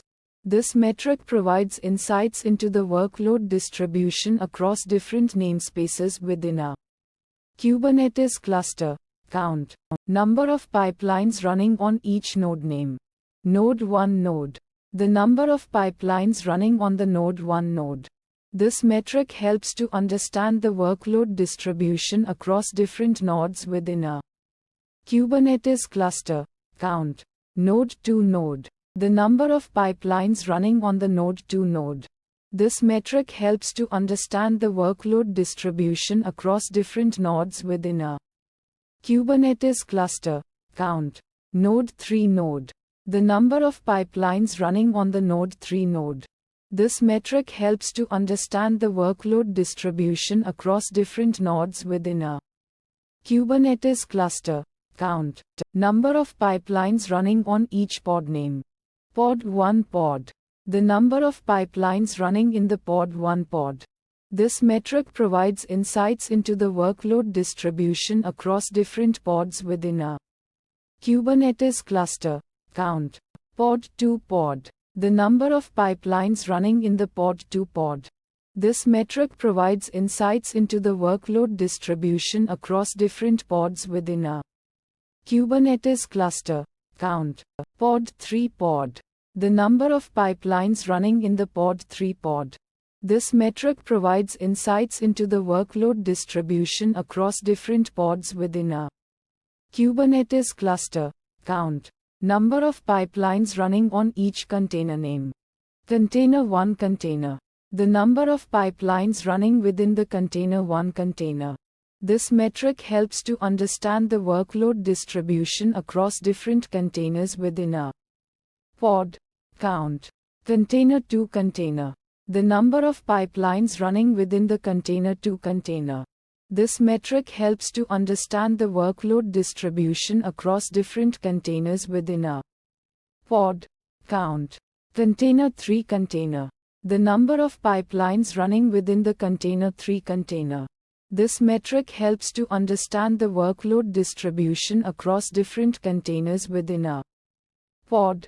Count. Number of pipelines running on each image name. Image 1 image. The number of pipelines running using the image 1 image. This metric provides insights into the usage of different container images for pipeline execution. Count. Image to image. The number of pipelines running using the image to image. This metric provides insights into the usage of different container images for pipeline execution. Count. Image 3 image. The number of pipelines running using the image 3 image. This metric provides insights into the usage of different container images for pipeline execution. Count. Number of pipelines running on each service name. Service 1 service. The number of pipelines running using the service 1 service. This metric provides insights into the usage of different Kubernetes services for pipeline execution. Count. Service 2 service. The number of pipelines running using the service 2 service. This metric provides insights into the usage of different Kubernetes services for pipeline execution. Count. Service 3 service. The number of pipelines running using the service 3 service. This metric provides insights into the usage of different Kubernetes services for pipeline execution. Count. Number of pipelines running on each job name. Job 1 job. The number of pipelines running as part of the job 1 job. This metric provides insights into the usage of different Kubernetes jobs for pipeline execution. Count. Job 2 job. The number of pipelines running as part of the job 2 job. This metric provides insights into the usage of different Kubernetes jobs for pipeline execution. Count. Job 3 job. The number of pipelines running as part of the job 3 job. This metric provides insights into the usage of different Kubernetes jobs for pipeline execution. Count. Number of pipelines running on each task name. Task 1 task. The number of pipelines running as part of the task 1 task. This metric provides insights into the usage of different tasks within a pipeline for execution. Count. Task 2 task. The number of pipelines running as part of the task 2 task. This metric provides insights into the usage of different tasks within a pipeline for execution. Count. Task 3 task. The number of pipelines running as part of the task 3 task. This metric provides insights into the usage of different tasks within a pipeline for execution. Count. Number of pipelines running on each workflow name. Workflow 1 workflow. The number of pipelines running as part of the workflow 1 workflow. This metric provides insights into the usage of different workflows for pipeline execution. Count. Workflow 2 workflow. The number of pipelines running as part of the workflow 2 workflow. This metric provides insights into the usage of different workflows for pipeline execution. Count. Workflow 3 workflow. The number of pipelines running as part of the workflow 3 workflow. This metric provides insights into the usage of different workflows for pipeline execution. Count. Number of pipelines running on each experiment name. Experiment 1 experiment. The number of pipelines running as part of the experiment 1 experiment. This metric provides insights into the usage of different experiments for pipeline execution. Count. Experiment 2 experiment. The number of pipelines running as part of the experiment 2 experiment. This metric provides insights into the usage of different experiments for pipeline execution. Count. Experiment 3 experiment. The number of pipelines running as part of the experiment 3 experiment. This metric provides insights into the usage of different experiments for pipeline execution. Count. Number of pipelines running on each run name. Run 1 run. The number of pipelines running as part of the run 1 run. This metric provides insights into the usage of different runs for pipeline execution. Count. Run 2 run. The number of pipelines running as part of the run 2 run. This metric provides insights into the usage of different runs for pipeline execution. Count. Run 3 run.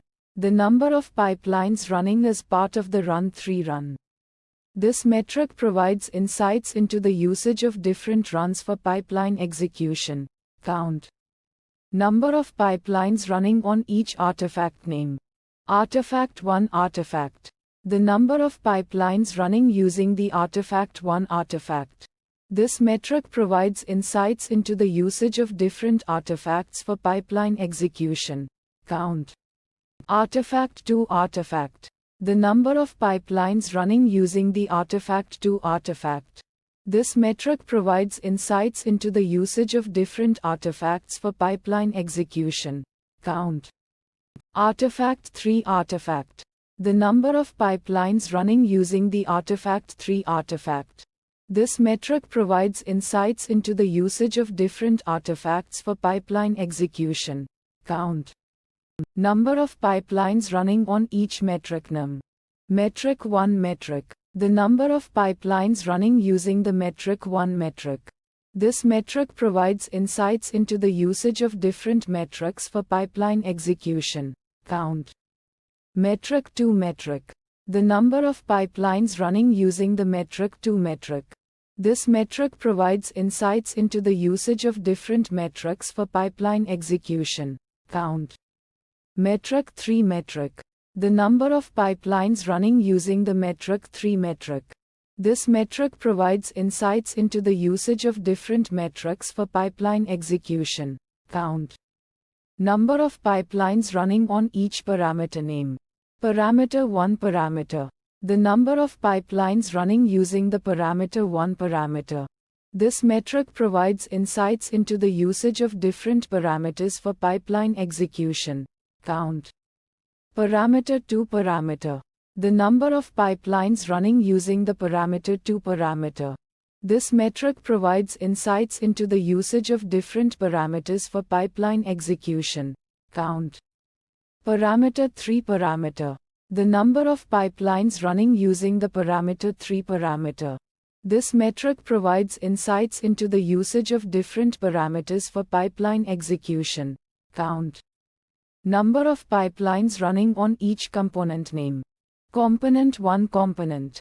The number of pipelines running using the component 1 component. This metric provides insights into the usage of different components for pipeline execution. Count. Component 2 component.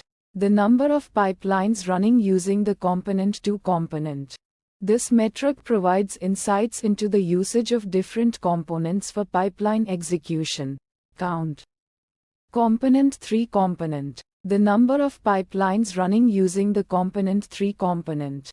This metric provides insights into the usage of different components for pipeline execution. Count. Number of pipelines running on each step name. Step 1 step. The number of pipelines running using the step 1 step. This metric provides insights into the usage of different steps within a pipeline for execution.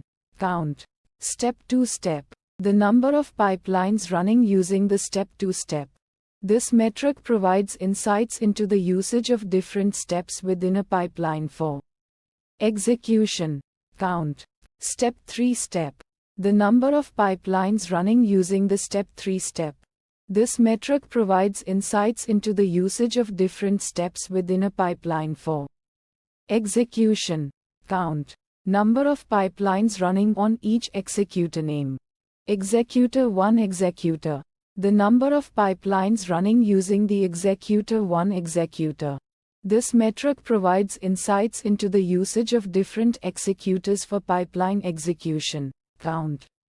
Executor 2 executor. The number of pipelines running using the executor 2 executor.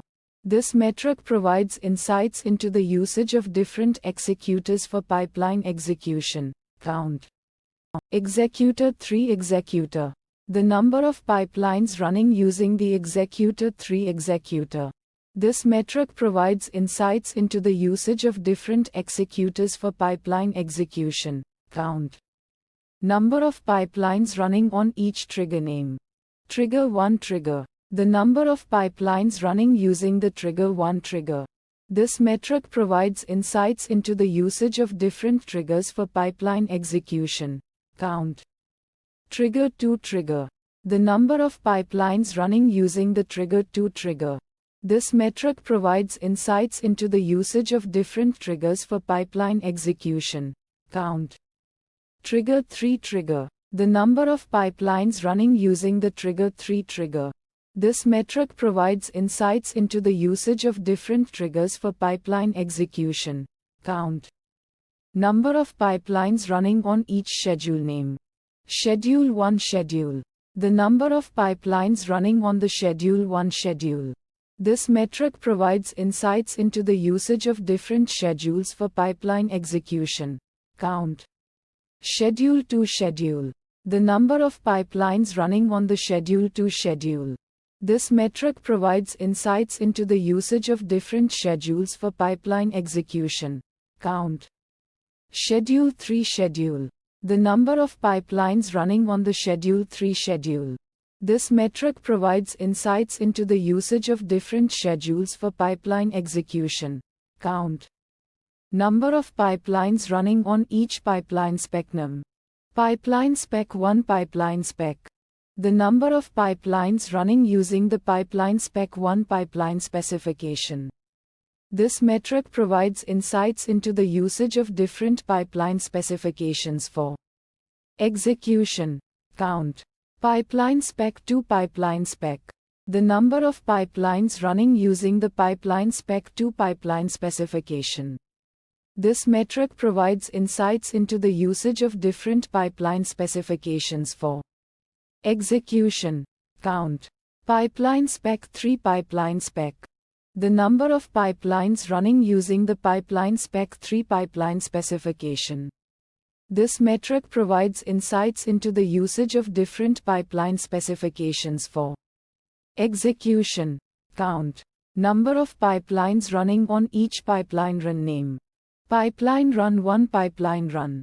The number of pipelines running as part of the pipeline run 1 run. This metric provides insights into the usage of different pipeline runs for execution. Count. Pipeline run 2 pipeline run. The number of pipelines running as part of the pipeline run 2 run. This metric provides insights into the usage of different pipeline runs for execution. Count. Pipeline run 3 pipeline run. The number of pipelines running as part of the pipeline run 3 run. This metric provides insights into the usage of different pipeline runs for execution. Count. Number of pipelines running on each pipeline result name. Pipeline result 1 pipeline result. The number of pipelines running using the pipeline result 1 pipeline result. This metric provides insights into the usage of different pipeline results for execution. Count. Pipeline result 2 pipeline result. The number of pipelines running using the pipeline result 2 pipeline result. This metric provides insights into the usage of different pipeline results for execution. Count.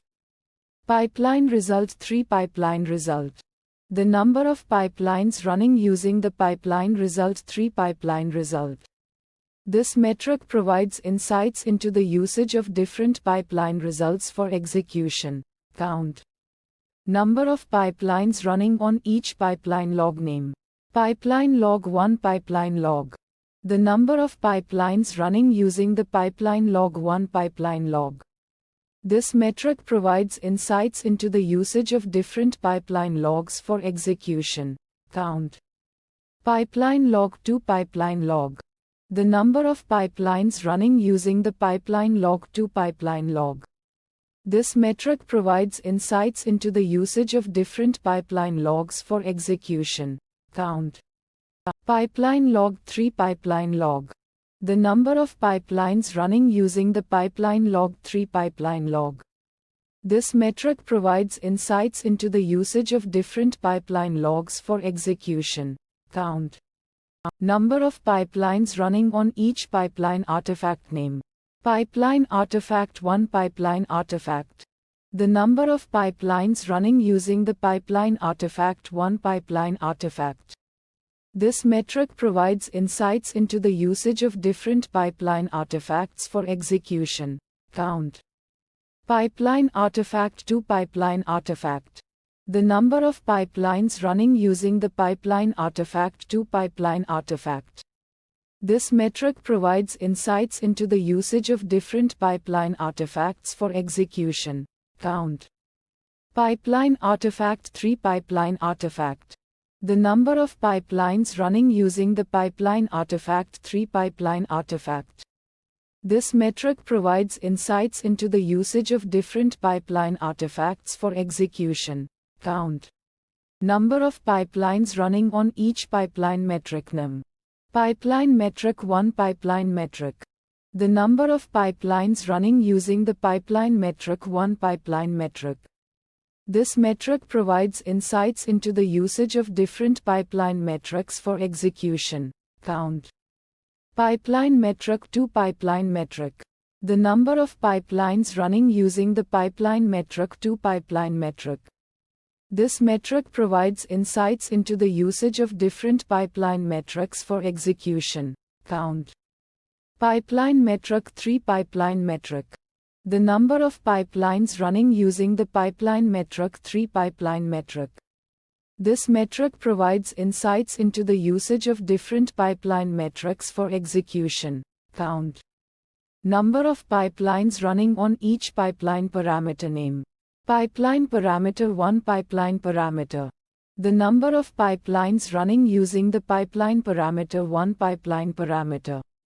This metric provides insights into the usage of different pipeline parameters for execution.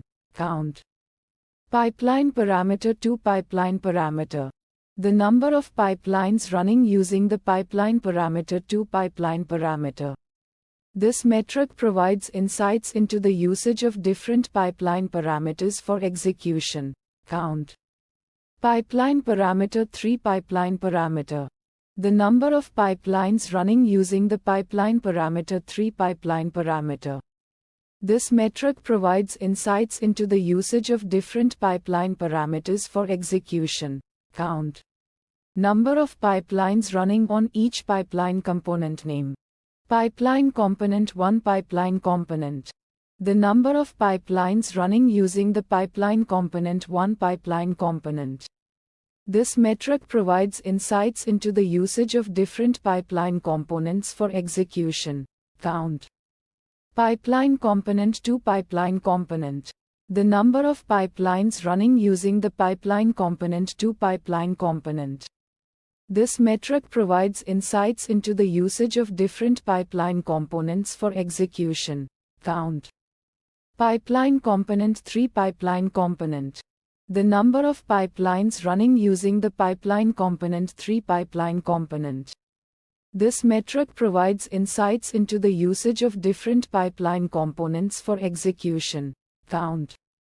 Number of pipelines running on each pipeline step name. Pipeline step 1 pipeline step.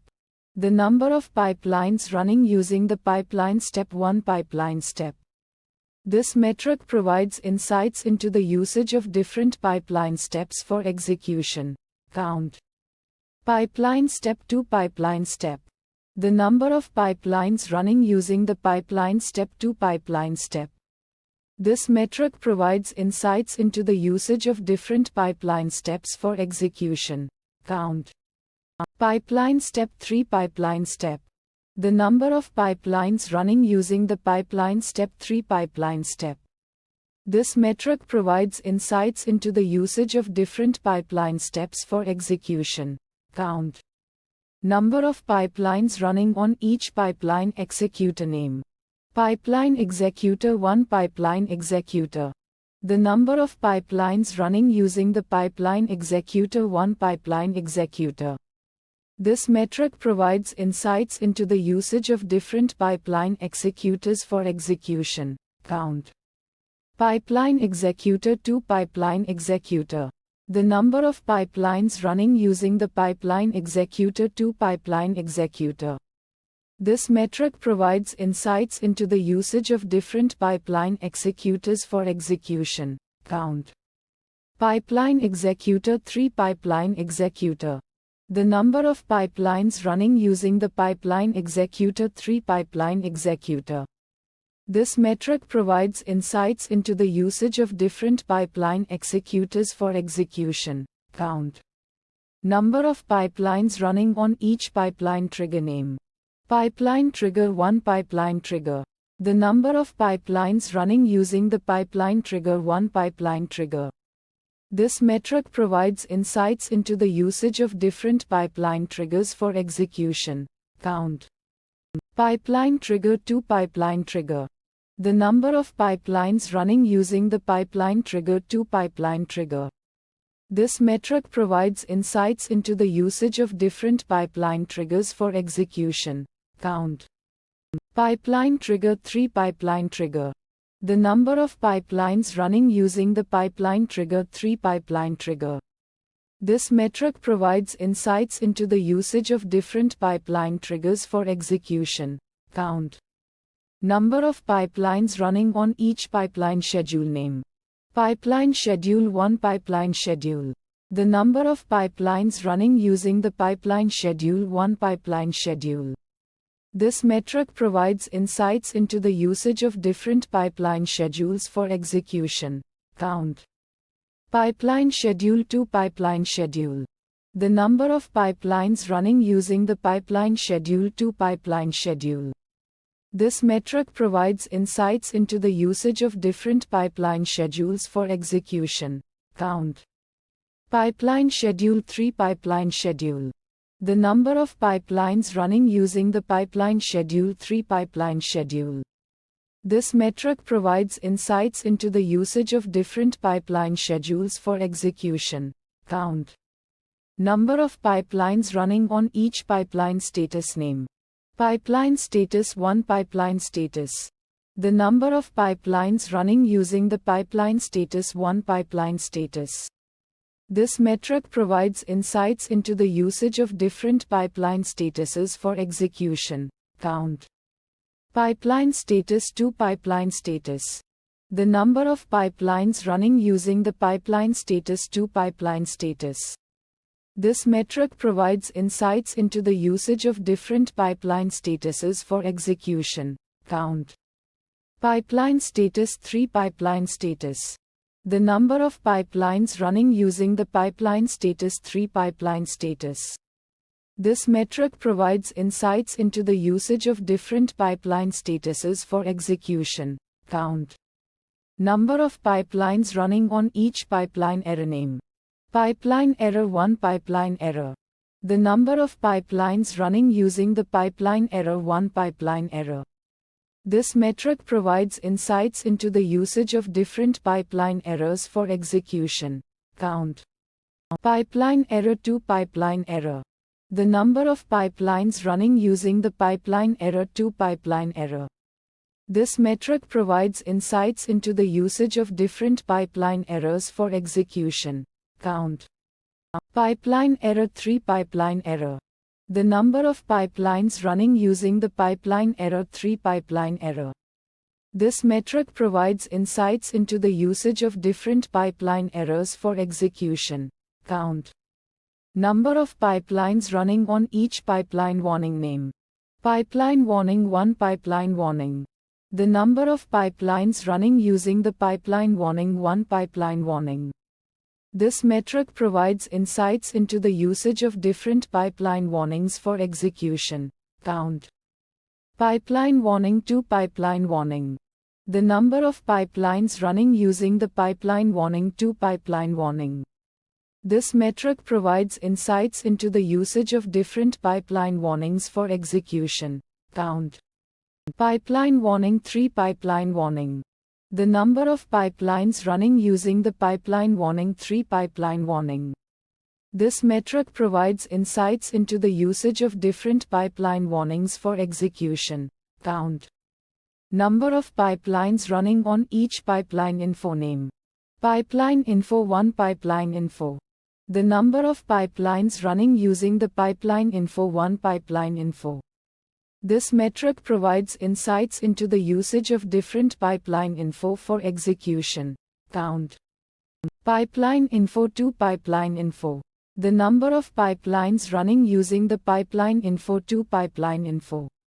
This metric provides insights into the usage of different pipeline info for execution. Count. Pipeline info 3 pipeline info. The number of pipelines running using the pipeline info 3 pipeline info.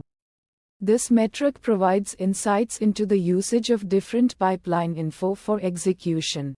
Count. Number of pipelines running on each pipeline resource name.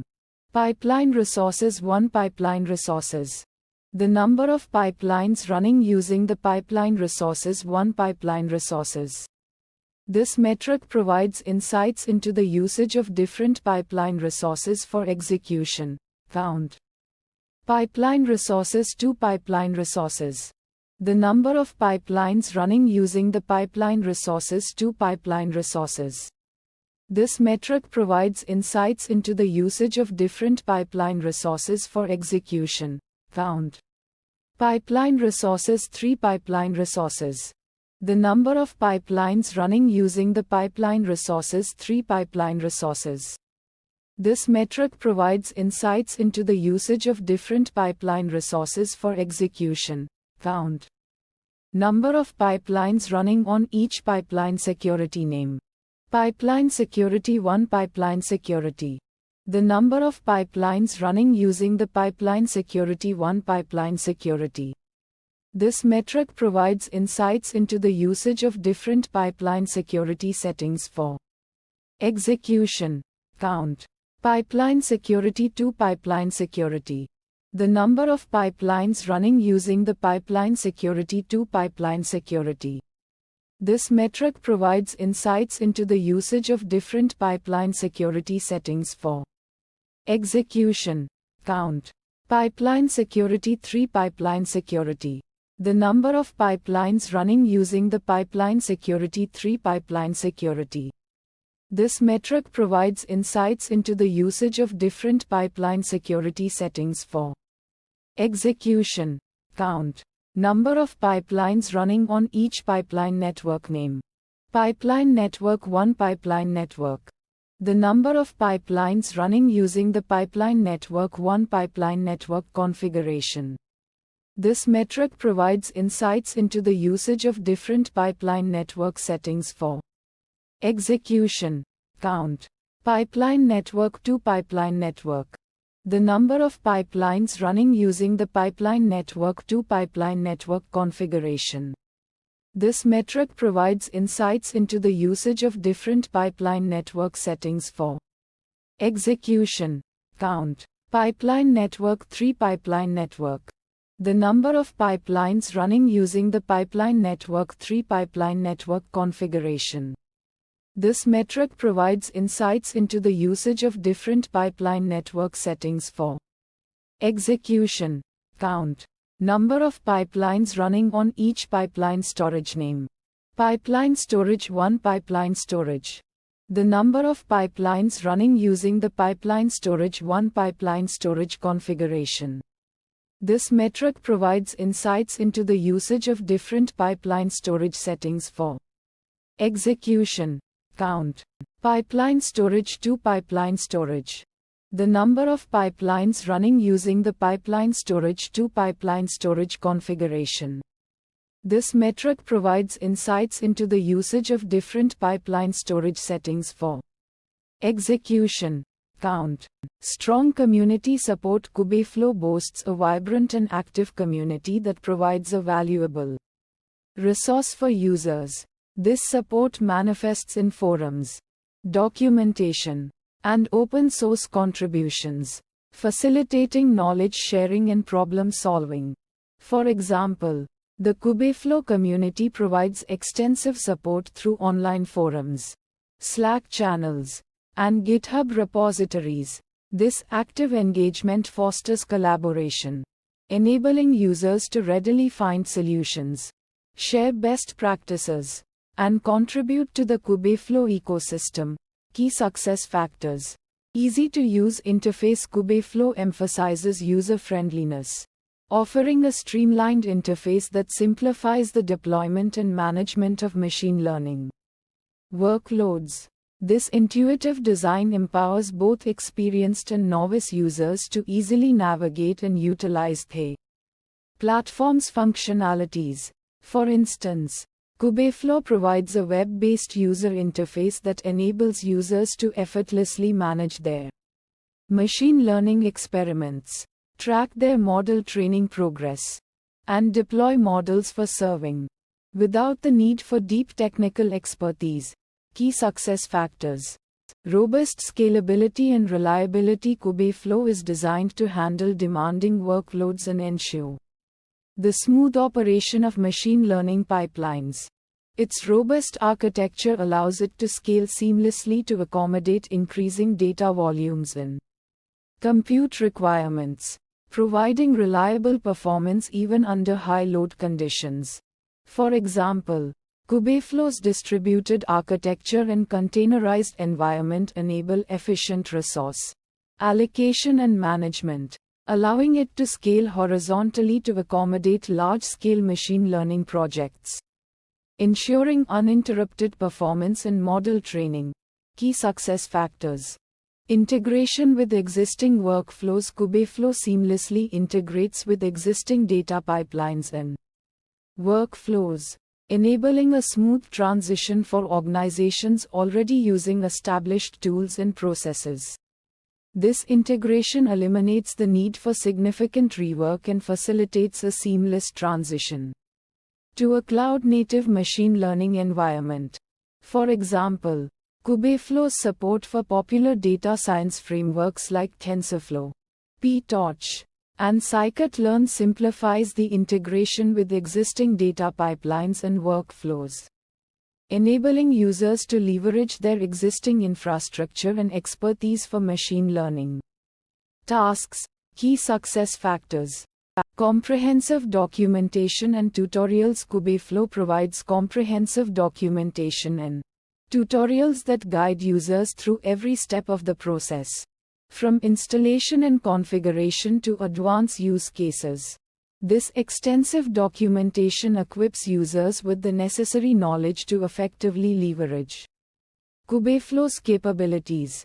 For example, Kubeflow offers detailed installation guides, API documentation, and numerous tutorials covering various use cases, enabling users to learn the platform's functionalities and apply them to their specific machine learning projects. Key success factors: define project scope. Clearly defining the project scope, goals, and objectives is crucial for successful Kubeflow deployment. This involves identifying the specific machine learning tasks, data requirements, and desired outcomes. For example, before deploying Kubeflow, organizations should clearly define the scope of their machine learning projects, such as building a predictive model for customer churn or developing a recommendation engine for product suggestions. Steps for successful Kubeflow deployment: choose the right hardware and software. Selecting the appropriate hardware and software infrastructure is critical for optimizing performance and efficiency.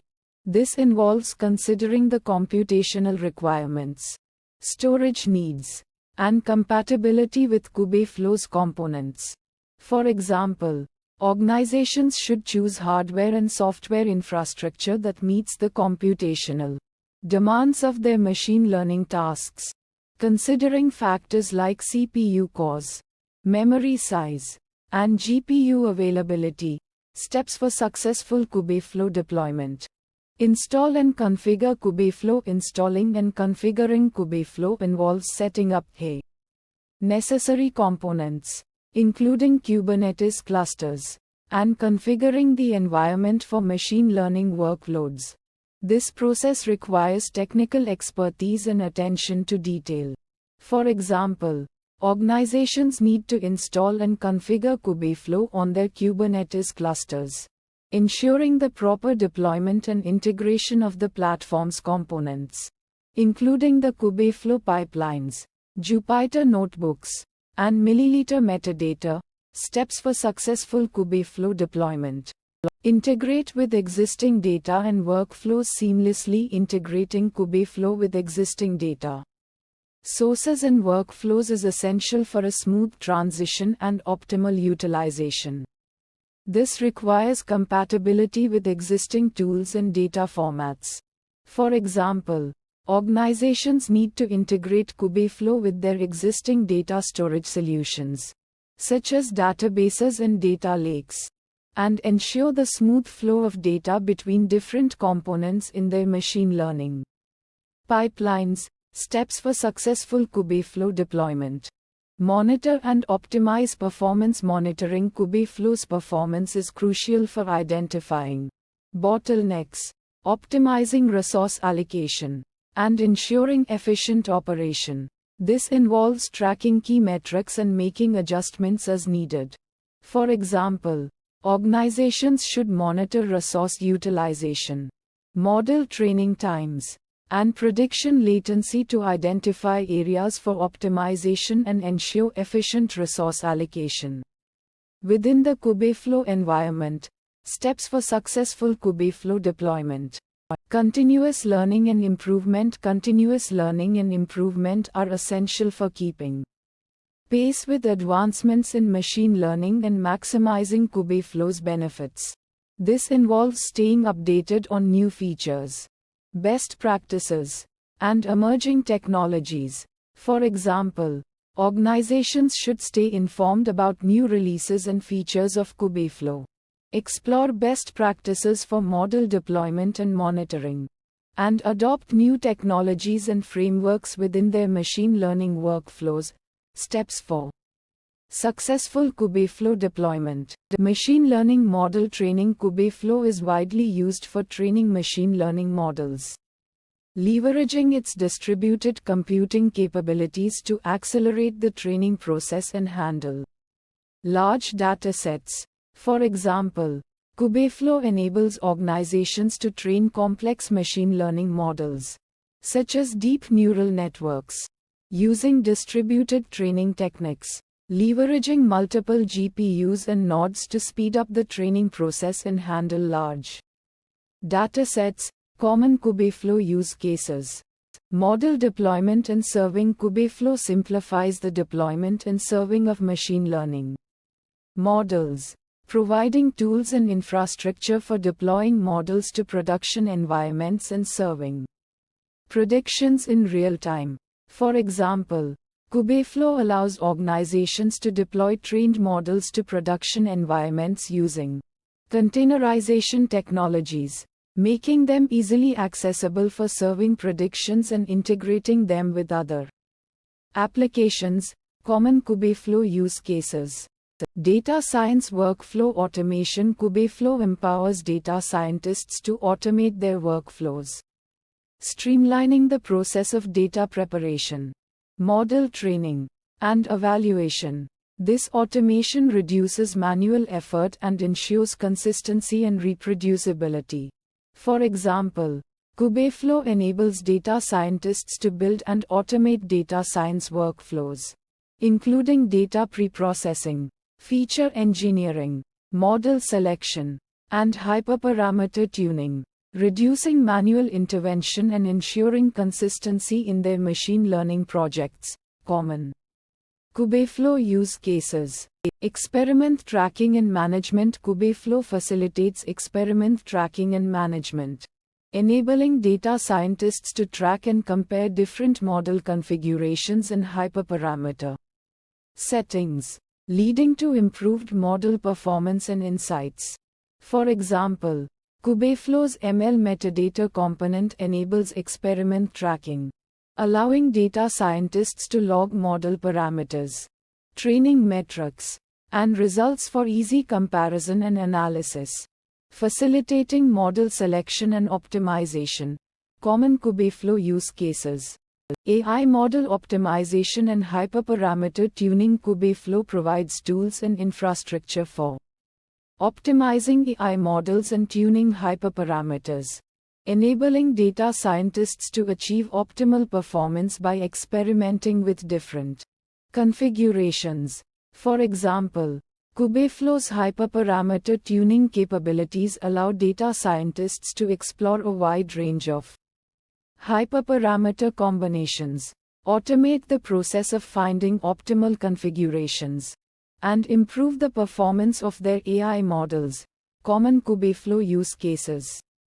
Complex setup and configuration. Setting up and configuring Kubeflow can be complex, requiring technical expertise in Kubernetes, Docker, and related technologies. This complexity can pose a challenge for organizations without sufficient technical resources. For example, installing and configuring Kubeflow on a Kubernetes cluster requires expertise in container orchestration, network configuration, and security best practices. Challenges in adopting Kubeflow. Resource management and optimization. Managing and optimizing resources within the Kubeflow environment can be challenging, requiring careful consideration of computational requirements, storage needs, and cost optimization strategies. For example, organizations need to carefully manage resource allocation, monitor resource utilization, and optimize resource usage to ensure efficient performance and cost effectiveness. Challenges in adopting Kubeflow.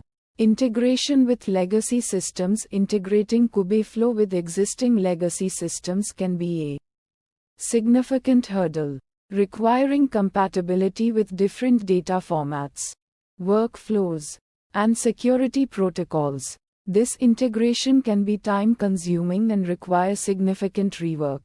For example, integrating Kubeflow with existing legacy systems may require data migration, API integration, and security protocol harmonization, which can be complex and time-consuming.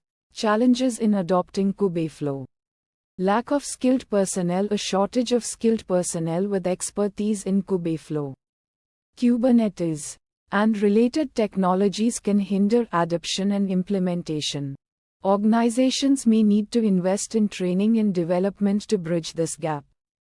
For example, organizations may need to hire or train personnel with expertise in Kubeflow, Kubernetes, and machine learning to successfully deploy and manage the platform. Challenges in adopting Kubeflow.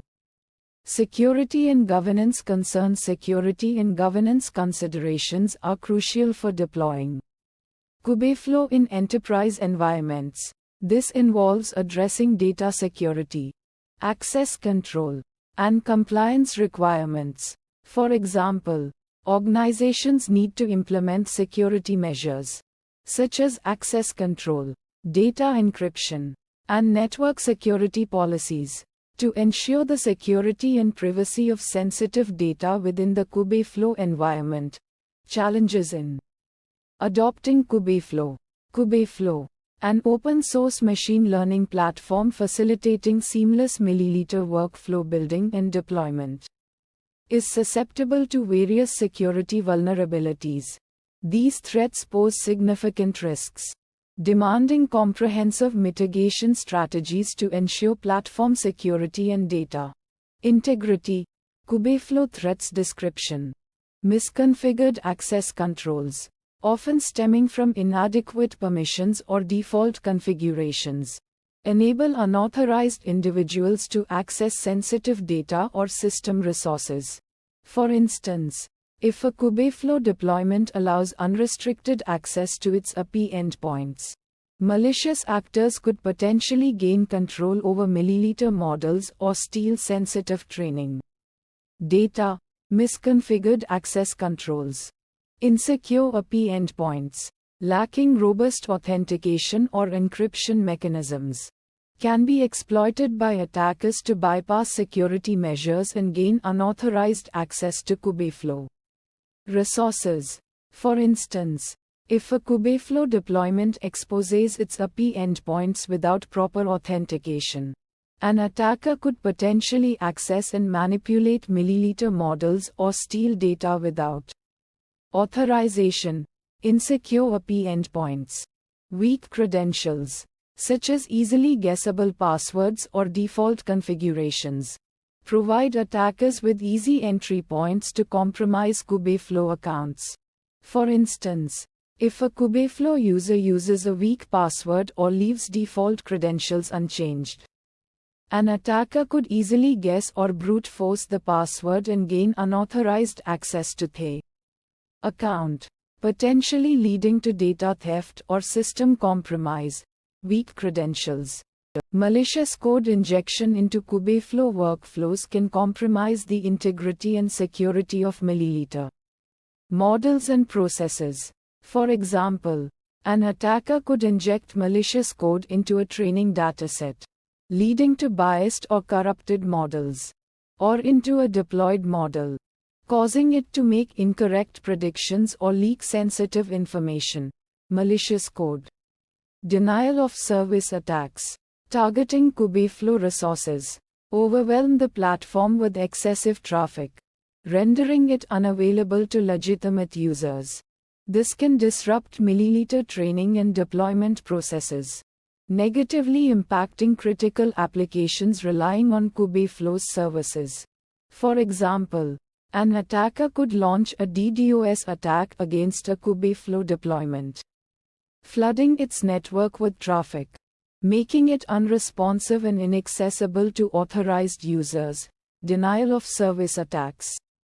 Implementing strong access controls, such as role-based access control (RBAC) and least privilege principles, effectively limits access to sensitive resources, ensuring only authorized users can interact with critical components. By implementing granular permissions and assigning roles based on user responsibilities, Kubeflow can safeguard against unauthorized access and potential data breaches. Implement strong access controls, securing API endpoints with HTTPS and robust authentication mechanisms, such as OAuth or JWT. Protects against eavesdropping and tampering with data transmitted between clients and Kubeflow services. This ensures data integrity and prevents unauthorized access to sensitive information. Secure API endpoints. Using strong passwords and multi-factor authentication (MFA) for all Kubeflow accounts significantly enhances security by making it significantly harder for attackers to gain unauthorized access. Strong passwords should be complex and difficult to guess, while MFA adds an extra layer of protection by requiring users to provide additional authentication factors, like a one-time code or biometric scan. To access accounts, use strong credentials. Regularly scanning Kubeflow deployments for vulnerabilities and patching them promptly is crucial to mitigate potential risks. This involves employing vulnerability scanners and keeping software components up to date with the latest security patches. By proactively identifying and addressing vulnerabilities, organizations can prevent attackers from exploiting them. Scan for vulnerabilities. Implementing security monitoring tools to detect and respond to suspicious activity in Kubeflow deployments is essential for early detection and response to threats. This involves using security information and event management SIEM systems to monitor logs, network traffic, and user behavior for anomalies. Promptly identifying and responding to suspicious activity minimizes the impact of potential attacks. Implement security monitoring. Following security best practices for all Kubeflow deployments is critical to minimize security risks. This includes implementing secure development practices, securing infrastructure, enforcing strict access controls, and regularly reviewing security configurations. Adhering to these best practices helps create a more secure environment for Kubeflow deployments. Reducing the likelihood of successful attacks. Use security best practices. Security vulnerabilities. This risk encompasses potential vulnerabilities in the Kubeflow platform itself, as well as in the underlying infrastructure and components. For example, outdated dependencies in Kubeflow components could expose the system to known security exploits, while misconfigurations in the Kubernetes cluster could create entry points for attackers. Kubeflow risks. Elaborated. Data privacy concerns. Kubeflow's usage often involves sensitive data for model training and inference. It's crucial to address data privacy concerns, adhering to regulations like GDPR and HIPAA, ensuring data encryption in transit and at rest, implementing access controls, and complying with data anonymization requirements are paramount. Kubeflow risks. Elaborated. Resource overutilization. Running computationally intensive machine learning workloads on Kubeflow can lead to resource overutilization, particularly if not optimized properly. This can cause performance degradation, increased costs, and potential instability in the cluster.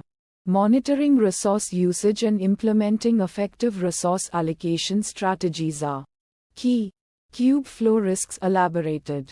Cost optimization challenges. The cost of running a Kubeflow platform can be substantial, especially when dealing with large-scale models and deployments. Optimizing resource utilization, leveraging cost-effective cloud providers, and employing strategies like spot instances can help mitigate this challenge. Kubeflow risks. Elaborated. Deployment complexity. Deploying and managing Kubeflow applications can be complex, requiring proficiency in Kubernetes, containerization technologies, and machine learning workflows. This complexity can hinder adoption and potentially impact the overall development cycle. Kubeflow risks. Elaborated. Scalability limitations. Kubeflow's ability to scale to handle increasing workloads can be a challenge. Scaling infrastructure dynamically, ensuring efficient resource allocation, and optimizing model deployment strategies are crucial for seamless scalability. Kubeflow risks. Elaborated. Integration difficulties. Integrating Kubeflow with existing systems and data sources can be complex, particularly when dealing with legacy systems or diverse data formats. Ensuring smooth data flow and seamless integration with existing infrastructure requires careful planning and potentially custom development. Kubeflow risks. Elaborated. Limited community support. While Kubeflow boasts a growing community, it's still relatively new compared to mature technologies. This can lead to limited community support for specific use cases, making it more challenging to find solutions and troubleshoot issues. Kubeflow risks. Elaborated. Lack of standardization. The lack of standardization in the Malai ecosystem can impact Kubeflow, as different tools and frameworks might not integrate seamlessly. This can create compatibility issues and hinder interoperability between different milliliter pipelines. Kubeflow risks. Elaborated. Operational overhead. Managing a Kubeflow environment requires ongoing operational overhead, including monitoring, maintenance, security updates, and performance optimization. This can be a resource drain for organizations, especially those with limited DevOps expertise. Kubeflow risks. Elaborated. Vendor lock-in. Choosing a specific cloud provider or platform for Kubeflow can lead to vendor lock-in, limiting flexibility and potentially increasing costs in the long run. Evaluating different cloud options and adopting open-source solutions can mitigate this risk. Kubeflow risks. Elaborated. Version management issues. Managing version updates for Kubeflow components, dependencies, and models can be challenging, especially as the ecosystem evolves rapidly. Implementing robust version control systems and establishing clear update policies are vital. Kubeflow risks elaborated. Training data bias. Machine learning models trained on biased data can perpetuate and amplify existing societal biases. It's crucial to identify and mitigate data bias throughout the model development process, ensuring fair and equitable outcomes. Kubeflow risks elaborated. Model explainability challenges. Understanding the decision-making process of black box models is challenging, leading to concerns about transparency and trust. Developing techniques for model explainability and interpretability is essential for responsible AI. Kubeflow risks elaborated. Model drift over time. Machine learning models can degrade in performance as the underlying data distribution changes. Implementing robust monitoring and retraining strategies to address model drift is essential for maintaining model accuracy. Kubeflow risks elaborated. Model security. Protecting trained models from unauthorized access, tampering, or misuse is crucial. Techniques like model watermarking, differential privacy, and secure model storage can enhance model security. Kubeflow risks elaborated. Data quality issues. Poor data quality can significantly impact the performance and reliability of machine learning models. Implementing data quality checks and establishing robust data governance processes are critical. Kubeflow risks elaborated. Model performance monitoring. Regular monitoring of model performance is crucial to detect and address issues like model drift, degradation, or unexpected behavior. This requires defining clear performance metrics and establishing automated monitoring systems. Kubeflow risks elaborated. Governance and compliance. Ensuring that Kubeflow deployments comply with relevant regulations, ethical guidelines, and organizational policies is essential for responsible AI. Implementing governance frameworks, defining compliance processes, and conducting audits are vital. Kubeflow risks elaborated. Deployment and management. Deploying and managing Kubeflow applications in a production environment requires robust infrastructure, continuous monitoring, and efficient management processes. This involves ensuring scalability, reliability, and security. Kubeflow risks elaborated. Integration with existing systems. Integrating Kubeflow with existing enterprise systems and workflows can be challenging, especially when dealing with diverse data sources and legacy systems. Implementing effective integration strategies and API connections is crucial. Kubeflow risks elaborated. Team skills and expertise. Successfully deploying and managing Kubeflow requires a team with specialized skills in Kubernetes, machine learning, data engineering, and DevOps. Building and nurturing such a team is essential for sustained success. Kubeflow risks elaborated.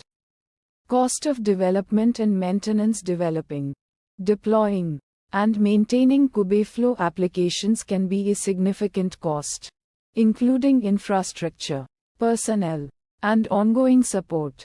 Optimizing resource utilization and leveraging cost-effective solutions are key. Kubeflow risks elaborated. Time to market. Getting Kubeflow applications to market quickly and efficiently is critical for staying ahead of the competition. Streamlining development processes, leveraging pre-built components, and optimizing deployment procedures are key. Kubeflow risks elaborated. User adoption and acceptance. Ensuring that users readily adopt and accept Kubeflow applications is crucial for successful implementation. Providing user-friendly interfaces, clear documentation, and comprehensive training programs can facilitate adoption. Kubeflow risks elaborated.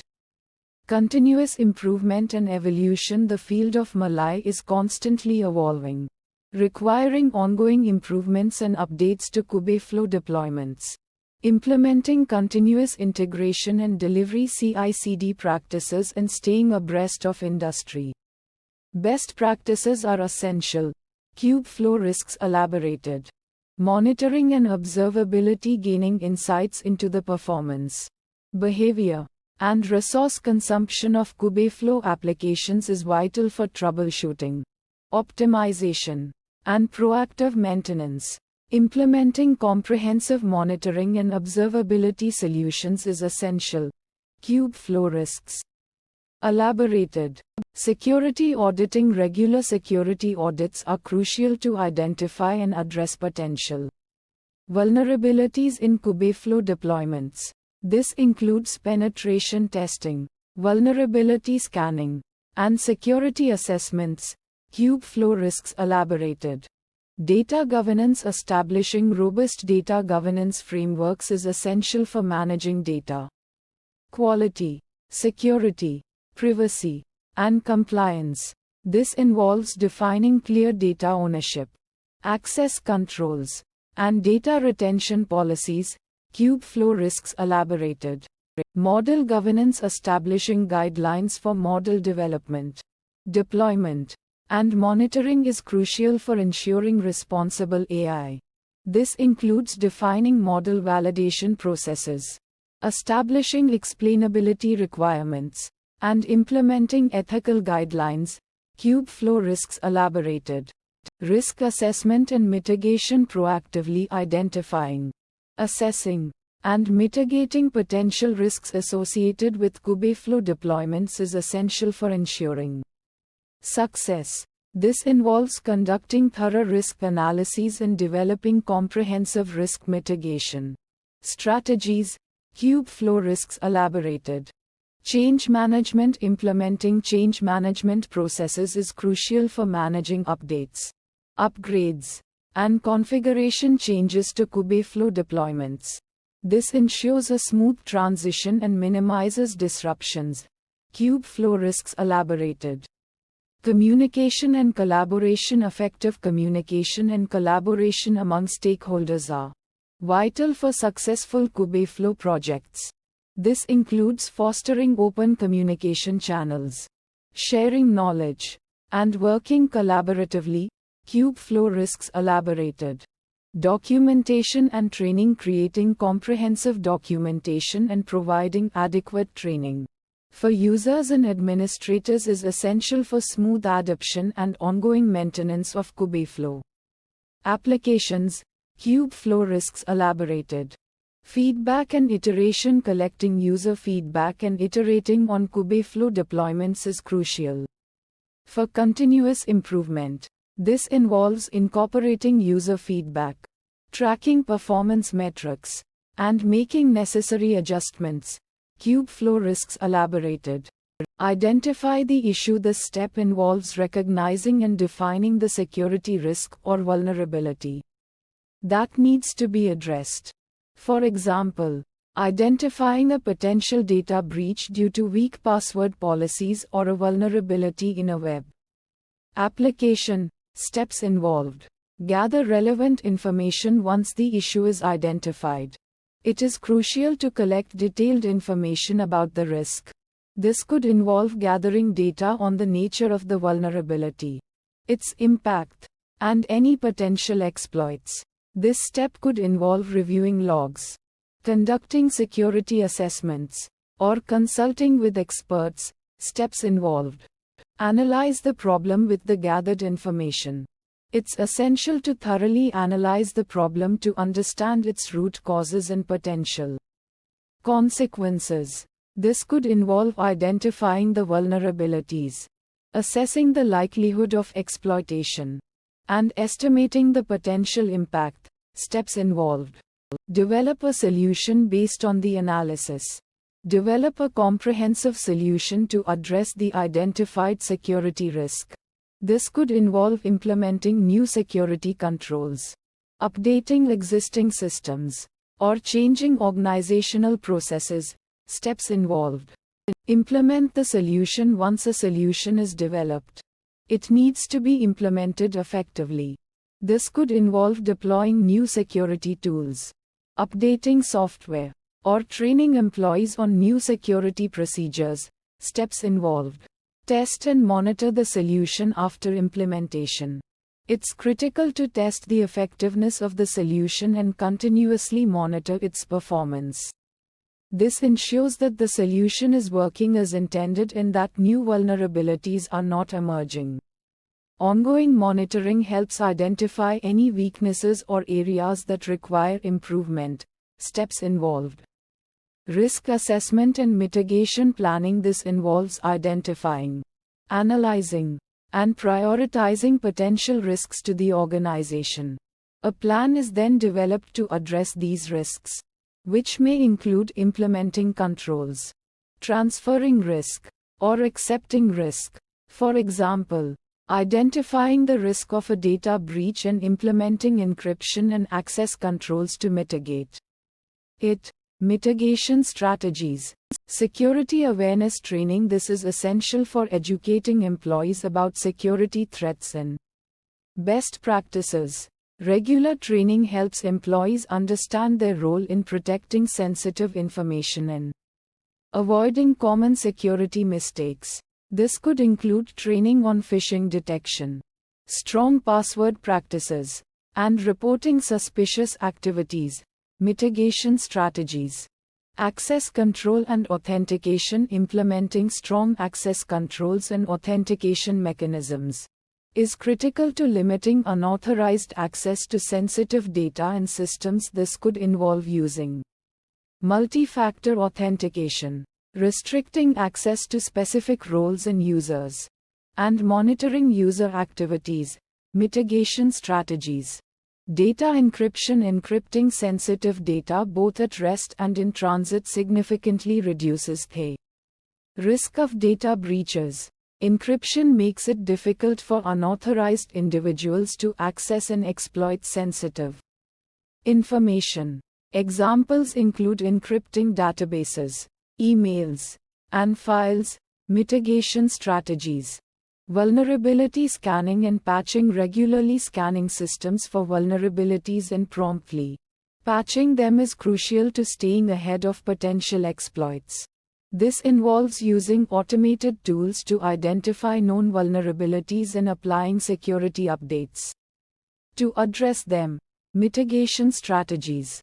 Network security measures. Implementing robust network security measures is essential for protecting the organization's network and connected devices.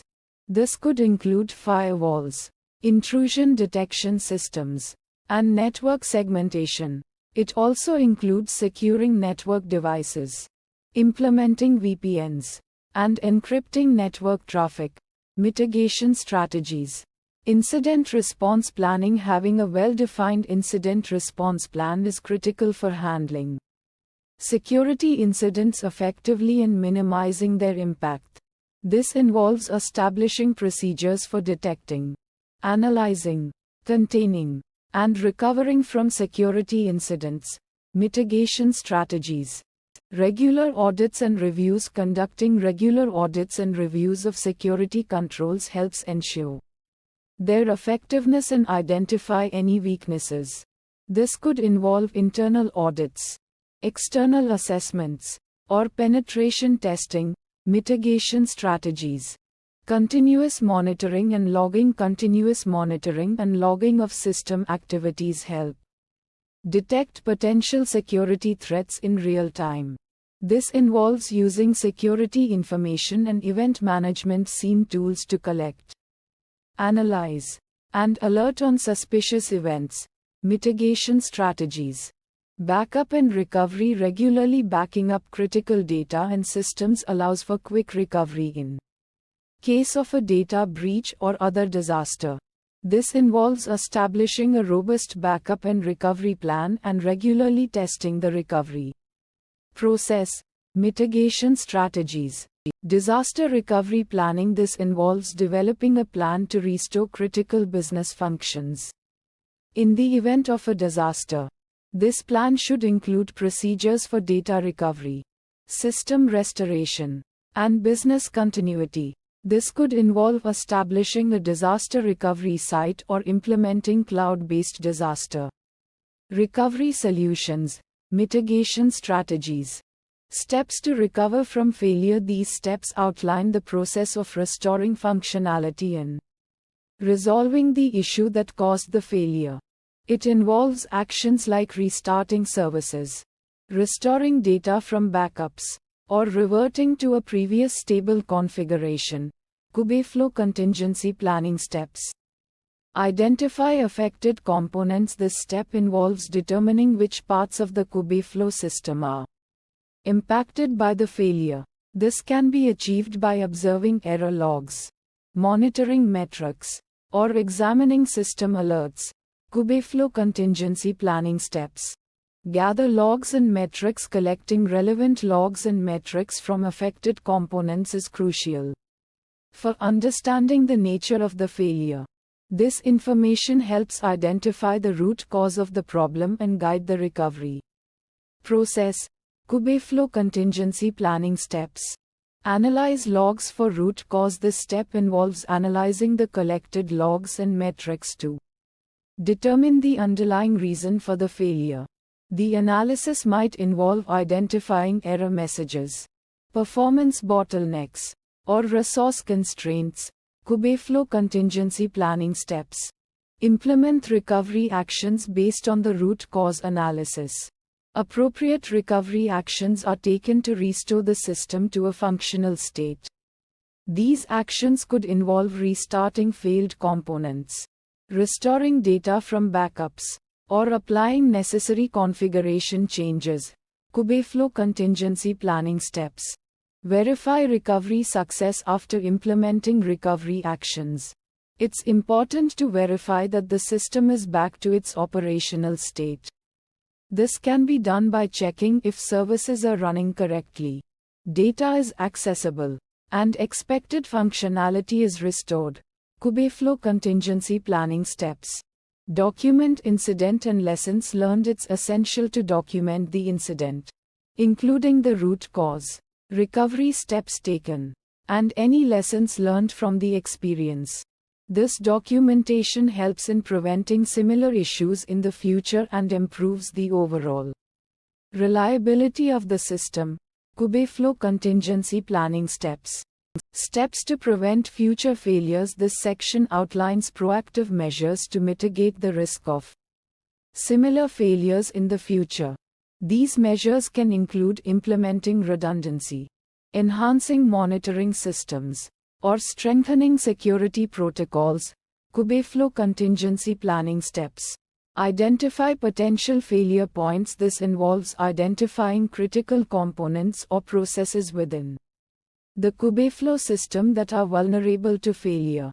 This can be done by analyzing past failures, conducting stress tests, or performing risk assessments.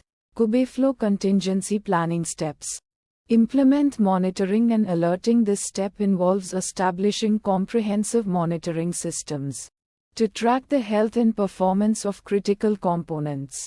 Alerts should be configured to notify the team of any potential issues or deviations from expected behavior. Kubeflow contingency planning steps. Implement redundancy and failover. This involves creating backup systems and failover mechanisms to ensure system availability even in the event of component failures. Redundant systems can handle workloads if a primary system fails, while failover mechanisms automatically redirect traffic to backup systems. Kubeflow contingency planning steps. Perform regular testing and drills. Regular testing and drills help ensure that the contingency plan is up to date and effective. These tests should simulate real-world scenarios to validate recovery procedures and identify potential weaknesses. Kubeflow contingency planning steps. Document contingency plan. A well-documented contingency plan is essential for effective crisis management. This document should outline the steps to be taken in the event of a failure, including roles and responsibilities of team members. Kubeflow contingency planning steps. Communicate plan to stakeholders. The contingency plan should be communicated to all stakeholders, including technical teams, management, and end users. This ensures that everyone is aware of their roles and responsibilities in the event of a failure. Kubeflow contingency planning steps. Regularly review and update plan. The contingency plan should be regularly reviewed and updated to reflect changes in the Kubeflow system, operational procedures, and best practices. This ensures that the plan remains relevant and effective. Kubeflow contingency planning steps.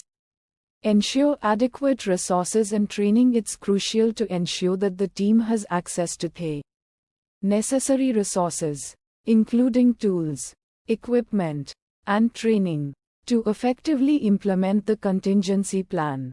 This can include access to backup systems, recovery tools, and relevant training materials. Kubeflow contingency planning steps. Update Kubeflow configuration. This step involves modifying the Kubeflow configuration files to reflect the desired changes. This could include updating the versions of deployed components, adjusting resource allocation, or configuring new features. For example, you might update the configuration to deploy a newer version of the Kubeflow pipelines component or allocate more resources to the Kubeflow central dashboard. Kubeflow change management steps. Elaborations. Roll out new components. This step entails deploying the updated configuration and any new components to the Kubeflow cluster. This might involve applying new Kubernetes manifests or utilizing Kubeflow's built-in tools for component updates. For instance, you could roll out a new version of the Kubeflow Khatib component, which facilitates hyperparameter tuning of machine learning models. Kubeflow change management steps. Elaborations. Validate changes after deploying the changes. It's crucial to thoroughly validate their functionality and ensure they are working as expected. This may involve running tests, monitoring metrics, and reviewing logs. For example, you could validate the new Kubeflow pipelines component by running a pipeline workflow and verifying that it executes correctly and produces the desired output. Kubeflow change management steps. Elaborations. Revert changes if necessary if the validation process reveals issues or unexpected behavior. It is essential to have a plan to revert the changes to a stable state. This might involve rolling back to the previous configuration or removing the newly deployed components. For instance, if the new Kubeflow Khatib component exhibits performance issues, you might revert to the previous version or remove the component entirely. Kubeflow change management steps. Elaborations. Document changes. Thoroughly document the changes made to Kubeflow, including the rationale, the specific steps taken, and any relevant configurations. This documentation aids in understanding past changes, troubleshooting issues, and facilitating future updates. For example, you could create a change log entry detailing the update to the Kubeflow pipelines component, including the version upgrade and any modifications made to its configuration. Kubeflow change management steps. Elaborations. Create a release branch on GitHub to isolate release-specific changes from the main development branch. This helps to avoid merge conflicts and makes it easier to track and manage the release process. Kubeflow release management steps. Update the version number in the release branch to reflect the new release. Use semantic versioning, e.g., major, minor, patch to clearly communicate the nature of changes in the release. Kubeflow release management steps. Run automated tests to ensure the stability and functionality of the release. After successful tests, build the release artifacts, e.g., container images, deployment files for distribution. Kubeflow release management steps. Tag the release branch with the release version for easy identification and reference. This tag can be used to track the specific version of the code that was released. Kubeflow release management steps. Create a release on GitHub with release notes that provide a comprehensive overview of the changes. In the release, these notes should be clear and concise, summarizing the features, bug fixes, and other notable changes. Kubeflow release management steps. Deploy the release to production environments using tools like Kubernetes and Helm. This involves configuring and launching the release in the target infrastructure.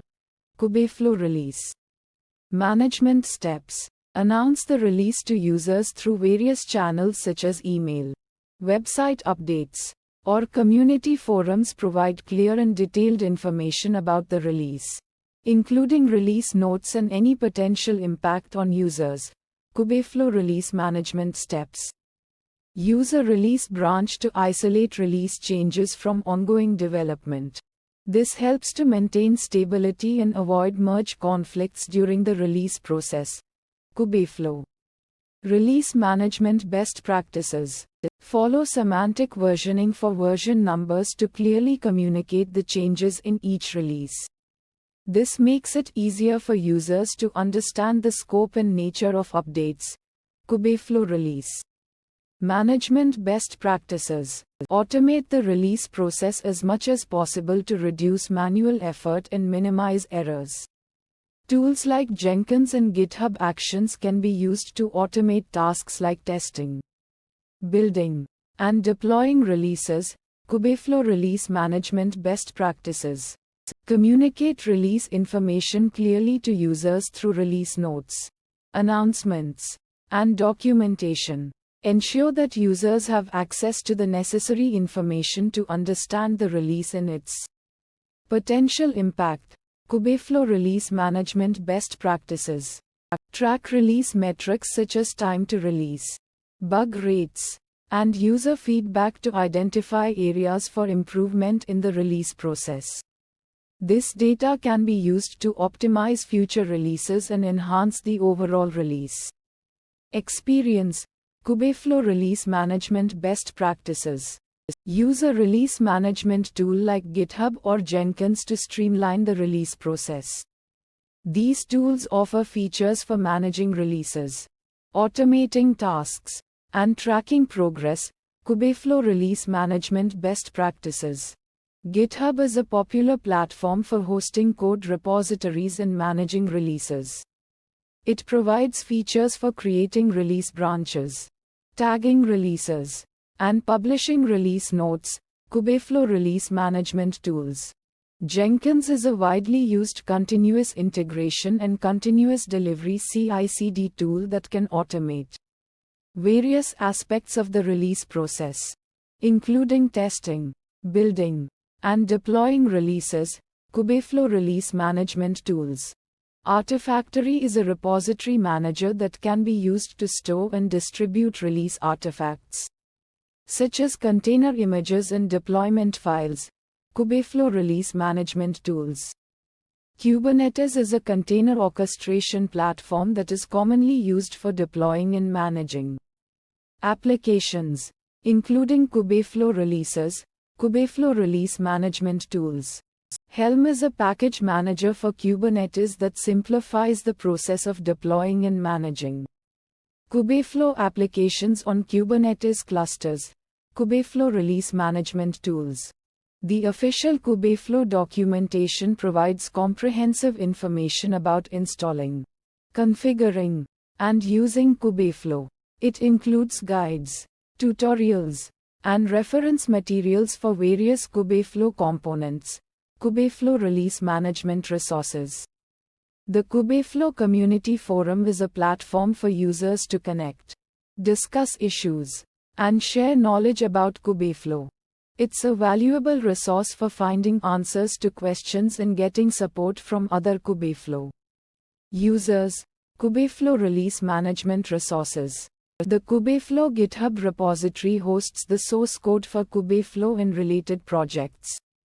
It's a central location for contributing to Kubeflow, reporting issues, and tracking development progress. Kubeflow Release Management Resources. Kubeflow release blog posts announce new releases and provide details about the features, improvements, and bug fixes included in each release. Kubeflow Release Management Resources. The Kubeflow core team is responsible for developing and maintaining the core Kubeflow components. They are actively involved in planning and executing releases. Kubeflow Release Management Team. Kubeflow community contributors play a crucial role in the release process. They provide feedback, report issues, contribute code, and participate in testing and documentation efforts. Kubeflow Release Management Team. Kubeflow release managers are responsible for coordinating the overall release process, ensuring timely releases, and communicating effectively with users. Kubeflow Release Management Team. Download the latest Kubeflow manifests from the official Kubeflow repository. This step ensures that you are using the most recent versions of all the Kubeflow components. The manifests contain the configuration files and deployment scripts for Kubeflow. Steps involved. Ensure that all existing Kubeflow components, such as the Kubeflow dashboard, the Kubeflow pipelines, and the Kubeflow training operator, are updated to the latest versions. This step involves checking for updates, applying the updates to the existing components, and ensuring that the components are running with the latest configurations. Steps involved. Restart the pods for all updated components. This step is necessary to apply the new configurations and ensure that the updated components are running with the latest versions. Steps involved. Verify that the updated Kubeflow components are fully functional and that all the services are operational. This step involves testing the components by using them to perform common Kubeflow tasks, such as training models, deploying pipelines, and accessing the Kubeflow dashboard. Steps involved. 0 indicates that the Kubeflow maintenance was completed successfully without any errors. 1 indicates that errors occurred during the maintenance process. Return code. The maintenance log contains detailed information about each step of the Kubeflow maintenance process. This includes the specific commands that were executed, the versions of the Kubeflow components that were used, and any errors or warnings that occurred during the process. The maintenance log also includes information about any encountered errors or warnings. This can include details about failed updates, deployment issues, or other problems that occurred during the maintenance process. Maintenance log. Check connectivity. This step involves verifying network connectivity between your Kubeflow deployment and external services. For instance, if you are using a cloud storage service like Google Cloud Storage (GCS) or Amazon S3, ensure your Kubeflow pods can access these services. You can check network connectivity using tools like Kubeflow exec or ping to test communication between pods and external resources. Kubeflow troubleshooting steps. Logs for errors. Examine the logs of Kubeflow components for any error messages or warnings. This can help pinpoint issues with specific services, such as the Kubeflow API server or the Jupyter Notebook server. Use Kubeflow logs to access logs from pods and search for relevant error messages. Kubeflow troubleshooting steps. Verify configuration. Review your Kubeflow configuration files to ensure all settings are correct and match your environment. This includes checking parameters related to storage, networking, and authentication. Configuration errors can lead to unexpected behavior or failure to start certain components. Kubeflow troubleshooting steps. Pod status inspect. Inspect the status of Kubeflow pods using Kubeflow get pods or Kubeflow describe pod. Check for any pods in a crash loop or in a pending state, which may indicate problems with resource allocation or container image issues. Kubeflow. Troubleshooting steps. Check resources availability. Verify that your Kubernetes cluster has sufficient resources, such as CPU, memory, and storage, for Kubeflow to operate properly. Resource constraints can impact performance and stability, especially when running large-scale machine learning workloads. Use Kubeflow top nodes to check node resource utilization. Kubeflow troubleshooting steps. Kubeflow components version. Ensure all Kubeflow components are running compatible versions. Mismatched versions can cause interoperability issues or unexpected behavior. Use Kubeflow get deployments to check the version of each Kubeflow deployment. Kubeflow. Troubleshooting steps. Restart components. Restart problematic Kubeflow components, such as the API server or the Jupyter Notebook server, by deleting and recreating the corresponding pods. Restarting can sometimes resolve temporary issues or glitches in the component's operation. Use Kubeflow delete pod and then Kubeflow create deployment to restart a component. Kubeflow. Troubleshooting steps. Kubeflow installation reinstall. If troubleshooting steps fail to resolve the issue, consider reinstalling Kubeflow. This involves removing the existing installation and then deploying Kubeflow again. Reinstallation can address underlying configuration problems or software conflicts. Kubeflow. Troubleshooting steps. Community support. Seek help from the Kubeflow community forum or other online resources. Sharing details about your issue, configuration, and troubleshooting steps can help others provide insights or solutions. The Kubeflow community can offer expert guidance and support. Kubeflow troubleshooting steps. Steps involved in debugging Kubeflow debugging information Kubeflow debugging information Kubeflow debugging information Kubeflow debugging information Kubeflow debugging information Kubeflow debugging information Kubeflow debugging information Kubeflow debugging information Kubeflow debugging information Kubeflow debugging information. 1. Inspect logs for errors or warnings. This step involves checking the logs generated by the Kubeflow pipeline to identify any error messages or warnings that might indicate issues. For instance, you might find logs indicating a failed container startup, missing dependencies, or unexpected runtime behavior. Steps involved in debugging. 2. Use a debugger to step through code. This involves using a debugging tool to execute the pipeline code step by step, examining the values of variables and the flow of execution. This helps pinpoint the exact location of errors or unexpected behavior within the code.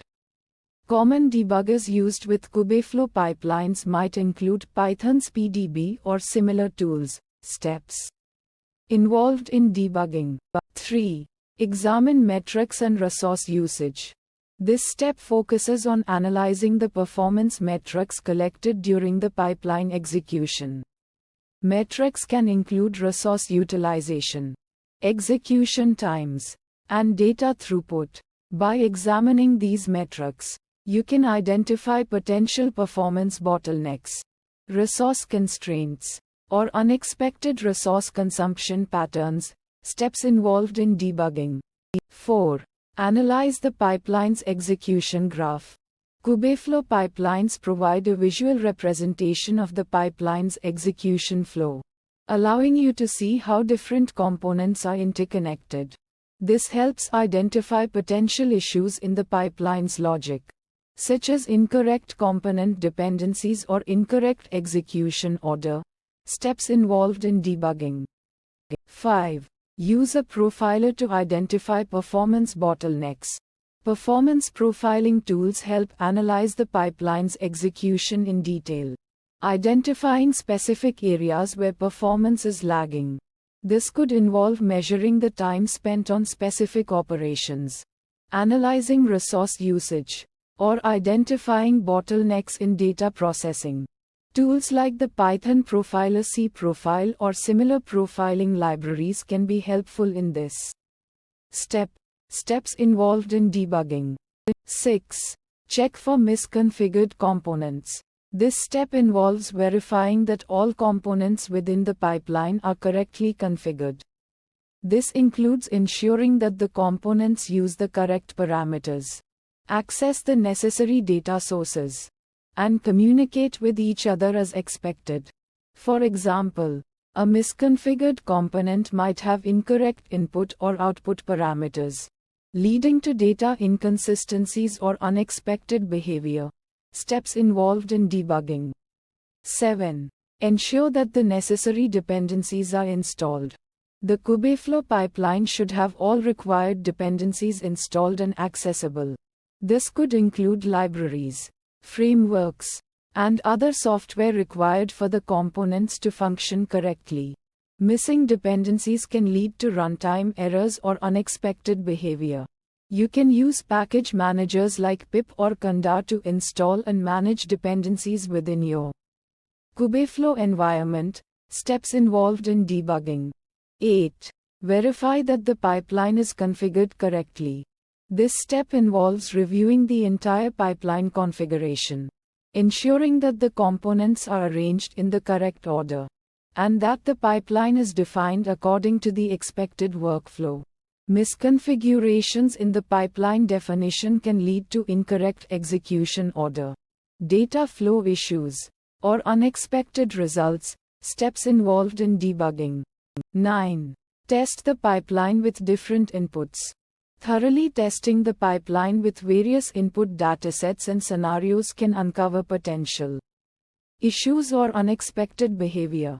Testing with different input types, sizes, and formats can help ensure the pipeline's robustness and identify any limitations or errors. Steps involved in debugging. 10. Consult the Kubeflow documentation for help. The official Kubeflow documentation provides extensive resources, tutorials, and troubleshooting guides. It's a valuable resource for finding solutions to common problems, understanding best practices, and getting support from the Kubeflow community. Steps involved in debugging. Debugging tools. Kubeflow debugging information. Kubeflow debugging information. Kubeflow debugging information. Kubeflow debugging information. Kubeflow debugging information. Kubeflow debugging information. Kubeflow provides a variety of tools for debugging pipelines. These tools help streamline the debugging process by offering insights into the pipeline's execution, performance, and behavior. Debugging tools. These tools include Kubeflow Pipelines UI. The Kubeflow Pipelines UI provides a visual interface for monitoring pipeline execution, tracking progress, and examining component logs. It offers insights into the pipeline's overall status, execution history, and component-specific details. Debugging tools. TensorBoard for visualizing training data. TensorBoard is a powerful tool for visualizing and analyzing training data, providing insights into the learning process and model performance. It allows you to visualize metrics, graphs, images, and other data generated during training, helping you understand how your model is learning and identify potential issues. Debugging tools. Debugging tools such as Kubeflow and Docker logs. Kubeflow is a command line tool for managing Kubernetes clusters, including access to pods, containers, and logs. Docker logs allow you to examine logs generated within containers, providing information on component behavior, errors, and warnings. Debugging tools. Profiling tools to measure performance. Performance profiling tools allow you to measure the execution time of different components, identify bottlenecks, and analyze resource usage. This helps optimize performance and identify areas for improvement within the pipeline. Debugging tools. Code debuggers for stepping through code. Code debuggers enable you to step through the code line by line, inspect variables, and analyze the flow of execution, making it easier to identify and fix bugs within the pipeline's codebase. Debugging tools.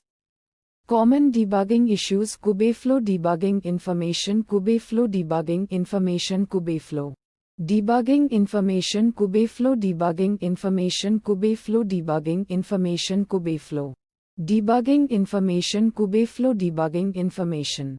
Common debugging issues include. These are some of the most commonly encountered issues that can arise during Kubeflow pipeline debugging.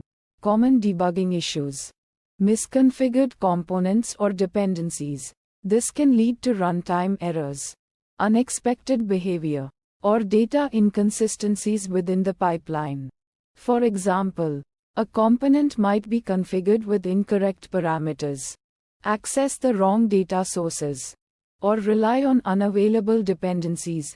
Common debugging issues. Incorrect pipeline execution order. The order in which pipeline components execute is crucial, and an incorrect order can result in data flow issues, missing dependencies, or erroneous outputs. Common debugging issues. Lack of resources or performance bottlenecks. Insufficient resources allocated to the pipeline, or performance bottlenecks within components, can lead to slow execution, resource exhaustion, or failures. Monitoring resource usage and identifying bottlenecks helps optimize performance and avoid issues related to resource limitations. Common debugging issues. Errors in the code or pipeline configuration. Errors within the code or pipeline configuration can lead to unexpected behavior, runtime failures, or incorrect results. Thorough code review, testing, and validation are essential for identifying and resolving these errors. Common debugging issues. Data issues such as missing or incorrect data. Data problems can manifest as unexpected results, errors during data processing, or incorrect model training. Ensuring data quality, completeness, and consistency is critical for avoiding issues related to data errors. Common debugging issues. Network connectivity problems or access control issues. Network issues or access control restrictions can prevent components from communicating with each other or accessing external resources, leading to failures or unexpected behavior. Verifying network connectivity, checking access permissions, and troubleshooting network-related issues can help resolve these problems. Common debugging issues. Info. This is the default logging level for all loggers. It specifies that only informational messages and above should be logged. This level is suitable for general debugging and monitoring. Level. Console. This specifies that the default logger should use the console handler to output its logs. This handler is typically used to print log messages to the standard output stream stdout. Handlers. Stream handler. This indicates that the console handler is a stream handler, which is a standard Python logging handler that writes logs to a stream. In this case, the stream is the standard output stream stdout. Class. Info. This sets the logging level for the console handler to info. This means that the console handler will only log messages with an info level or above. Level. Simple. This specifies that the console handler should use the simple formatter to format the log messages before they are outputted. Formatter. Info. This sets the default logging level for all handlers. This means that all handlers will only log messages with an info level or above. Level. Console. This specifies that the default handler should use the console handler to output its logs. This handler is typically used to print log messages to the standard output stream stdout. Handlers. Times, names, level names, messages. This is the format string for the simple formatter. It specifies how log messages should be formatted before they are outputted. The format string includes placeholders for various information, such as the timestamp ASC time, the logger name, the log level name, and the log message. Format. YMDHMS. This specifies the date format for the simple formatter. It defines how the timestamp should be formatted in the log messages. In this case, the timestamp will be formatted as YYYYMMDDHHMMSS. Date FMT. Times, names, level names, messages. This is the default format string for all formatters. It specifies how log messages should be formatted before they are outputted. The format string includes placeholders for various information, such as the timestamp ASC time, the logger name, the log level name, and the log message. Format. YMDHMS. This specifies the default date format for all formatters. It defines how the timestamp should be formatted in the log messages. In this case, the timestamp will be formatted as YYYYMMDDHHMMSS. Date FMT. The name of the Kubernetes cluster where the Kubeflow deployment is running. For example, Kubeflow cluster or KFprod. Cluster name. The total CPU resources requested by all Kubeflow components within the cluster. This value is represented in CPU units, such as 2 for 2 CPU cores, or 1.5 for 1.5 CPU cores. CPU. The total memory resources requested by all Kubeflow components within the cluster. This value is expressed in a unit of memory, such as 2 GB for 2 GB or 100 MB for 100 MB. Memory. Service. Account. Service account.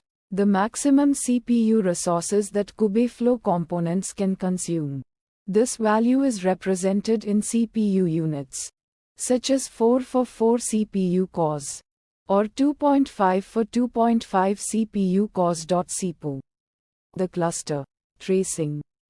Namespace. The maximum memory resources that Kubeflow components, the endpoint include. This value is expressed in a unit of memory, such as 4 GB for 4 GB or 200 MB for 2. For Jaeger, the endpoint might include the host name of the Jaeger service and its port.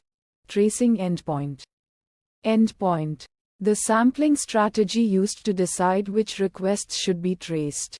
A constant sampler const will trace all requests, providing a more comprehensive view of the system, but potentially increasing tracing overhead.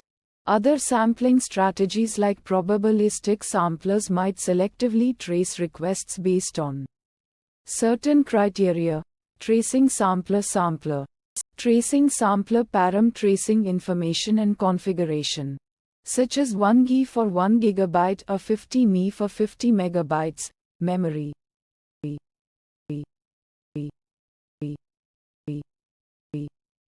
A parameter associated with the sampler. In this case, the sampler parameter is 1, which might correspond to a sampling rate of 100, meaning all requests are traced. This value can be adjusted based on the desired level of tracing granularity. Tracing sampler param. Sampler param specifies the method used to propagate tracing context across service calls. B3 is a common method for propagating tracing context using HTTP headers. It allows downstream services to inherit the tracing context from upstream services, providing a unified view of the request flow. Tracing propagation. Tracing max tag value size. Tracing information and configuration. The maximum size allowed for tracing tags. Tracing tags are used to add additional information to tracing spans. such as specific attributes or values related to the request. This value helps prevent excessive tag sizes that could impact tracing performance or storage. Tracing max tag value size. Max tag value size. This step describes the process of retrieving tracing configuration from Kubeflow pipelines. It involves fetching the necessary settings from the Kubeflow pipelines platform, which may include details about the tracing backend, sampling strategy, and other configuration options. Steps. This step explains the injection of tracing headers into the user code. Tracing headers are added to outgoing requests, enabling the downstream services to inherit the tracing context. This step is essential for maintaining the tracing context across different components of a application. Steps. The step highlights the process of sending tracing spans to the tracing backend. Tracing spans represent individual operations within a request, providing detailed information about the execution path. This step involves sending these spans to the configured tracing backend for collection and storage. Steps. The final step focuses on aggregating tracing spans and displaying them in the tracing GUI. The tracing backend collects spans from various services and components, aggregates them, and presents a unified view in the tracing GUI. This allows users to analyze the request flow, identify performance bottlenecks, and troubleshoot issues effectively. Steps. Specifies the type of the tracing configuration. This configuration is typically defined using a structured format, such as a protocol buffer or YAML, and includes details about tracing settings and options. In this case, the type is tracing config, v1, tracing config, indicating a specific version of the tracing configuration schema. Type indicates whether tracing is enabled for the application. If set to true, it enables tracing for all requests and operations within the application.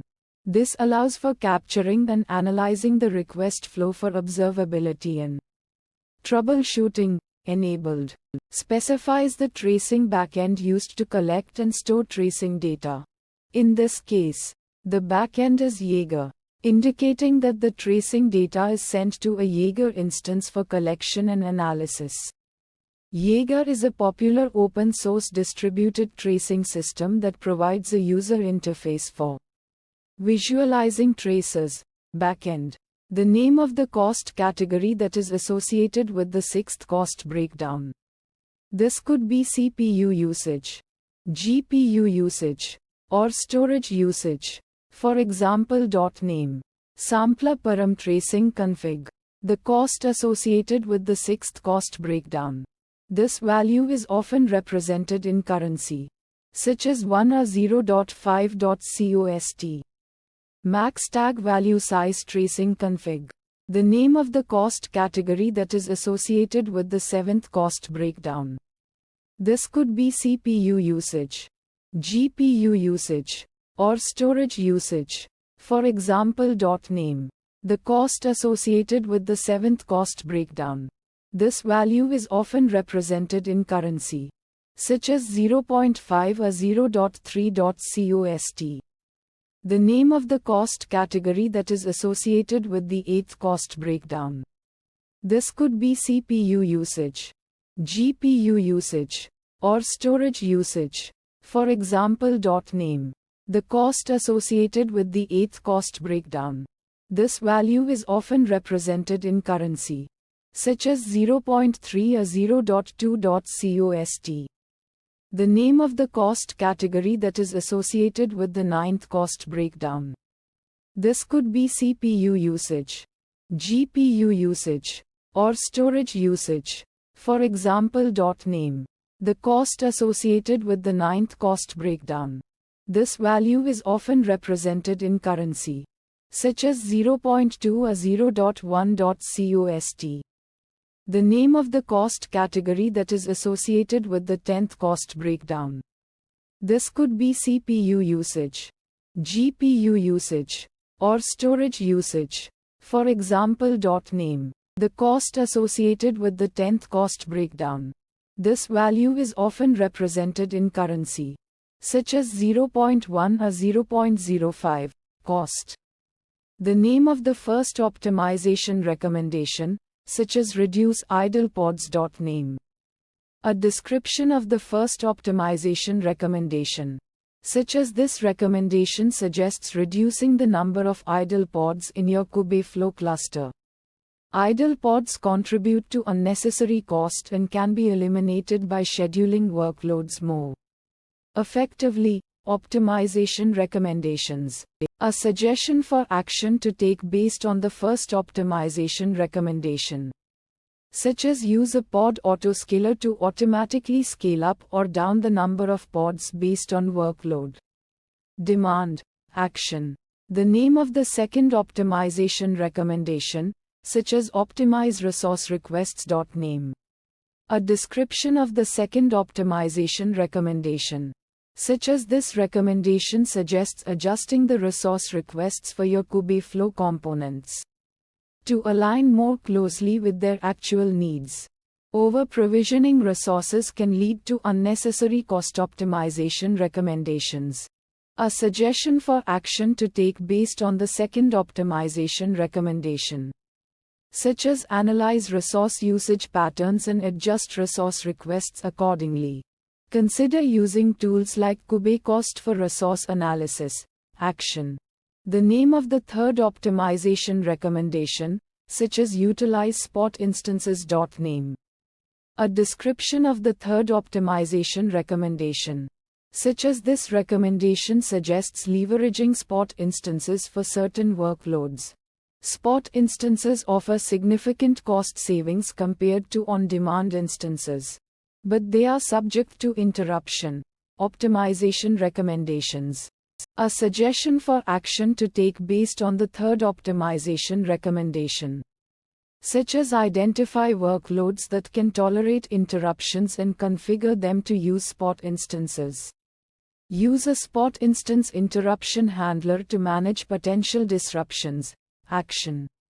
The name of the fourth optimization recommendation, such as optimize storage usage. Name.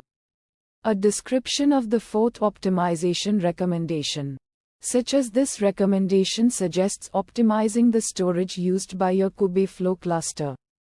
Unnecessary storage can lead to increased costs. Optimization recommendations. A suggestion for action to take based on the fourth optimization recommendation, such as identify unused storage and delete it. Consider using persistent volume claims with smaller capacity for workloads with low storage requirements. Action. The name of the fifth optimization recommendation, such as utilize preemptible instances. Name. A description of the fifth optimization recommendation, such as this recommendation suggests leveraging preemptible instances for certain workloads. Preemptible instances are similar to spot instances, but they offer more flexibility in terms of interruption duration and pricing. Optimization recommendations. A suggestion for action to take based on the fifth optimization recommendation, such as identify workloads that can tolerate interruptions and configure them to use preemptible instances. Utilize a preemptible instance interruption handler to manage potential disruptions. Action. The name of the sixth optimization recommendation, such as optimize resource limits. Name. A description of the sixth optimization recommendation, such as this recommendation suggests adjusting the resource limits for your Kubeflow components to ensure that they have sufficient resources available to run smoothly. Optimization recommendations. A suggestion for action to take based on the sixth optimization recommendation, such as analyze resource usage patterns and adjust resource limits accordingly. Ensure that the limits are set high enough to prevent performance issues. Action. The name of the seventh optimization recommendation, such as use serverless resources. Name. A description of the seventh optimization recommendation, such as this recommendation suggests utilizing serverless resources for certain workloads, such as training models or running inference jobs.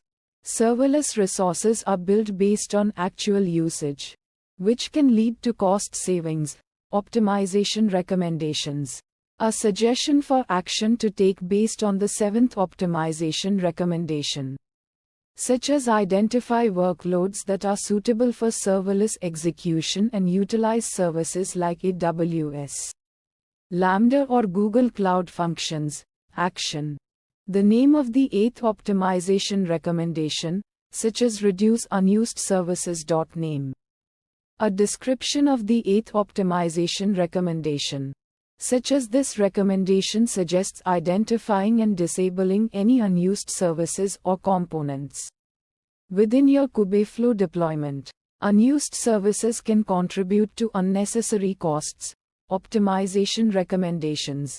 A suggestion for action to take based on the eighth optimization recommendation, such as review your Kubeflow deployment configuration and identify any unused services. Disable or remove those services to reduce costs. Action. The name of the ninth optimization recommendation, such as leverage resource quotas. Name. A description of the ninth optimization recommendation, such as this recommendation suggests using resource quotas to limit the amount of resources that can be consumed by individual namespaces or deployments within your Kubeflow cluster. Optimization recommendations. A suggestion for action to take based on the ninth optimization recommendation, such as configure resource quotas to enforce resource usage limits and prevent excessive resource consumption by individual components. Action. The name of the 10th optimization recommendation, such as optimize image size. Name. A description of the 10th optimization recommendation, such as this recommendation suggests optimizing the size of the container images used by your Kubeflow components. Larger images can result in longer download times and higher resource consumption. Optimization recommendations. A suggestion for action to take based on the 10th optimization recommendation, such as minimize the size of container images by removing unnecessary dependencies and using multi-stage builds. Action. Data drift monitoring pipeline name 2023-1027-120000 monitoring pipeline run id. Data drift detection name. Completed task status. Featured drift analysis name. Kolmogorov-Smirnov distance name. 0.05 value. Jensen-Shannon divergence name. 0.01 value. Model performance degradation name. AUC score name. 0.95 value. F1 score name. 0.88 value. The name of the workflow. For example, my workflow. Workflow name. The namespace where the workflow is running. For example, default namespace. The timestamp when the workflow was created. For example, the 8th of March 2023 T1000Z creation timestamp. The timestamp when the workflow was last modified. For example, the 8th of March 2023 T1050Z last modified timestamp. The current status of the workflow. For example, running, succeeded, failed, status. The name of the parameter. For example, input file.name. The value of the parameter. For example, data.csv. Value. The name of the step. For example, load data.name. The status of the step. For example, running, succeeded, failed, status. The name of the input. For example, input file.name name. The type of the input. For example, string, file, type. The value of the input. For example, data.csv. Value. The name of the output. For example, processed data.name name. The type of the output. For example, string, file, type. The value of the output. For example, processed data.csv, value. The name of the artifact. For example, processed data.csv.name. The type of the artifact. For example, file, type. The URI of the artifact. For example, S3 my bucket processed data.csv.uri. The name of the log. For example, workflow log.name. The type of the log. For example, text, type. The URI of the log. For example, S3 my bucket workflow log.txt.uri. The timestamp of the event. For example, the 8th of March 2023 T1000Z timestamp. The message of the event. For example, workflow started, message. The type of the event. For example, workflow started, step succeeded, step failed, type. The source of the event. For example, workflow, step, source. The reason for the event. For example, started, succeeded, failed, reason. The name of the metadata. For example, parameter name.name. The value of the metadata. For example, input file, value. The name of the node. For example, load data.name. The type of the node. For example, step, type. The status of the node. For example, running, succeeded, failed, status. The name of the source node. For example, load data, source. The name of the target node. For example, process data, target. The type of the edge. For example, data flow, type. The status of the edge. For example, running, succeeded, failed, status. The name of the metric. For example, execution time.name. The type of the metric. For example, duration, type. The value of the metric. For example, 10 seconds, value. The timestamp of the metric. For example, the 8th of March 2023 T1000Z timestamp. The name of the condition. For example, data quality check.name. The type of the condition. For example, data quality, type. The status of the condition. For example, succeeded, failed, status. The message of the condition. For example, data quality check passed, message. The reason for the condition. For example, data quality passed, data quality failed, reason. The name of the label. For example, environment.name. The value of the label. For example, Dev, value. The name of the annotation. For example, user notes.name. The value of the annotation. For example, this workflow is used to process data from the daily reports, value. HTTPS monitoring, Kubeflow. Org dashboard D Kubeflow pipelines overview monitoring. Dashboard URL. Kubeflow. Org pipelines runs Kubeflow. Org pipelines metrics. Kubeflow. Org pipelines logs. HTTPS monitoring. Kubeflow. Org dashboard DKF serving overview monitoring dashboard URL. Kubeflow. Org KF serving inference requests. Kubeflow. Org KF serving metrics. Kubeflow. Org KF serving logs. HTTPS monitoring. Kubeflow. Org dashboard D Katib overview monitoring dashboard URL. Kubeflow. Org Katib experiments. Kubeflow. Org Katib metrics. Kubeflow. Org Kati blogs. HTTPS monitoring. Kubeflow. Org dashboard DM Pimpy overview monitoring dashboard URL. Kubeflow, Org jobs. A measure of the model's error during training. A lower loss value indicates better model performance. Here, the loss is 0.1, indicating a relatively low error rate. Loss. Experiment steps. Experiment monitoring report description. Experiment monitoring report description. Experiment monitoring report description. Experiment monitoring report description. Experiment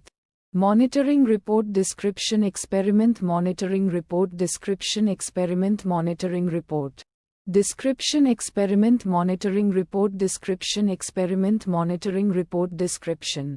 Experiment monitoring report description. Step name. Experiment steps. Experiment steps. The name of a specific stage within the experiment.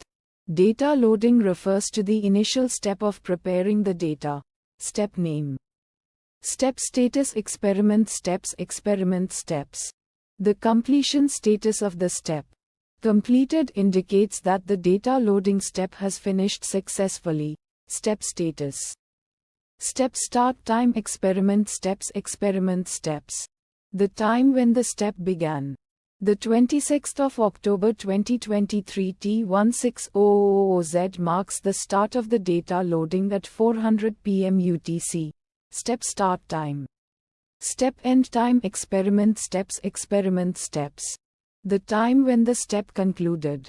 The 26th of October 2023 T1610Z indicates the data loading step finished at 410 p.m. UTC. Step end time. Step metrics. Experiment steps. Experiment steps. Data loaded step metrics. The amount of data processed during this step. 10,000 indicates the number of data points loaded for training. Data loaded. The name of a specific stage within the experiment. Model training refers to the process of training the machine learning model. Step name. The completion status of the step. Running indicates that the model training is currently in progress. Step status. The time when the step began. The 26th of October 2023 T1610Z marks the start of the model training at 410 p.m. UTC. Step start time. The time when the step concluded. Null suggests that the training process is still ongoing and hasn't finished yet. Step end time. The amount of memory allocated to the experiment. 8GB represents 8 GB of RAM available for the experiment's use. Memory. Training loss step metrics. GPO experiment resources. A measure of the model's error during the training process. 0.2 indicates the current loss value, suggesting that the model is learning and improving as the training progresses. Training loss.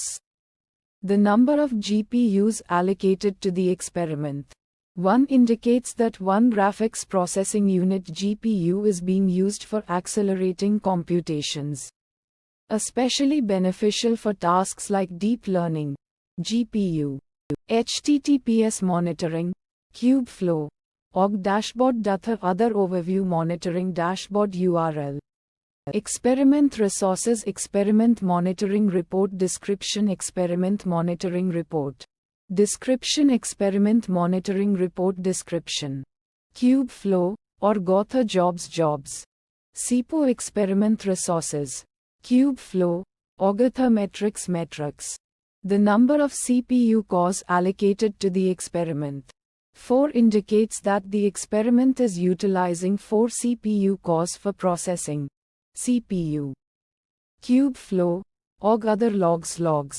Memory experiment resources. This is the name of the model being monitored for impact. For example, sentiment analysis model. Model name. This is the version of the model being monitored. For example, version 1.2. Model version. This is a brief description of the model's purpose and how it's used. For example, this model analyzes text and predicts the sentiment positive, negative, neutral of the text. Model description. A unique identifier for each impact monitoring run. For example, run 20230315, 1000.runid. The timestamp when the impact monitoring run started. For example, the 15th of March 2023 T1000Z start time. The timestamp when the impact monitoring run ended. For example, 2023-20315 T110000Z. End time.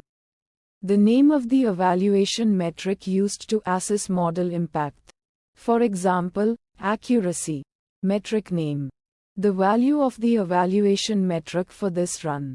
For example, 0.85. Metric value. The name of the task being performed as part of impact monitoring. For example, data drift analysis. Task name. A brief description of the task being performed. For example, this task checks for changes in the distribution of input data compared to the data used to train the model. Task description. The name of a specific step within the task. For example, calculate data drift metrics. Step name. A description of the specific step. For example, this step calculates various metrics to quantify the difference between the current data distribution and the training data distribution. Step description. The status of the step, e.g., completed, failed, running. For example, completed. Step status. The overall status of the task, e.g., completed, failed, running. For example, completed. Task status. The name of the alert triggered by the impact monitoring system. For example, model performance degradation alert. Alert name. A description of the alert. Explaining the condition that triggered it. For example, this alert is triggered when the model's accuracy drops below a predefined threshold. Alert. Description. The current status of the alert, e.g., active, resolved. For example, active, alert status.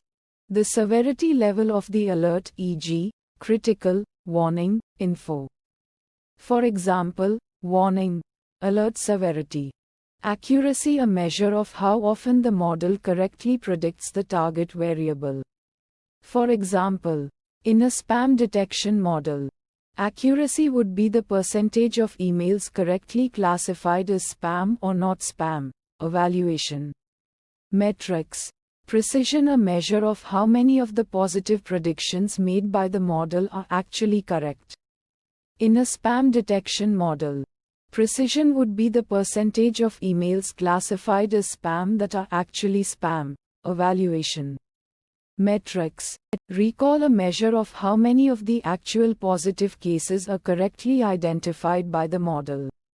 In a spam detection model, recall would be the percentage of spam emails that are correctly classified as spam. Evaluation. Metrics. F1 score, a harmonic mean of precision and recall, providing a balanced measure of the model's performance. Evaluation metrics. 1. Data preparation. This step involves cleaning and preparing the data for model training. This may include tasks like data cleansing, feature engineering, and data splitting. Steps involved. 2. Model training. This step involves training the model on the prepared data. The model learns patterns from the data and creates a predictive model. Steps involved. 3. Model evaluation. This step involves evaluating the performance of the trained model using various metrics like accuracy, precision, recall, and F1 score. Steps involved. 4. Monitoring setup. This step involves setting up mechanisms to continuously monitor the model's performance and detect any issues. Steps involved. 5. Continuous monitoring. This step involves monitoring the model's performance in real time and detecting any changes in the model's behavior. Steps involved. Drift score. A score indicating the level of data drift detected in the input data. A higher score indicates more significant data drift. Data drift detection. Drift details. This field provides details about the nature and extent of the data drift. In this example, model performance degraded suggests that the data drift has negatively impacted the model's performance. Data drift detection. Trend details. This field describes the observed trend in the model's performance. In this example, performance decreasing indicates a decline in the model's performance over time. Model performance. Trends. Monitoring frequency. This field defines how often the model's performance is monitored.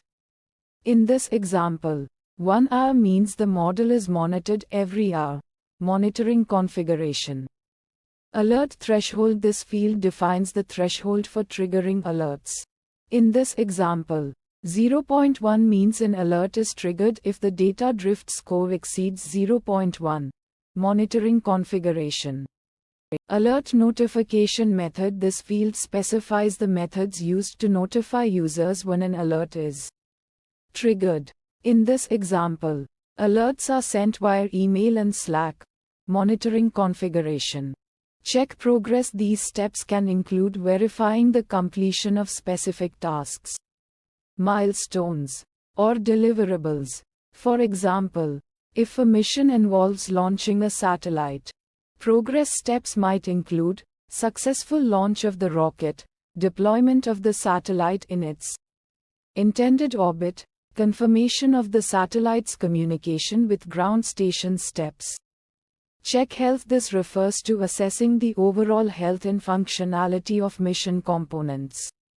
For example, a health check for a space probe might involve checking the status of its power system, monitoring the temperature of its instruments, assessing the performance of its communication system steps. Check metrics. Metrics are used to track key performance indicators (KPIs) and assess the mission's success. Examples of metrics include data collection rate of a scientific instrument, fuel consumption of a spacecraft, distance traveled by a rover on a planetary surface steps. Results of mission monitoring. These results are derived from the analysis of the collected data and metrics. They can include confirmation of scientific discoveries, identification of potential mission hazards, assessment of the mission's overall progress and effectiveness. Results. Reports of mission monitoring. These reports are generated based on the collected results and provide a comprehensive overview of the mission status. Reports may include progress updates for stakeholders, analysis of mission data, recommendations for future actions or adjustments. Reports. Actions recommended based on the monitoring results and reports. Appropriate actions are recommended to ensure the mission's continued success. These actions can include adjusting the mission plan, implementing corrective measures to address problems, providing additional resources for specific tasks. Actions. The name of the monitoring status attribute. In this case, it is the status of metrics collection. For example, it could be metrics collection successful, metrics collection failed, or metrics collection in progress. Name. This indicates whether the monitoring data is available. For instance, it could be monitoring data exists, monitoring data does not exist, or monitoring data is being processed. Monitoring data. The timestamp of the last update to the monitoring data. This could be a date and time string in a specific format. Last update time. The first step in the monitoring process. For example, it could be collect metrics from the system. Steps. The second step in the monitoring process. For instance, it could be process and aggregate collected metrics. Steps. The third step in the monitoring process. For example, it could be generate reports based on aggregated metrics. Steps. The fourth step in the monitoring process. For instance, it could be send notifications for any anomalies detected. Steps. The fifth step in the monitoring process. For example, it could be store collected and processed metrics for historical analysis, steps. The sixth step in the monitoring process. For instance, it could be trigger actions based on predefined thresholds and alerts, steps. The seventh step in the monitoring process. For example, it could be analyze historical trends to identify patterns and potential issues, steps. The eighth step in the monitoring process. For instance, it could be optimize the monitoring system for better performance and efficiency, steps. An error encountered during the monitoring process. For example, it could be connection to the monitoring system failed, error reading metrics data, or error processing metrics data, errors.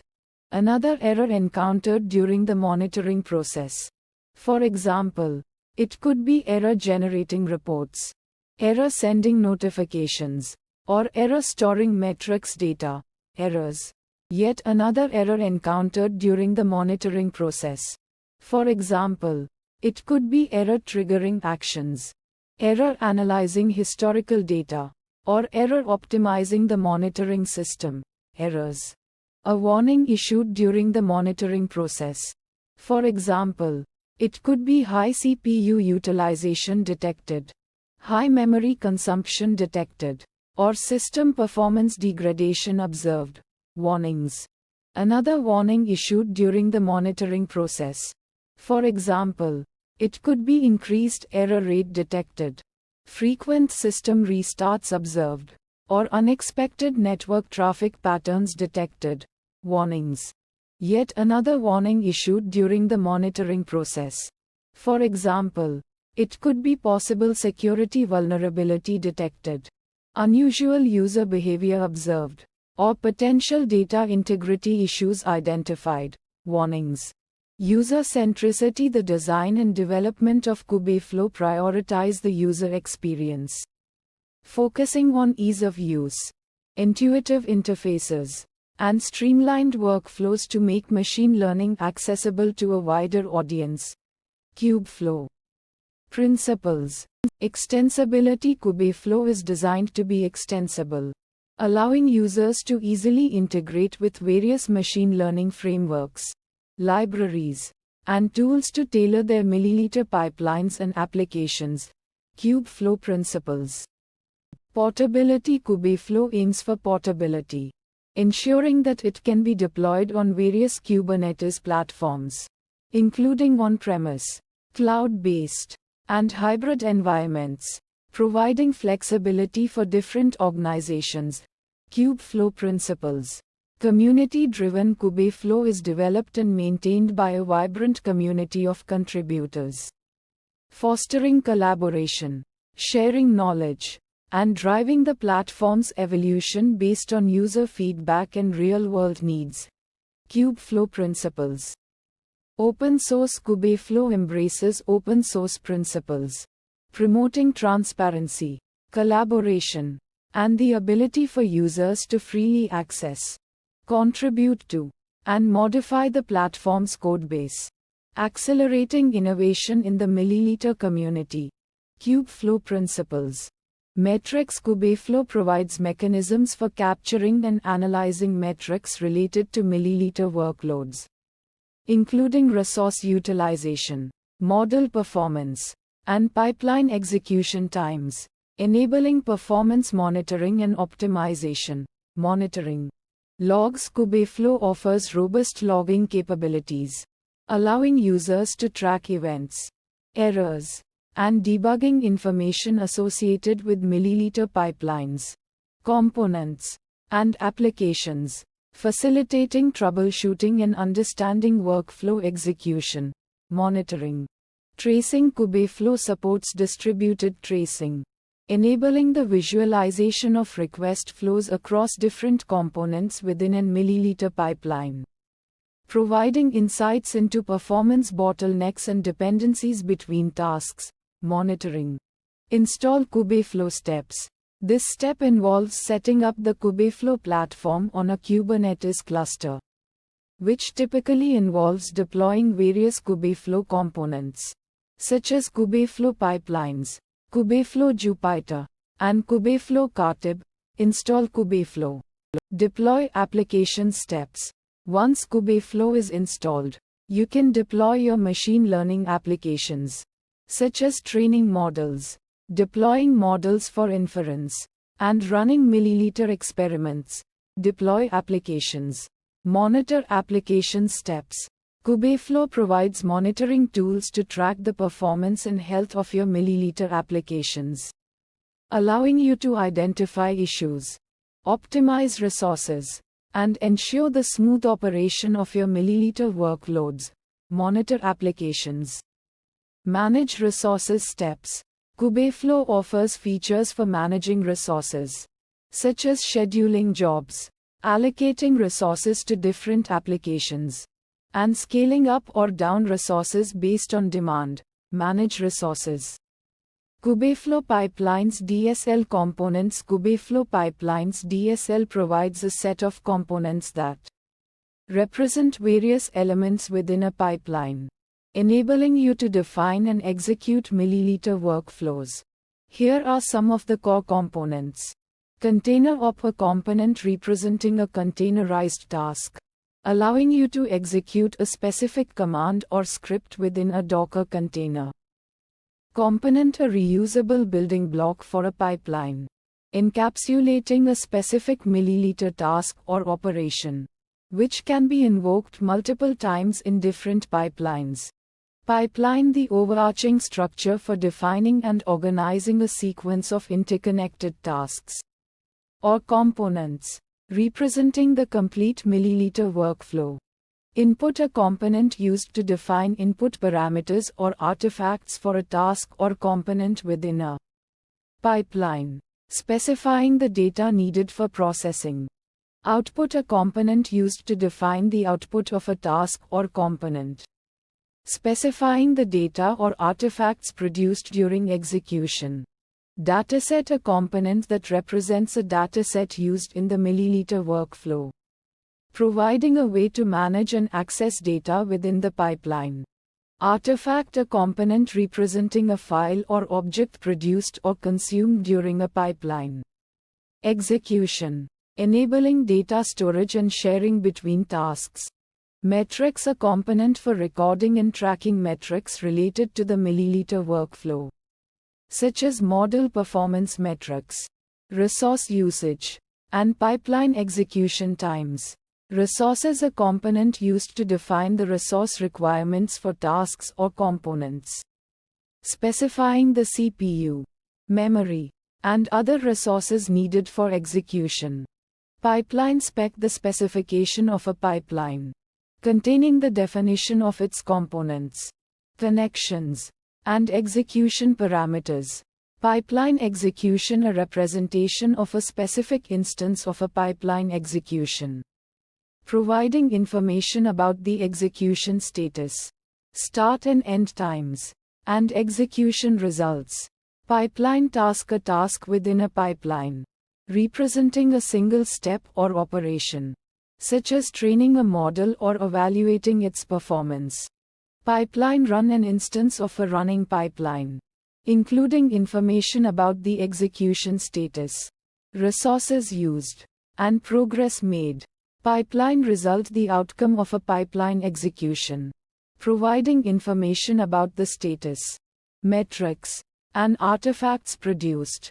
Pipeline trigger, a mechanism for triggering pipeline executions automatically based on predefined conditions or events. Pipeline trigger spec, the specification of a pipeline trigger, defining the conditions, events, and schedules for triggering pipeline executions. Pipeline trigger event, an event that triggers a pipeline execution, such as a new file being uploaded or a specific time being reached.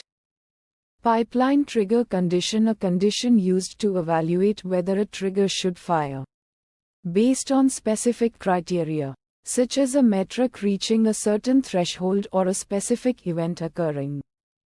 Pipeline trigger status, the status of a pipeline trigger, indicating whether it is active, inactive, or paused. Pipeline trigger error, an error encountered during trigger processing, providing information about the error type and cause. Pipeline trigger success, a successful trigger execution, indicating that the pipeline was triggered correctly. Pipeline trigger warning, a warning message related to the trigger, providing information about potential issues or conditions that may impact trigger functionality. Pipeline trigger info, informational messages related to the trigger, providing insights into its operation and status. Pipeline trigger debug information related to the trigger, useful for troubleshooting and understanding trigger behavior. Pipeline trigger verbose output related to the trigger, providing detailed information about its processing and execution. Pipeline trigger quiet reduced output related to the trigger, minimizing the amount of information displayed. Pipeline trigger silent no output related to the trigger, suppressing all messages. Pipeline trigger dry run, a dry run of the trigger, simulating its execution without actually triggering a pipeline. Pipeline trigger no op, a trigger that does nothing, not triggering any pipeline executions. Pipeline trigger invalid, an invalid trigger configuration, indicating that the trigger is not properly defined or configured. Pipeline trigger completed, a trigger that has successfully executed and completed its task. Pipeline trigger failed, a trigger that failed to execute successfully, indicating an error during processing. Pipeline trigger pending, a trigger that is currently waiting for conditions or events to be met before execution. Pipeline trigger running, a trigger that is currently in the process of executing. Pipeline trigger paused, a trigger that has been paused and is not currently active. Pipeline trigger terminated, a trigger that has been terminated and is no longer active. Pipeline trigger cancelled, a trigger that has been cancelled before completion. Pipeline trigger deleted, a trigger that has been deleted from the system. Pipeline trigger updated, a trigger that has been updated with new configuration or settings. Pipeline trigger created, a trigger that has been newly created. Pipeline trigger resumed, a paused trigger that has been resumed and is now active. Pipeline trigger restarted, a trigger that has been restarted after a failure or interruption. Pipeline trigger reverted, a trigger that has been reverted to its previous state. Pipeline trigger rolled back, a trigger that has been rolled back to a previous version. Pipeline trigger skipped, a trigger that was skipped because its conditions were not met. Pipeline trigger succeeded, a trigger that successfully triggered a pipeline execution. Pipeline trigger failed, a trigger that failed to trigger a pipeline execution. Pipeline trigger aborted, a trigger that was aborted before completion. Pipeline trigger preempted, a trigger that was preempted by another trigger. Pipeline trigger evict, the trigger that was evicted from the system due to resource constraints. Return value. Real-world example: imagine you are building a machine learning pipeline for image classification. You can define a pipeline that includes a container op for training a model on a dataset, another container op for evaluating the model's accuracy, and a third container op for deploying the trained model for inference. Each of these container ops can be defined as a component, making them reusable in other pipelines for different image classification tasks. The pipeline spec defines the connections between these components, specifying the flow of data and the order of execution. The pipeline execution represents a specific instance of running this pipeline, and you can monitor its progress and results using the pipeline run and pipeline result components. You can even set up pipeline triggers to automatically trigger new executions of this pipeline whenever new data is available, ensuring that your model is continuously trained and updated with the latest information. Return value. The KFP run ID is a unique identifier for a Kubeflow pipeline's run. It is used to track the progress of the run and to access its results, KFP run ID. The KFP pipeline name is the name of the Kubeflow pipeline that was run. It is used to identify the pipeline that was executed. KFP pipeline name. The KFP pipeline version is the version of the Kubeflow pipeline that was run. It is used to identify the specific version of the pipeline that was executed. KFP pipeline version. The KFP pipeline spec is the definition of the Kubeflow pipeline. It includes the steps in the pipeline, the parameters that can be passed to the pipeline, and the resources that are required to run the pipeline. KFP pipeline spec. The KFP pipeline metadata is information about the Kubeflow pipeline, such as its name, description, and author. It is used to provide information about the pipeline. KFP pipeline metadata. The first metric is a measure of the performance of the model, such as accuracy or precision metrics. The second metric is a measure of the resources that were used by the model, such as CPU usage or memory usage metrics. The third metric is a measure of the time it took to train the model, such as the number of epochs or the training time metrics. The first step in the pipeline is the data preprocessing step. This step involves cleaning and transforming the data before it is fed into the model. Steps involved. The second step in the pipeline is the model training step. This step involves training the model on the data. Steps involved. The third step in the pipeline is the model evaluation step. This step involves evaluating the performance of the model on a test dataset. Steps involved. The first metric for the data preprocessing step is the number of data points that were processed. Step 1 metrics. The second metric for the data preprocessing step is the time it took to process the data. Step 1 metrics. The third metric for the data preprocessing step is the number of errors that occurred during data preprocessing. Step 1 metrics. The first metric for the model training step is the loss function value. Step 2 metrics. The second metric for the model training step is the accuracy of the model. Step 2 metrics. The third metric for the model training step is the time it took to train the model. Step 2 metrics. The first metric for the model evaluation step is the accuracy of the model on the test dataset. Step 3 metrics. The second metric for the model evaluation step is the precision of the model on the test dataset. Step 3 metrics.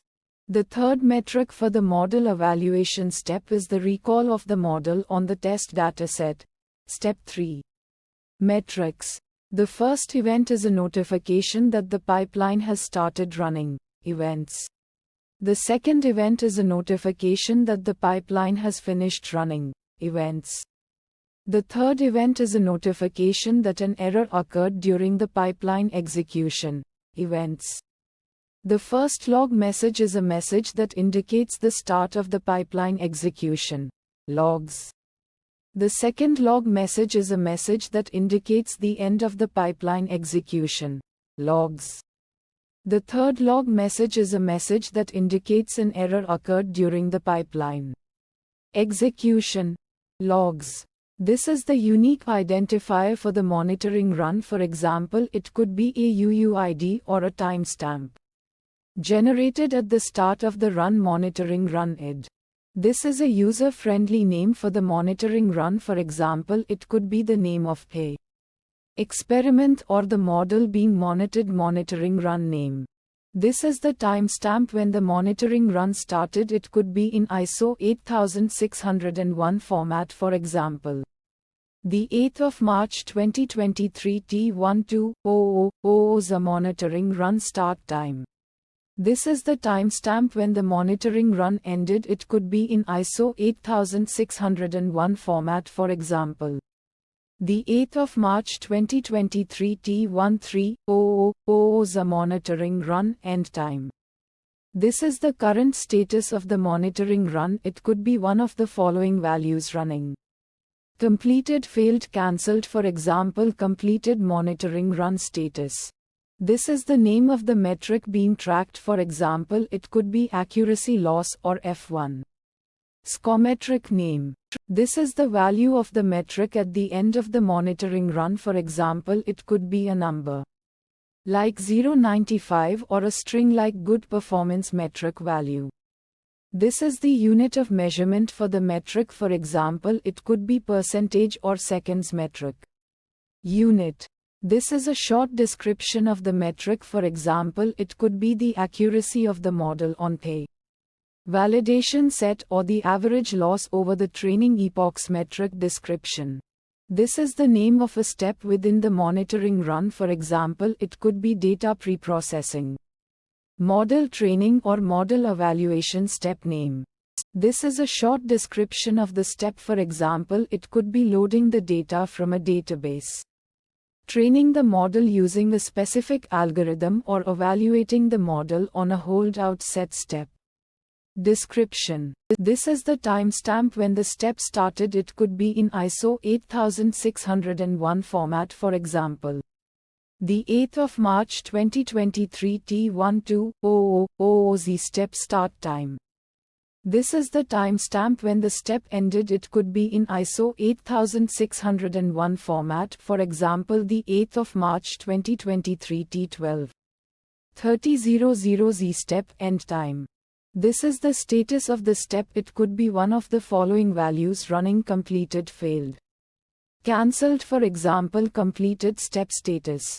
This is the name of the metric being tracked within the step, for example, it could be training loss, validation loss, or runtime metric name. This is the value of the metric at the end of the step, for example, it could be a number like 0.5 or a string like fast training metric value. This is the unit of measurement for the metric, for example, it could be seconds or epochs metric unit. This is a short description of the metric, for example, it could be the loss on the training data or the time it took to train the model metric description. This is the name of the artifact produced by the monitoring run, for example, it could be a model file, a data file, or a report file artifact name. This is the type of the artifact, for example, it could be model data report or image artifact type. This is a short description of the artifact, for example, it could be the trained model, the data used to train the model, or a report summarizing the results of the monitoring run artifact description. This is the URI of the artifact, where it can be accessed, for example, it could be a file path or a cloud storage URL artifact URI.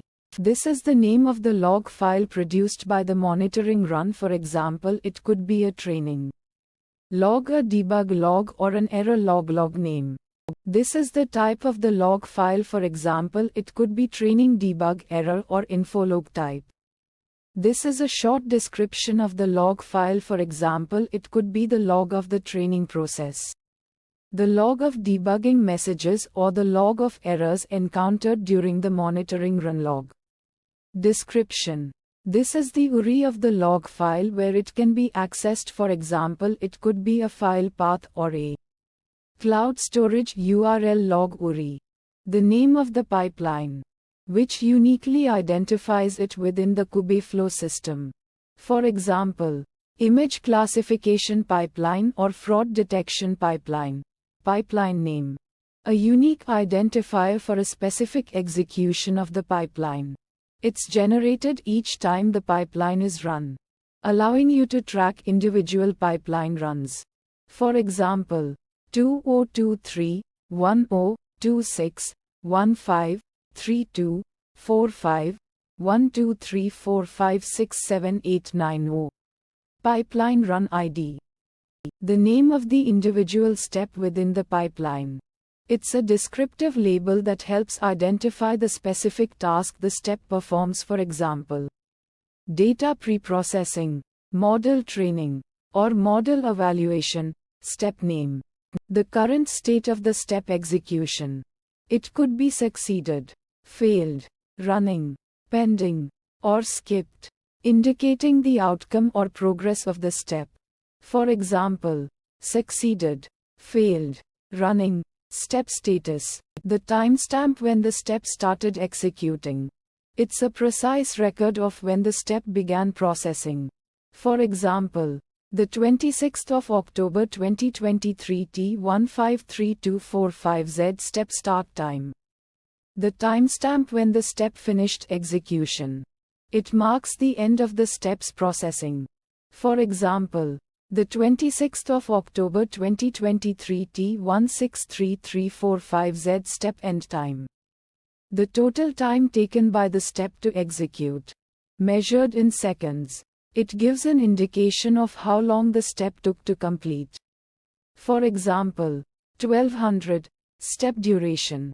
The logs generated by the step during its execution. These logs contain valuable information about the step's actions, including any errors or warnings encountered. For example, info starting data preprocessing. Info data loaded successfully. Warning missing values found in column age. Info data preprocessing complete step logs. The name of the artifact used as input for the step. It's a descriptive label that helps identify the specific data or model the step consumes. For example, preprocessed data, trained model, or feature engineered data. Input artifact name. The Uniform Resource Identifier URI pointing to the location of the input artifact. It's a unique address that allows the step to access the artifact for processing. For example, GSMY bucket my project data preprocessed data.csv. Input artifact URI. The name of the artifact generated as output by the step. It's a descriptive label that helps identify the specific data or model the step produces. For example, trained model, model predictions, or evaluation report. Output artifact name. The URI pointing to the location where the output artifact is stored. It's a unique address that allows other steps or users to access the artifact. For example, GSMY bucket my project models trained model.pkl. Output artifact URI. The name of the metric collected during the step execution. It's a descriptive label that helps identify the specific aspect of the step's performance being measured. For example, accuracy, precision, recall, or loss. Metric name. The numerical value of the metric, representing the measured performance of the step. For example, 0.92, 0.85, 0.90, or 0.15. Metric value. Install Kubeflow. This step involves setting up the Kubeflow platform on your Kubernetes cluster. It includes installing the necessary components like Kubeflow pipelines, Kubeflow Katib, and Kubeflow Central Dashboard. Steps involved. Configure monitoring tools. This step entails configuring monitoring tools like Prometheus and Grafana. Prometheus collects metrics from Kubeflow components, while Grafana provides a graphical interface to visualize and analyze those metrics. Steps involved. Deploy monitoring dashboards. This step focuses on deploying pre-built or custom dashboards within Grafana. These dashboards visualize key metrics related to Kubeflow performance, resource utilization, and system health. Steps involved. Collect metrics logs. This step involves collecting metrics from Kubeflow components and system logs. These can include CPU and memory usage, network throughput, job durations, resource requests, and pod statuses. Steps involved. Analyze monitoring data. This step involves analyzing the collected metrics and logs to identify potential performance bottlenecks, resource contention, and system issues. Steps involved. Identify performance issues. This step involves using the analyzed data to identify specific performance issues in Kubeflow. These issues could include resource contention, slow job execution, high error rates, network bottlenecks, or insufficient resources. Steps involved. Optimize Kubeflow performance. This step involves implementing solutions to address identified performance issues.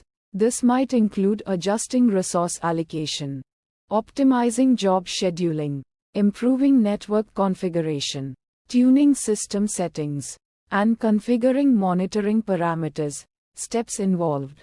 Prometheus, an open source monitoring and alerting system that collects and stores metrics from various sources, including Kubeflow components. It provides a powerful query language for analyzing metrics and generating alerts based on specific thresholds. Monitoring tools. Grafana, an open source data visualization and monitoring tool that allows users to create interactive dashboards from data sources like Prometheus. Grafana provides a wide range of visualizations and customizable panels to monitor Kubeflow performance, resource utilization, and system health. Monitoring tools. Jaeger, an open source distributed tracing system that helps troubleshoot performance issues in microservices based applications, including Kubeflow pipelines. Jaeger captures traces, provides visualizations of request flows, and helps identify bottlenecks and latency issues. Monitoring tools. Fluented, an open source data collector and log processor that collects logs from various sources, including Kubeflow components, and forwards them to other systems for analysis and storage. Fluented provides flexibility in configuring log formats and destinations, making it suitable for centralized logging. Monitoring tools. CPU utilization measures the percentage of CPU resources used by Kubeflow components and containers, helping identify potential CPU contention issues. Metrics collected. Memory usage tracks the amount of memory consumed by Kubeflow components and containers, identifying potential memory bottlenecks. Metrics collected. Network throughput measures the data transfer rate over the network used by Kubeflow components, identifying potential network bottlenecks. Metrics collected. Job duration measures the time taken for Kubeflow jobs to complete, identifying potential performance issues related to job execution. Metrics collected. Resource requests tracks the resource requests made by Kubeflow jobs and components, helping understand resource allocation and potential over-provisioning or under-provisioning. Metrics collected. Pod status monitors the status of pods running Kubeflow components, identifying potential failures, restarts, or resource issues. Metrics collected. Resource utilization visualizes the CPU, memory, and network usage of Kubeflow components and containers, helping identify resource contention and potential optimization opportunities. Monitoring dashboards. Job performance displays the duration, success rate, and other metrics of Kubeflow jobs, providing insights into job execution performance. Monitoring dashboards. System health monitors the overall health of Kubeflow components in the Kubernetes cluster, identifying potential system issues and failures. Monitoring dashboards. Error rate tracks the number of errors occurring in Kubeflow components and jobs, identifying potential issues related to code configurations or dependencies. Monitoring dashboards. Latency measures the time taken for requests to complete within Kubeflow components, identifying potential latency issues and bottlenecks. Monitoring dashboards. Resource contention occurs when multiple Kubeflow components or jobs compete for the same limited resources, leading to performance degradation and delays. Performance issues. Slow job execution refers to jobs taking longer than expected to complete, potentially caused by inefficient code, insufficient resources, or network bottlenecks. Performance issues.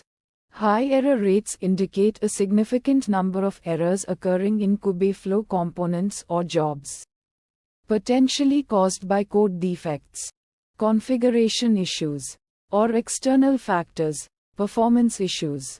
Network bottlenecks occur when the network bandwidth or latency becomes a bottleneck for Kubeflow components, leading to slower communication and performance issues.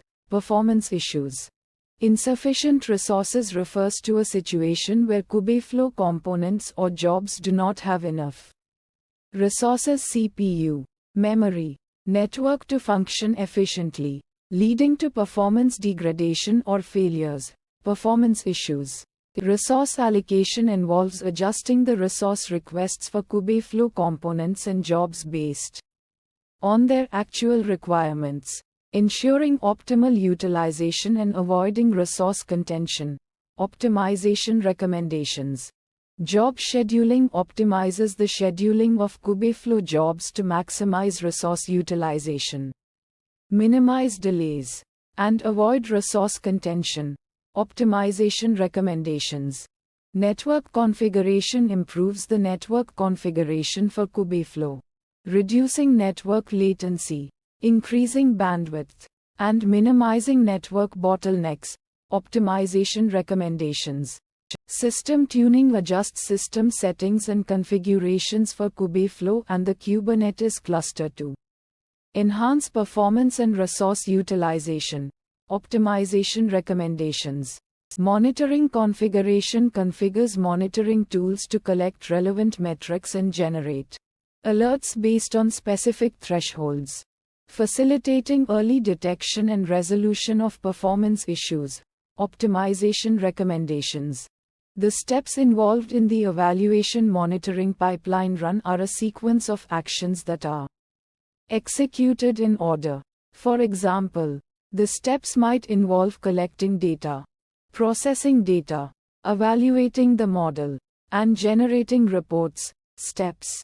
The evaluation monitoring pipeline run is complete when all the steps have been executed successfully.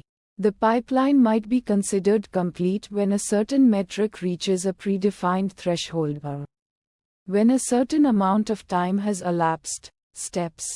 The evaluation monitoring pipeline run is available for viewing when the results of the pipeline run are accessible to users. Users might be able to view the results through a web interface or a command line tool. Steps. The evaluation monitoring pipeline run is available for downloading when the results of a pipeline run can be downloaded by users. Users might be able to download the results in a variety of formats, such as CSV or JSON. Steps. The evaluation monitoring results summary provides a high-level overview of the evaluation monitoring pipeline run. It summarizes the key information about the pipeline run, such as the name of the pipeline run, the timestamp of the pipeline run, and the status of the pipeline run. Summary. The evaluation monitoring results summary includes the following information: the name of a evaluation monitoring pipeline run. The name of the pipeline run is a unique identifier that can be used to distinguish different pipeline runs. Summary. The evaluation monitoring results summary includes the following information: the timestamp of a evaluation monitoring pipeline run. The timestamp of the pipeline run indicates when the pipeline run was executed. Summary. The evaluation monitoring results summary includes the following information: the status of a evaluation monitoring pipeline run. The status of the pipeline run indicates whether the pipeline run was successful, failed, or is still in progress. Summary. The evaluation monitoring results summary includes the following information: the duration of a evaluation monitoring pipeline run. The duration of the pipeline run indicates how long it took to execute the pipeline run. Summary. The evaluation monitoring results details provide a detailed overview of the evaluation monitoring pipeline run. It includes information about each step of the pipeline run, such as the status of each step, the duration of each step, and the metrics collected for each step. Details. The evaluation monitoring results details include the following information: the steps involved in the evaluation monitoring pipeline run. The steps involved in the pipeline run are a sequence of actions that are executed in order. For example, the steps might involve collecting data, processing data, evaluating the model, and generating reports. Details. The evaluation monitoring results details include the following information: the status of each step in the evaluation monitoring pipeline run. The status of each step indicates whether the step was successful, failed, or is still in progress. Details. The evaluation monitoring results details include the following information: the duration of each step in the evaluation monitoring pipeline run. The duration of each step indicates how long it took to execute the step. Details. The evaluation monitoring results details include the following information: the metrics collected for each step in the evaluation monitoring pipeline run. The metrics collected for each step can be used to assess the performance of the model and to identify areas for improvement. Details. The evaluation monitoring results artifacts are the output of the evaluation monitoring pipeline run. These artifacts can include things like model files, data files, reports, and logs. Artifacts. The evaluation monitoring results artifacts include the following information: the name of pay artifact. The name of the artifact is a unique identifier that can be used to distinguish different artifacts. Artifacts. The evaluation monitoring results artifacts include the following information: the timestamp of pay artifact. The timestamp of the artifact indicates when the artifact was created. Artifacts. The evaluation monitoring results artifacts include the following information: the size of pay artifact. The size of the artifact indicates how much storage space the artifact occupies. Artifacts. The evaluation monitoring results artifacts include the following information: the location of pay artifact. The location of the artifact indicates where the artifact is stored. Artifacts. The evaluation monitoring results metrics are the metrics collected by the evaluation monitoring pipeline run. These metrics can be used to assess the performance of the model and to identify areas for improvement. Metrics. The evaluation monitoring results metrics include the following information: the name of the metric. The name of the metric is a unique identifier that can be used to distinguish different metrics. Metrics. The evaluation monitoring results metrics include the following information: the value of the metric. The value of the metric indicates the performance of the model for the metric. Metrics. The evaluation monitoring results metrics include the following information: the timestamp of pay metric. The timestamp of the metric indicates when the metric was collected. Metrics. The evaluation monitoring results metrics include the following information: the unit of the metric. The unit of the metric indicates the units that the metric is measured in. Metrics. Step 1. This step represents the first stage in the Kubeflow pipeline execution. It might involve tasks like data loading, model initialization, or preprocessing steps. Step 2. This step signifies the second stage in the pipeline execution. It could involve model training, hyperparameter tuning, or feature engineering steps. Step 3. This step marks the final stage of the Kubeflow pipeline execution. It could involve model evaluation, prediction generation, or result visualization steps. Metric 1. This metric might represent the accuracy of the trained model. indicating how well it performs on a given dataset. Metrics. Metric 2. This metric could represent the training loss, showing how well the model is learning during the training process. Metrics.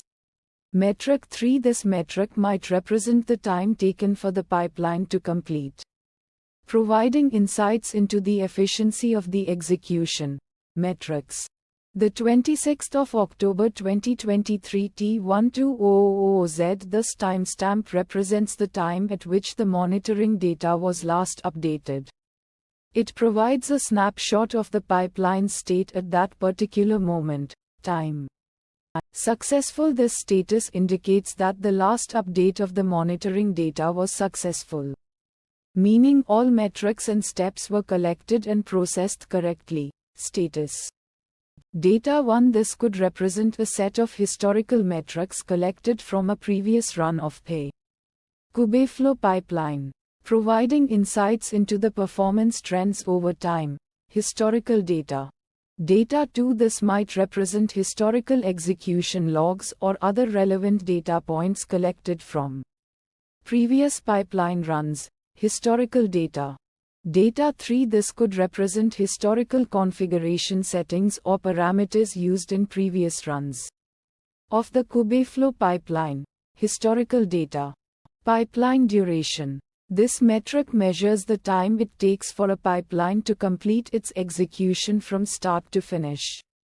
It helps identify performance bottlenecks and optimize pipeline efficiency.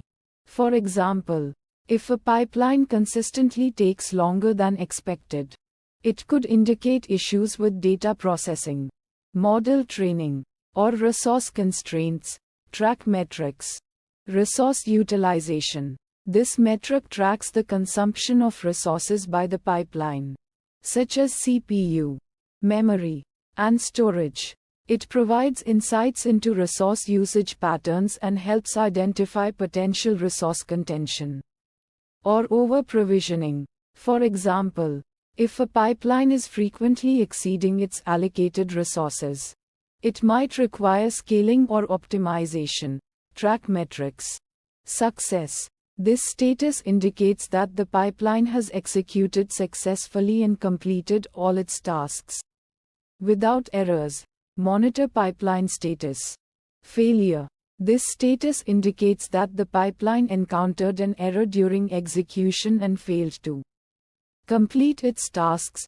Monitor pipeline status. Pending. This status indicates that the pipeline is currently running and has not yet completed its execution. Monitor pipeline status.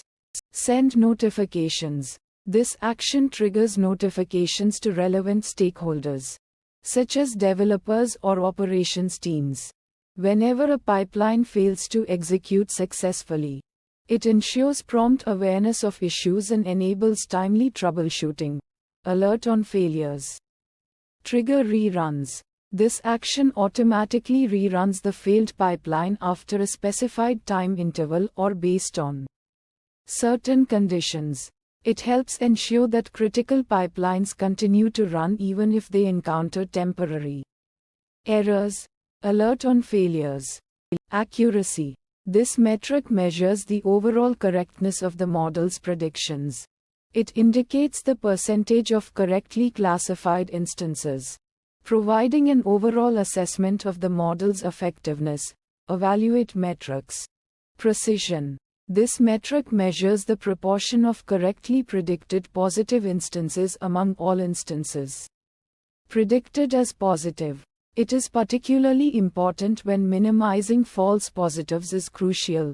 Evaluate metrics. Recall. This metric measures the proportion of correctly predicted positive instances among all actual positive instances. It is particularly important when minimizing false negatives is crucial. Evaluate metrics. Data distribution changes. This monitors for significant changes in the distribution of data used to train and evaluate the model. It helps identify potential shifts in data characteristics that might affect model performance. For example, if the demographics of a customer base change, It could impact the accuracy of a model that predicts purchasing behavior. Monitor model drift. Trigger automatic retraining. This action automatically retrains the model when specific conditions are met, such as a significant decline in performance or a change in data distribution. It ensures that the model remains effective over time as data evolves. Retrain models. Up. This status indicates that the model is currently deployed and operational, serving predictions to users. Track deployment status. Down. This status indicates that the model is not currently deployed and unable to serve predictions. Track deployment status. Pending. This status indicates that the model is in the process of being deployed or is waiting for resources to become available. Track deployment status. CPU. This metric tracks the CPU usage by the deployed model, providing insights into resource consumption and potential performance bottlenecks. For example, if the CPU usage is consistently high, it might indicate that the model is under-provisioned or requires optimization. Monitor resource usage. Memory. This metric tracks the memory usage by the deployed model, providing insights into resource consumption and potential performance bottlenecks. For example, if the memory usage is consistently high, it might indicate that the model is under-provisioned or requires optimization. Monitor resource usage. Send notifications. This action triggers notifications to relevant stakeholders, such as developers or operations teams, whenever issues are detected with the deployed model, such as performance degradation, resource constraints, or unexpected behavior. Alert on issues. Trigger rollbacks. This action automatically rolls back the deployment to a previous stable version when specific conditions are met, such as a significant performance drop or a high error rate. It helps mitigate the impact of issues on end users by quickly reverting to a working configuration. Alert on issues. Node availability. This metric monitors the availability and health of nodes in the Kubernetes cluster. It ensures that nodes are up and running, providing essential resources for containerized applications. For example, if a node becomes unavailable, it could impact the availability of applications running on that node. Track cluster health. Resource utilization. This metric tracks the utilization of resources within the cluster, such as CPU, memory, and storage. It helps identify potential resource contention or over-provisioning and allows for optimized resource allocation. Track cluster health. System events. This metric captures system events that occur within the cluster, such as pod failures, resource allocation changes, and network issues. It provides insights into the overall health of the cluster and helps identify potential problems before they escalate. Track cluster health. CPU. This metric tracks the CPU usage of the cluster, providing insights into resource consumption and potential performance bottlenecks. For example, if the CPU usage is consistently high, it might indicate that the cluster is under-provisioned or requires optimization. Monitor resource usage. Memory. This metric tracks the memory usage of the cluster, providing insights into resource consumption and potential performance bottlenecks. For example, if the memory usage is consistently high, it might indicate that the cluster is under-provisioned or requires optimization. Monitor resource usage. Storage. This metric tracks the storage usage of the cluster, providing insights into resource consumption and potential bottlenecks. For example, if the storage usage is consistently high, it might indicate that the cluster is running out of storage capacity. Monitor resource usage. Send notifications. This action triggers notifications to relevant stakeholders, such as developers or operations teams, whenever issues are detected with the cluster, such as node failures, resource constraints, or network problems. Alert on problems. Trigger scaling. This action automatically scales the cluster resources up or down based on predefined thresholds, ensuring that the cluster has sufficient resources to handle the workload while minimizing costs. Alert on problems. Automatic remediation.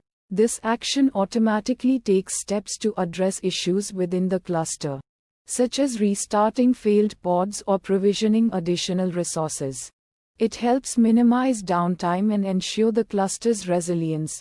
Alert on problems. Unauthorized access. This event captures any attempts to access the Kubeflow system without proper authorization. It helps identify potential security breaches and allows for prompt investigation and mitigation. For example, if a user attempts to access a sensitive data store without the necessary permissions, it would be logged as an unauthorized access event. Track security events. Data breaches. This event captures any unauthorized access or disclosure of sensitive data stored within the Kubeflow system.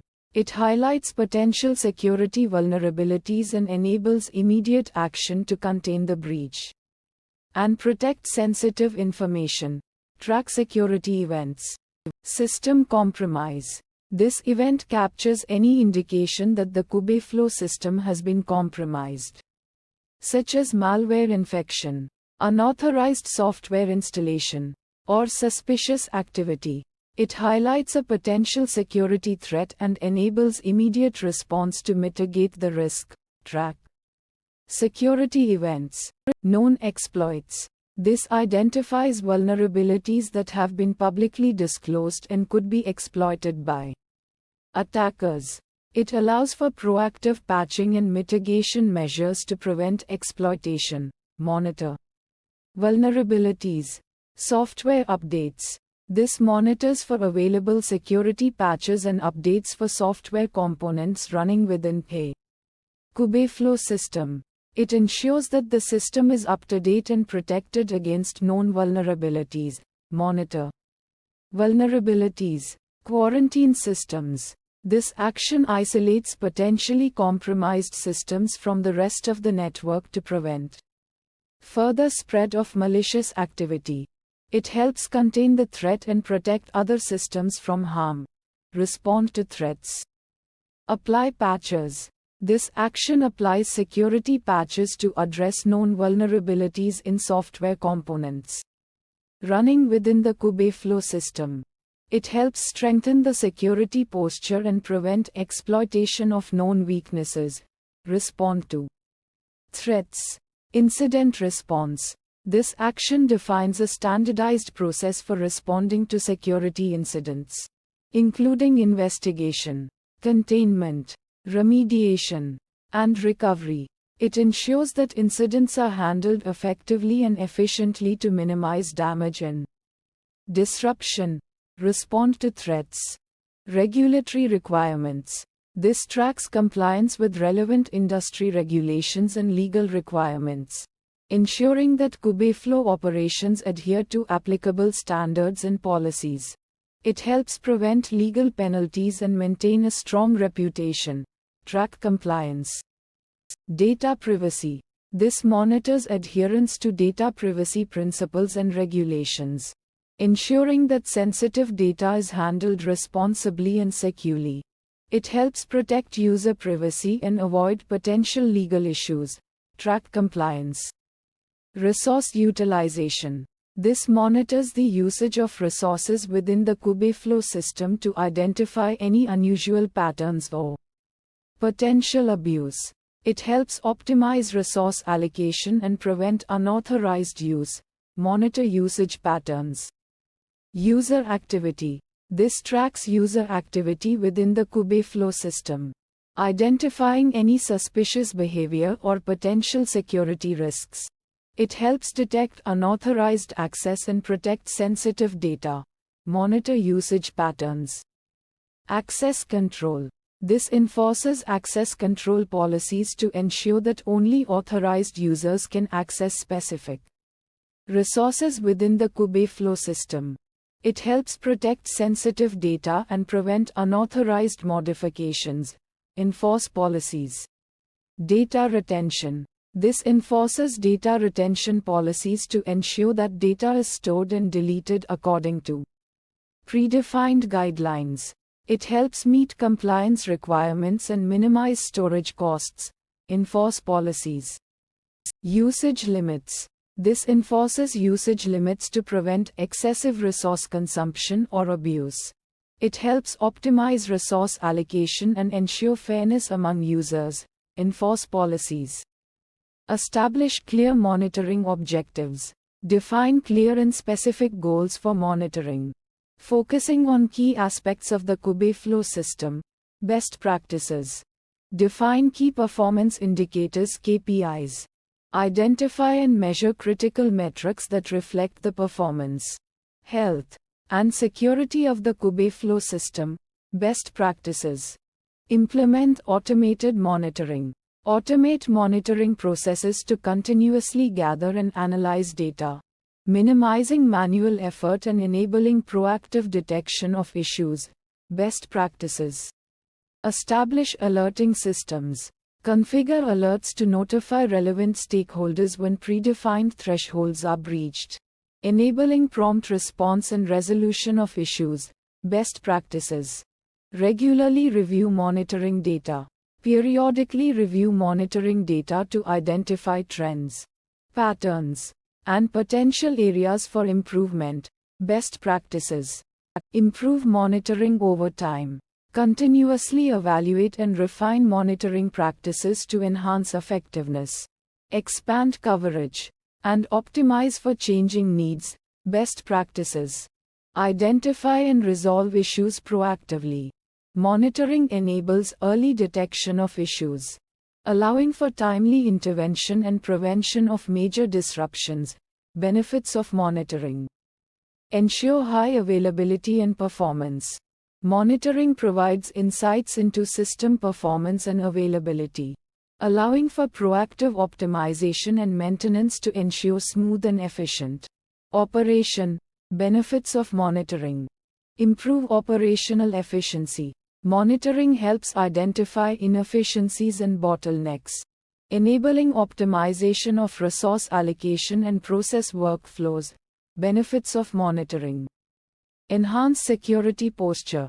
Monitoring helps identify and address security threats, vulnerabilities, and potential breaches, strengthening the overall security posture of the Kubeflow system.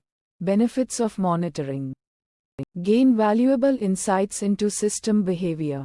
Monitoring provides valuable insights into the behavior of the Kubeflow system, enabling better understanding of its performance, resource usage, and user interactions.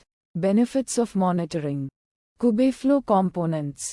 Kubeflow offers built-in monitoring components, such as Kubeflow pipelines, which provide valuable insights into pipeline execution, performance, and resource usage. Resources for monitoring. Open source tools. A wide range of open source monitoring tools are available, such as Prometheus, Grafana, and Jaeger, offering comprehensive monitoring capabilities.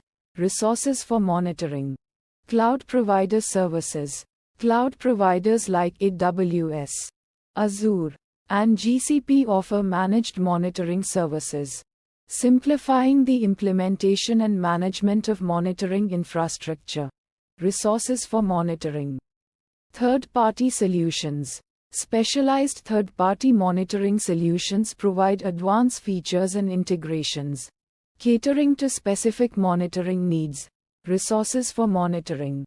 Run Kubeflow pipeline. This step involves defining the Kubeflow pipeline, which is a directed acyclic graph DAG of tasks that run on a Kubernetes cluster. The pipeline defines the steps needed to complete a machine learning workflow. such as data preparation, model training, and model evaluation, steps involved in a task. Trigger monitoring. Once the pipeline is run, monitoring can be triggered. This involves configuring the pipeline to collect metrics and logs from the running tasks. These metrics and logs can be used to track the health and performance of the pipeline. Steps involved in a task. Monitor metrics. Monitoring metrics includes tracking key performance indicators (KPIs) like the time taken for each step, resource utilization, and model accuracy. These metrics can be visualized using dashboards or graphs to identify potential bottlenecks or areas for improvement. Steps involved in a task. Analyze results based on the monitored metrics. The results of the pipeline can be analyzed.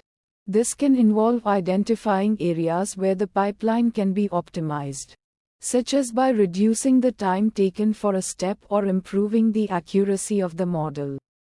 For example, if the training time is significantly higher than expected, the analysis could suggest exploring different hardware configurations or optimizing the training algorithm. Steps involved in a task. Monitor metrics. This step involves tracking key performance indicators (KPIs) of the pipeline, such as the time taken for each step, resource utilization, and model accuracy. This monitoring helps ensure that the pipeline is running as expected and identify any potential issues. Kubeflow pipelines. Monitoring details. Analyze results after monitoring the metrics. The results are analyzed to understand the overall performance of the pipeline and identify areas for improvement. For example, if the training time is significantly higher than expected, the analysis could suggest exploring different hardware configurations or optimizing the training algorithm. Kubeflow pipelines. Monitoring details. Train a model. This step involves training a machine learning model using the chosen dataset and algorithms. Training involves feeding the model with data and adjusting its parameters to learn patterns and make accurate predictions. Steps involved in a task. Monitor model. Once the model is trained, monitoring is crucial to track its performance. This involves collecting metrics such as loss, accuracy, and other relevant metrics that reflect the model's effectiveness. Steps involved in a task. Analyze results after monitoring the model's performance. The results are analyzed to evaluate the model's effectiveness. This involves understanding the model's strengths and weaknesses, identifying potential biases, and determining if further training or adjustments are needed. Steps involved in a task. Monitor model. Monitoring the trained model involves tracking key metrics such as loss, accuracy, and other relevant metrics that reflect the model's effectiveness. This helps ensure that the model is performing as expected and identify any potential issues. Kubeflow training. Monitoring details. Analyze results after monitoring the model's performance. The results are analyzed to evaluate its effectiveness. This involves understanding the model's strengths and weaknesses, identifying potential biases, and determining if further training or adjustments are needed. Kubeflow training. Monitoring details. Deploy a model. This step involves deploying the trained model to a production environment. This involves setting up the necessary infrastructure and configuring the model to handle real-time requests. Steps involved in a task. Monitor performance. Once deployed, the model's performance needs to be monitored continuously. This involves tracking metrics such as latency, throughput, and prediction accuracy to ensure the model is performing as expected. Steps involved in a task. Analyze results. The results of the monitoring are analyzed to identify any potential issues, such as performance degradation or drift in the model's predictions. This analysis helps in making informed decisions about the model's maintenance and potential Retraining, steps involved in a task. Monitor performance. Monitoring the deployed model's performance involves tracking key metrics such as latency, throughput, and prediction accuracy to ensure it's performing as expected. This helps identify any potential issues or performance degradation. Kubeflow serving monitoring. Details. Analyze results. The monitoring results are analyzed to understand the model's overall performance, identify potential problems, and make informed decisions about the model's maintenance, retraining, or updates. This analysis is crucial to maintain the model's reliability and effectiveness in production. Kubeflow serving monitoring details.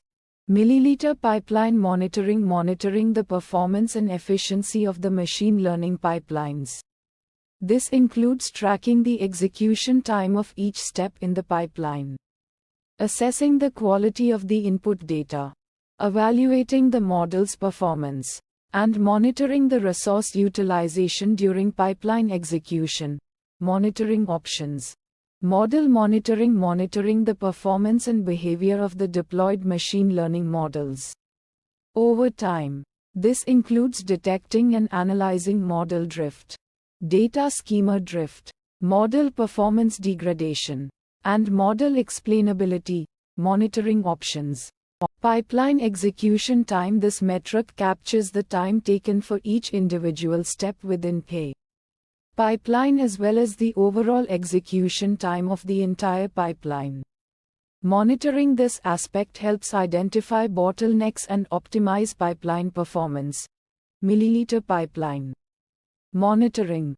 Input data quality. Ensuring the quality of the data fed into the pipeline is crucial for model performance. Monitoring data completeness, consistency, and validity helps identify issues in the data pipeline and prevent errors in the training and inference processes. For example, a data quality check can ensure that all required columns are present in the input dataset and that the data values are within expected ranges.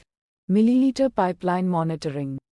Model performance. Evaluating the performance of the trained models is essential for understanding their effectiveness. Key metrics like accuracy, precision, recall, and F1 score are monitored to track the model's ability to make correct predictions. Milliliter pipeline monitoring. Resource utilization. Keeping track of resource usage during pipeline execution is vital for cost optimization. Monitoring metrics such as CPU, memory, and GPU utilization helps identify resource bottlenecks and make adjustments to optimize resource allocation. Milliliter pipeline monitoring. Model drift. This refers to changes in the relationship between input features and target variables over time. Monitoring data distribution shift and model prediction drift helps identify when the model's performance degrades due to changes in the underlying data patterns.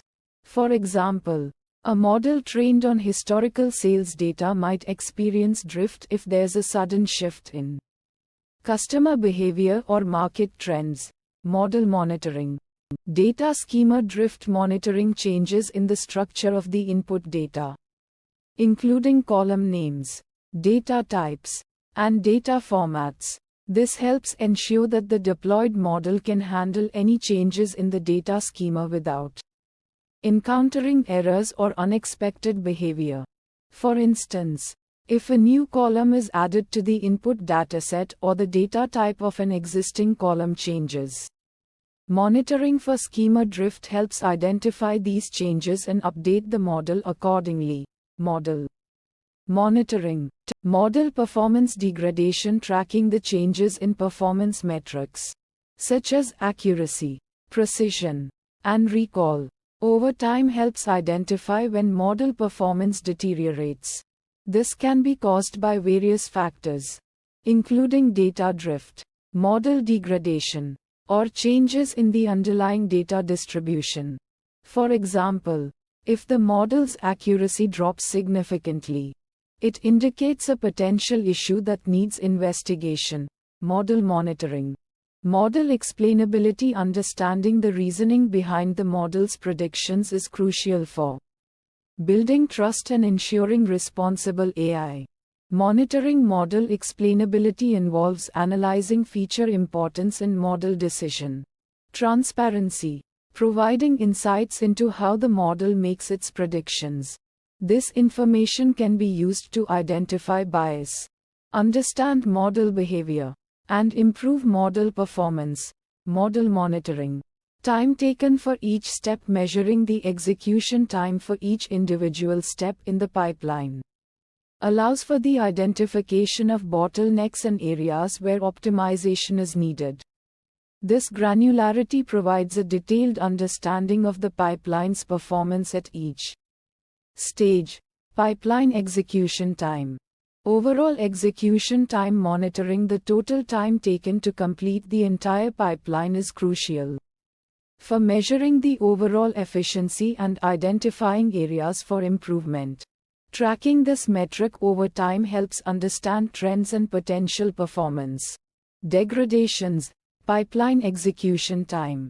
Execution time trend. Analyzing the trend of pipeline execution time over time can reveal patterns and identify potential issues. For example, a sudden increase in execution time might indicate a performance bottleneck or an issue with the pipeline infrastructure. Pipeline execution time. Data completeness. Checking if all the expected data points are present in the input dataset. For example, ensuring that all customer records have a valid address or that all sales transactions have a corresponding product ID. Input data quality. Data consistency. Ensuring that data values across different sources are consistent. For instance, verifying that customer names are spelled the same way across various databases or that product prices are consistent across different sales platforms. Input data quality. Data validity. Ensuring that the data values are within expected ranges or adhere to specific data formats. For example, validating that age values are within a realistic range or that dates are in the correct format. Input data quality. Accuracy. The proportion of correct predictions made by the model. This metric is often used to evaluate the overall performance of classification models. Model performance. Precision. The proportion of correctly predicted positive instances out of all instances predicted as positive. This metric is useful for evaluating models where false positives are costly, such as in fraud detection or medical diagnosis. Model performance. Recall. The proportion of correctly predicted positive instances out of all actual positive instances. This metric is useful for evaluating models where false negatives are costly, such as in spam filtering or disease screening. Model performance. F1 score. The harmonic mean of precision and recall. This metric provides a balanced evaluation of the model's performance, considering both precision and recall. Model performance. CPU utilization. Monitoring the percentage of CPU resources used by the pipeline or model. This helps identify bottlenecks and optimize resource allocation. Resource utilization. Memory utilization. Monitoring the percentage of memory resources used by the pipeline or model. This helps identify memory leaks and optimize resource allocation. Resource utilization. GPU utilization. Monitoring the percentage of GPU resources used by the pipeline or model. This is particularly important for tasks that require significant computational power, such as deep learning training. Resource utilization. Data distribution shift. Detecting changes in the statistical properties of the input data over time. For example, a model trained on historical customer data might experience drift if there's a shift in customer demographics. Model drift. Model prediction drift, detecting changes in the model's predictions over time, even if the input data remains unchanged. This can indicate that the model is becoming less effective at making accurate predictions. Model drift. Data column changes, detecting changes in the column names of the input data. For example, if a new column is added to the dataset or an existing column is renamed, data schema drift. Data type changes, detecting changes in the data types of the input columns. For example, if a column that was previously represented as a string is now represented as a numerical value, data schema drift.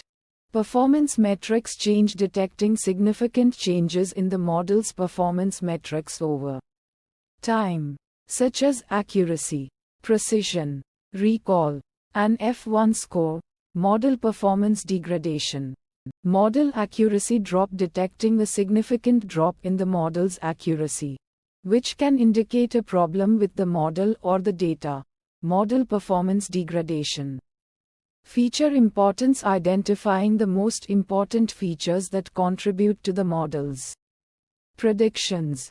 This helps understand the model's decision-making process and identify potential biases. Model explainability. Model decision transparency, explaining the reasoning behind the model's predictions in a way that is understandable to humans. This helps build trust in the model and ensure responsible AI. Model explainability. Trivy is a comprehensive vulnerability scanner that analyzes container images, file systems, and Git repositories for known vulnerabilities. It identifies vulnerabilities in various programming languages and package managers, tools. Sneak is a popular vulnerability management platform that provides continuous vulnerability detection and remediation for software development. It scans source code, dependencies, and containers to identify and fix vulnerabilities. Tools. Aqua Security is a cloud-native security platform that offers vulnerability scanning, runtime protection, and compliance features for containerized applications. Aqua Security's scanner identifies vulnerabilities in container images and provides remediation guidance. Tools. Scan images involves analyzing container images for vulnerabilities before deployment. This step ensures that no known security weaknesses are introduced into the production environment. Steps. Scan deployments refers to the continuous scanning of deployed applications and infrastructure for vulnerabilities. This proactive approach helps detect and mitigate vulnerabilities in real time. Steps.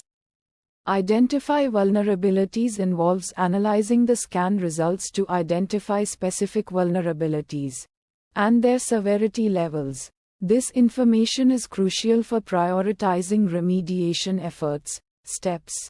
Generate reports summarizes the identified vulnerabilities and provides detailed information about each vulnerability, including its description, severity, and potential impact. This report helps teams prioritize and manage remediation efforts. Steps.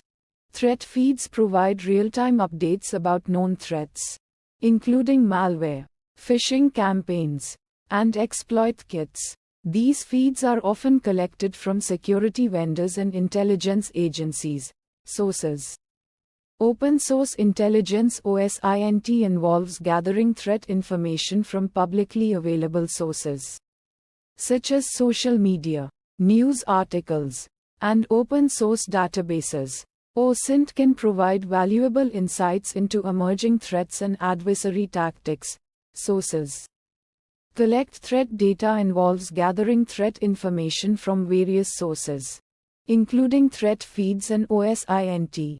This data is used to build a comprehensive picture of the threat landscape. Steps. Analyze threat data, examines the collected threat information to identify patterns, trends, and potential threats to Kubeflow deployments. This analysis helps prioritize security efforts. Steps. Identify potential threats involves assessing the collected threat data to determine which threats are most likely to target Kubeflow deployments. This step helps focus security efforts on the most critical vulnerabilities.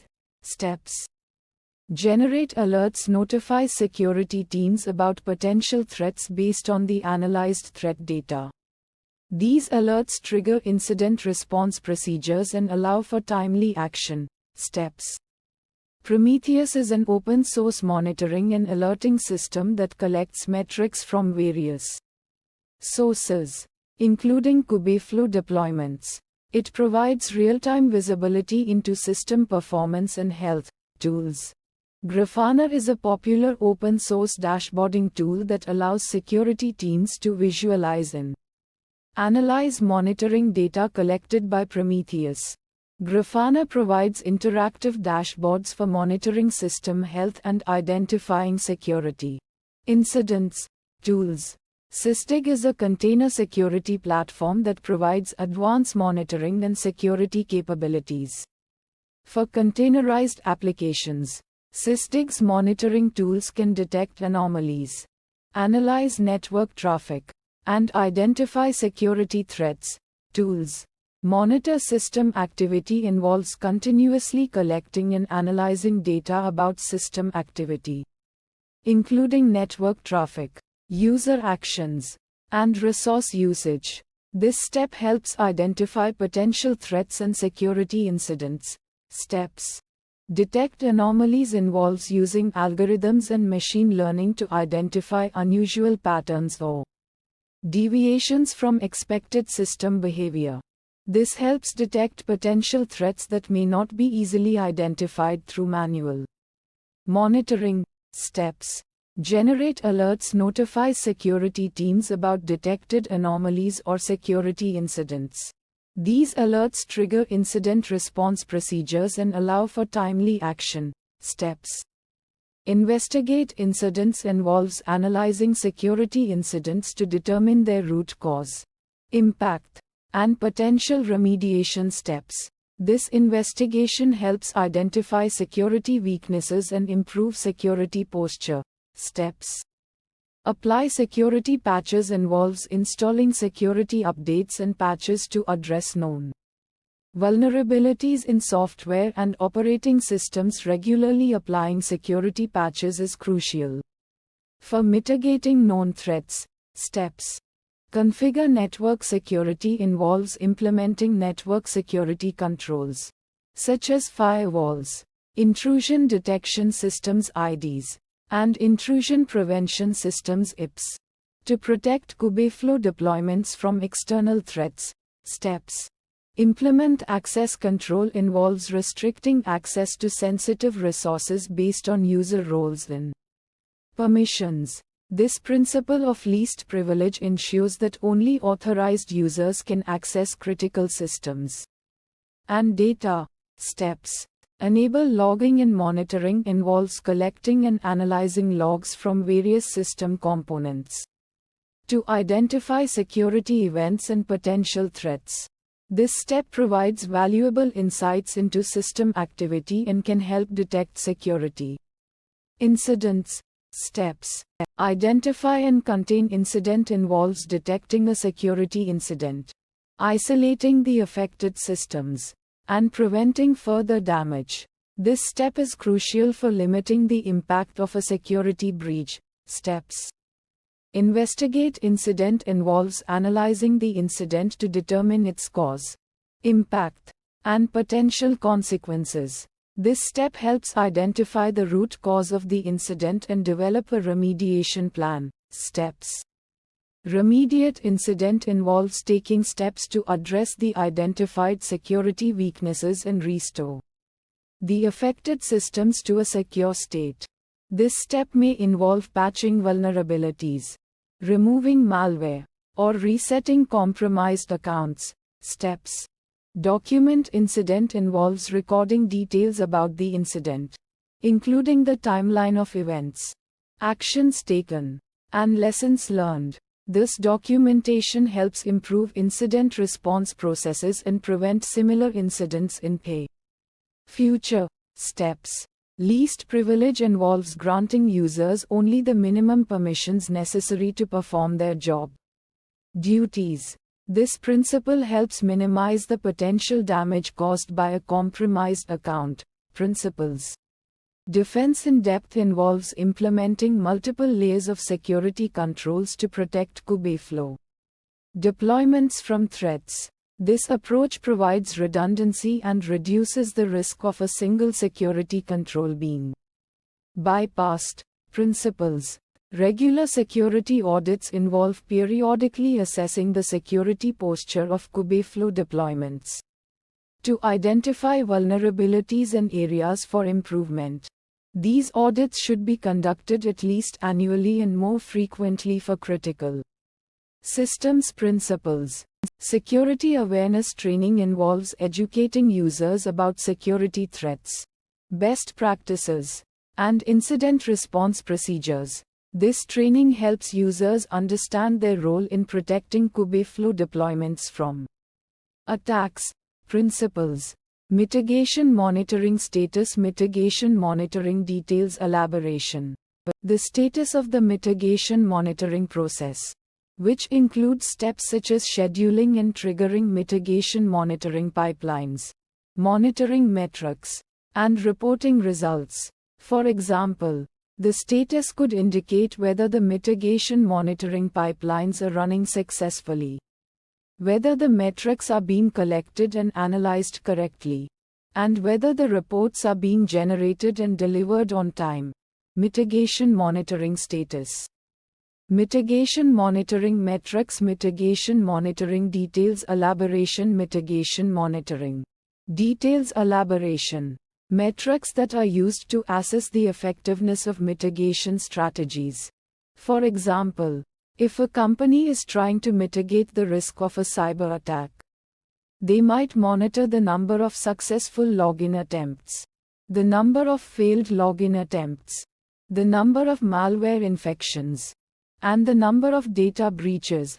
Mitigation monitoring metrics. Monitoring metrics include things like the percentage of alerts that are successfully mitigated, the time it takes to mitigate alerts, and the impact of mitigation strategies on other systems. For example, a company might monitor the percentage of alerts that are successfully mitigated, the time it takes to mitigate alerts, and the impact of mitigation strategies on other systems. They might also monitor the number of false positives, the number of false negatives, and the cost of mitigation. Mitigation monitoring metrics. Mitigation monitoring reports. Mitigation monitoring details elaboration. Mitigation monitoring details elaboration. Reports that provide insights into the effectiveness of mitigation strategies. These reports could include graphs, tables, and other visualizations that help to understand how well mitigation strategies are working. For example, a company might generate a report that shows the number of alerts that were triggered over time, the number of alerts that were successfully mitigated, and the time it takes to mitigate alerts. They might also generate a report that shows the impact of mitigation strategies on other systems. Mitigation monitoring reports. These reports can include graphs, tables, and other visualizations that help to understand how well mitigation strategies are working. For example, a company might generate a report that shows the number of alerts that were triggered over time, the number of alerts that were successfully mitigated, and the time it takes to mitigate alerts. They might also generate a report that shows the impact of mitigation strategies on other systems. Mitigation monitoring reports. Mitigation monitoring actions. Mitigation monitoring details elaboration. Mitigation monitoring details elaboration. Actions that are taken to improve the effectiveness of mitigation strategies. For example, if a company is trying to mitigate the risk of a cyber attack, they might take actions such as adjusting thresholds, adding new metrics, or developing new mitigation strategies. Mitigation monitoring actions. These actions could include things like adjusting thresholds, adding new metrics, or developing new mitigation strategies. For example, a company might adjust the thresholds for their security alerts, add new metrics to their monitoring system, or develop new mitigation strategies to address emerging threats. Mitigation monitoring actions. Kubeflow Change Management Monitoring Return Values Explanation. Kubeflow Change Management Monitoring Return Values. Kubeflow Change Management Monitoring Return Values. Kubeflow Change Management Monitoring Return Values. Kubeflow Change Management Monitoring Return Values. Deploying Kubeflow involves setting up the Kubeflow components, such as the Kubeflow CLI, Kubeflow pipelines, and Kubeflow dashboard, in a Kubernetes cluster. This includes configuring the necessary resources and deploying the Kubeflow containers. Steps involved in a task. Configuring monitoring for Kubeflow ensures that the performance and health of the Kubeflow environment can be tracked. This involves setting up monitoring tools, such as Prometheus and Grafana, to collect and visualize metrics related to Kubeflow resources. Steps involved in a task. Setting up alerts for Kubeflow enables timely notifications when critical events occur in a Kubeflow environment. This involves configuring alerts in monitoring tools based on specific metrics and thresholds, such as high CPU usage or job failures. Steps involved in a task. Monitoring Kubeflow involves actively tracking the performance and health of the Kubeflow environment through monitoring dashboards and alert systems. This allows for early detection of issues, troubleshooting, and optimization of Kubeflow resources. Steps involved in a task. Prometheus is an open-source monitoring and alerting system that collects metrics from various sources, including Kubeflow components. It stores these metrics in a time series database and provides tools for querying and visualizing the data. Monitoring tools used.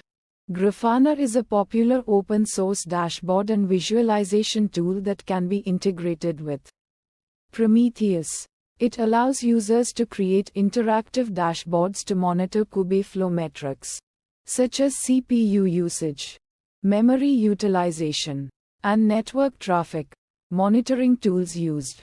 Jaeger is an open-source distributed tracing system that helps track the flow of requests through a distributed system like Kubeflow.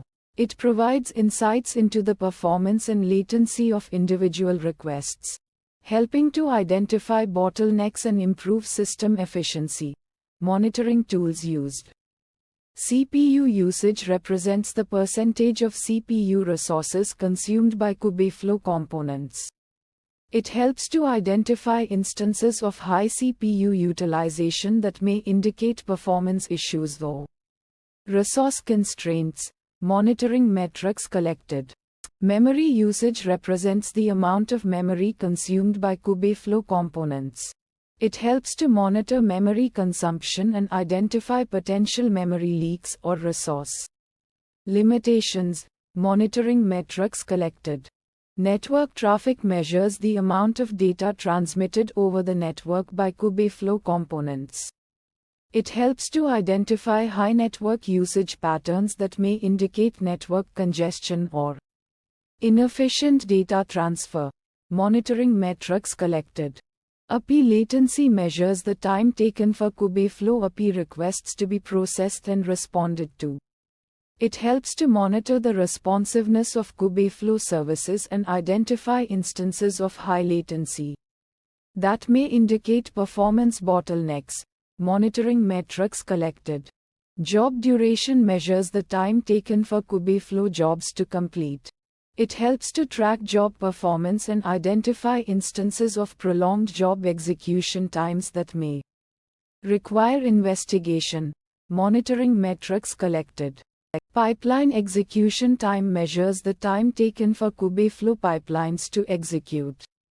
It helps to track pipeline performance and identify instances of slow execution times that may indicate bottlenecks or inefficiencies, monitoring metrics collected. High CPU usage alerts are triggered when the CPU usage of a Kubeflow component exceeds a predefined threshold. This alerts users to potential performance issues or resource limitations. Alert types configured. High memory usage alerts are triggered when the memory usage of a Kubeflow component exceeds a predefined threshold. This alerts users to potential memory leaks or resource limitations. Alert types configured. Network connectivity issues alerts are triggered when network connectivity problems are detected, such as network outages or latency issues. This alerts users to potential network problems that may impact Kubeflow performance. Alert types configured. API latency issues alerts are triggered when the latency of Kubeflow API requests exceeds a predefined threshold. This alerts users to potential performance bottlenecks or service disruptions. Alert types configured. Job failure alerts are triggered when Kubeflow jobs fail to complete successfully. This alerts users to potential issues with job execution or resource limitations. Alert types configured. Pipeline execution failure alerts are triggered when Kubeflow pipelines fail to execute successfully. This alerts users to potential issues with pipeline execution or resource limitations. Alert types configured. Version control helps track changes made to Kubeflow code and configuration files. This allows for easy rollback to previous versions if necessary and facilitates collaboration among developers. Change management process. Code reviews involve peer review of changes made to Kubeflow code, ensuring code quality and identifying potential issues before deployment. Change management process. Automated tests are used to verify the functionality of Kubeflow components and ensure that changes do not introduce regressions. This helps to maintain the stability and reliability of Kubeflow. Change management process. Rollback procedures define the process for reverting Kubeflow to a previous working state if an issue is encountered after deployment. This minimizes downtime and helps to restore functionality quickly. Change management process. Documentation provides clear and concise information on how to use, configure, and troubleshoot Kubeflow. It helps to reduce confusion and improve user experience. Change management process. Plan and design. This stage involves defining the scope, objectives, and architecture of the Kubeflow release. It includes gathering requirements, designing the release workflow, and creating documentation. Release process. Develop and test. In this stage, developers build and test the Kubeflow components and features. This includes writing code, running unit tests, and conducting integration testing. Release process. Deploy and monitor. This stage involves deploying the Kubeflow release to the target environment and monitoring its performance and stability. It includes configuring infrastructure, deploying the application, and setting up monitoring systems. Release process. Prometheus, a powerful open source monitoring and alerting system that collects metrics from various sources and provides a dashboard for visualizing and analyzing them. Monitoring tools. Grafana, a popular open source platform for creating interactive dashboards and visualizations for metrics collected by Prometheus and other monitoring tools. Monitoring tools. Jaeger, an open source distributed tracing system that helps debug and understand the flow of requests through a complex microservices architecture. Monitoring tools. Resource utilization. This metric measures the usage of resources such as CPU, memory, and storage by Kubeflow components and workloads. It helps identify potential bottlenecks and optimize resource allocation. Metrics to monitor service availability. This metric tracks the availability of Kubeflow services and components. It helps ensure that critical services are always up and running and identifies potential outages. Metrics to monitor performance latency. This metric measures the time taken for Kubeflow components and workloads to respond to requests. It helps identify performance issues and optimize the system for faster response times. Metrics to monitor release planning. This stage involves defining the release scope, objectives, and schedule. It includes gathering requirements, creating a release plan, and defining communication channels. Release management lifecycle development. This stage involves developing and testing the Kubeflow release. It includes writing code, running unit tests, and conducting integration testing. Release management lifecycle testing. This stage involves verifying the functionality and performance of the Kubeflow release. It includes running functional tests, load tests, and security tests. Release management lifecycle deployment. This stage involves deploying the Kubeflow release to the target environment. It includes configuring infrastructure, deploying the application, and setting up monitoring systems. Release management lifecycle monitoring. This stage involves continuously monitoring the performance and stability of a Kubeflow release. It includes collecting metrics, generating alerts, and analyzing data. Release management lifecycle release management return values. Kubeflow release management monitoring. Kubeflow release management monitoring. Kubeflow release management monitoring. Kubeflow release management monitoring. Kubeflow release management monitoring release version. This value represents the specific version of the Kubeflow release that has been deployed. It is used for tracking changes and identifying the exact version being used. Release management return values deployment status. This value indicates the current status of the Kubeflow deployment. It can be either successful, failed, or in progress, providing an overview of the deployment process. Release management return values monitoring metrics. This value represents the data collected by monitoring tools such as Prometheus, Grafana, and Jaeger. It includes metrics like resource utilization, service availability, and performance latency, which provide insights into the system's health and performance. Release management return values performance data. This value encompasses all the performance metrics collected by monitoring tools. It includes response times, throughput, and error rates, providing a comprehensive view of the system's performance characteristics. Release management return values system health. This value reflects the overall health of the Kubeflow system based on the analysis of various metrics and data collected by monitoring tools.